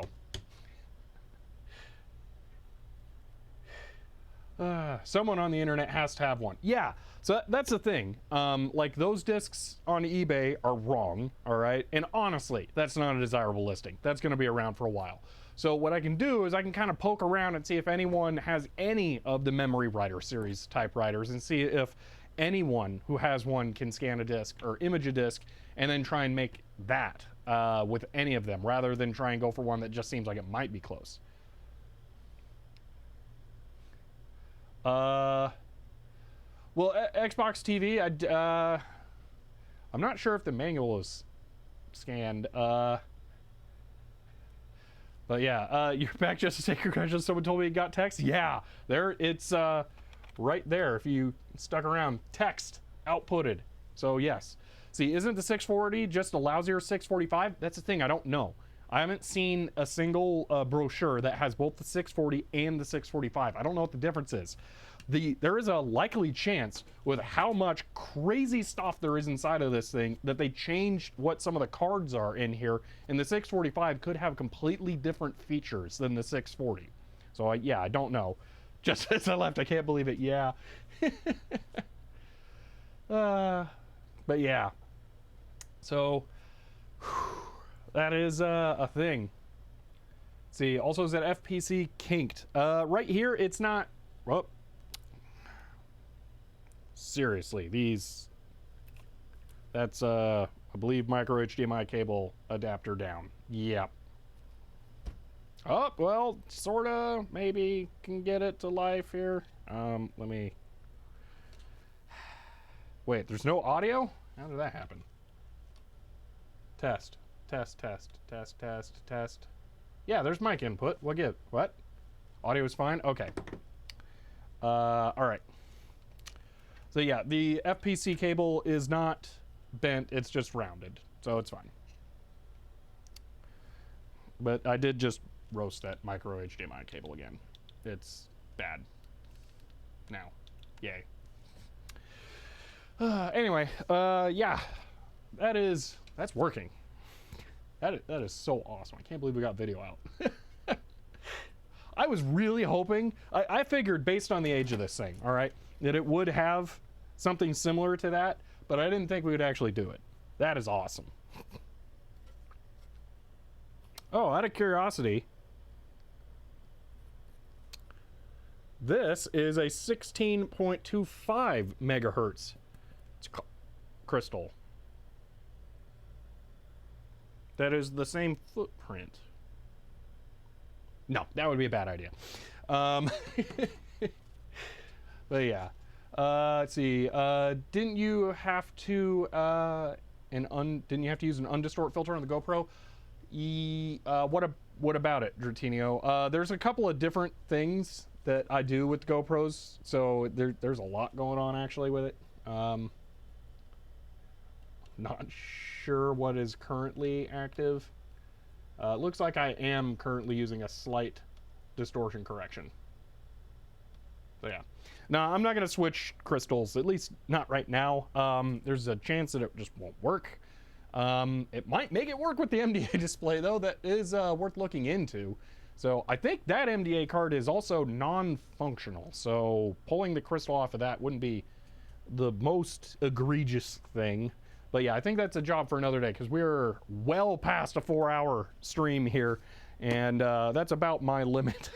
So I think we should probably wrap this up. Yeah, buy a clock for cheap. Yeah, that's the other thing is I can just get one in my next DigiKey order, which I've been putting off forever because I ended up spending so much, or planning to budget the spending of money on so much other expensive stuff coming up. So yeah, I'm pretty sure that's as far as we can get right now without making, well, swapping the clock. I mean, the best thing a clock's going to do is allow it to work with this. We already got it working with that. It's not perfect with that, of course, but yeah, bought a kit with whole range of crystals on Amazon for cheap. That's an option too.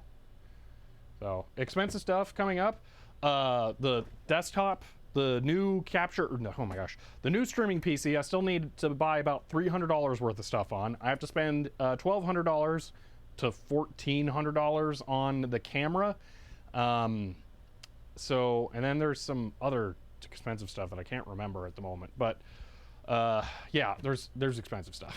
I have a whole, okay, all of the stuff behind me here, it's probably at least $200 worth of capacitors for the things that I've cap mapped. I've been meaning to actually buy the capacitors so that we can fix those, but it's been getting put off. So yeah, it's yeah, I really do wish DigiKey had a wish list feature. That would be kind of awesome.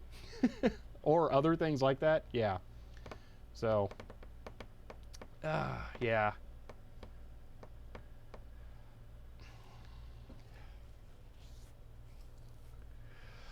But yeah, okay, let's go ahead and do a wrap up on this. So DigiKey does have lists. Yeah, they're for sharing lists, so you can share like parts, like shared carts is actually what it is, so that you can send like a cart to your the finance department to get things funded. I've had to do that before. It works out pretty well. So yeah, this was a really good stream. I mean, it kind of meandered all over, but we got there. That was cool. That was fun to go through and explore this thing. So yeah, let me figure out how I'm gonna end this for a video. If I think I might edit this into a video. I think this was I think this one was sufficiently interesting. So well, all right. I wasn't able to get this thing booting because, I mean, I don't have an operating system. That was known going into this, but we got video working, which I really feel is a significant achievement here, because the reality is that I might actually be able to find a floppy disk for this thing on eBay at some point, or maybe a compatible one will show up and get imaged at some point, but I will probably never be able to find a CRT for this thing, because let's be real, how likely is a random Xerox CRT gonna be that I find or someone else finds and throws up on eBay and they know that it goes with one of these? It's really just not gonna happen. But with that, I actually have a real chance of using this thing at some point in the future, which is just awesome because it is still crazy and super cool. And I may explore that option of potentially moving an MDA clock crystal over to the video board on there, because that could potentially allow it to work with something like this. Even though it didn't work, it was really close. It's clearly just a slight sync mismatch. The Monotech MCE to VGA adapter that I'm using for this is designed to interface with more devices. So it's basically the equivalent of a multi-sync monitor. That's how it's able to lock on. So yeah, but that is really impressive. This thing is way crazier than I thought it was going to be. So that was fun to look through it and see how all this is working. So if you enjoyed this video, you may want to subscribe. And if you want to help support the channel, I am on Patreon. But for now, that's it, and I will see you next time. And for stream, just to remind you, that is the video outro for when I edit. Like, one thing I've figured out is if I don't do a proper video outro, it makes my life so much harder if I try and edit a video. Yeah. Let's see. Do you want me to eBay the shrink wrap manual for this machine to you, or send you bits so you can buy it?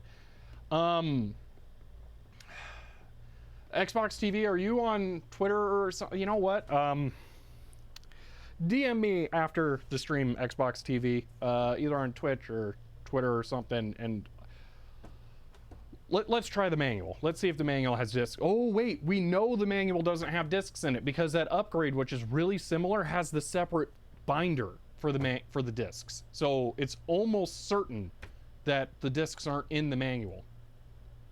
So yeah, that's it's probably not in the manual because the manual is also spiral bound, so it's less likely to have one of the vinyl things in it. So yeah, the upgrade, okay, we really don't know that the upgrade's going to work. That's the thing. If the upgrade would work, the 630 discs might work. That's the thing. I don't know. See, this is way more entertaining than streams about non-working typewriter has any reason to be. There's also someone in Germany, who has a typewriter museum with MemoryWriter 645 and the discs. Interesting. I do keep meaning to ask around in typewriter groups if anyone may have discs or something, and there's a couple of typewriter shops local, but this thing's a computer, not a typewriter, so I don't know how likely they would be to have like discs sitting around. Yeah, but I might do that. It might be worth reaching out to a couple of typewriter people, seeing what's up, because honestly, well, that's the other thing. How do you make a copy of a disc like this if you don't have something like a CryoFlux or a Grease Weasel? That's going to be really hard. So I don't know that they'll actually have a copy unless the device itself can make a copy. So whether or not they might have one is going to be complicated. IMD, yeah, but the thing is do you expect a typewriter repair person who's used to doing mechanical problem solving to maintain a DOS computer specifically for imaging 5 1/4 inch floppy disks for what, just the Xerox line? That's the thing. I don't know of any other typewriters that have 5 1/4 inch disk drives. They must exist, but it's very unusual. So yeah, that's what I'm saying, Commander Keen. You got it. Is that they have to have the right hardware and knowledge and interest. So there's a lot will go into it. So let's see. Would be worth trying to stick to the 630 image on a disk and boot it? Yeah. Well, I don't have an image for that, but it's a lot cheaper than the other one. Let's see, the manual might give us that kind of info, and it's cheap. All right, if you want to do that, I'll send you the PO box address, and we can do that. How about? Well, we can do that. That'll work.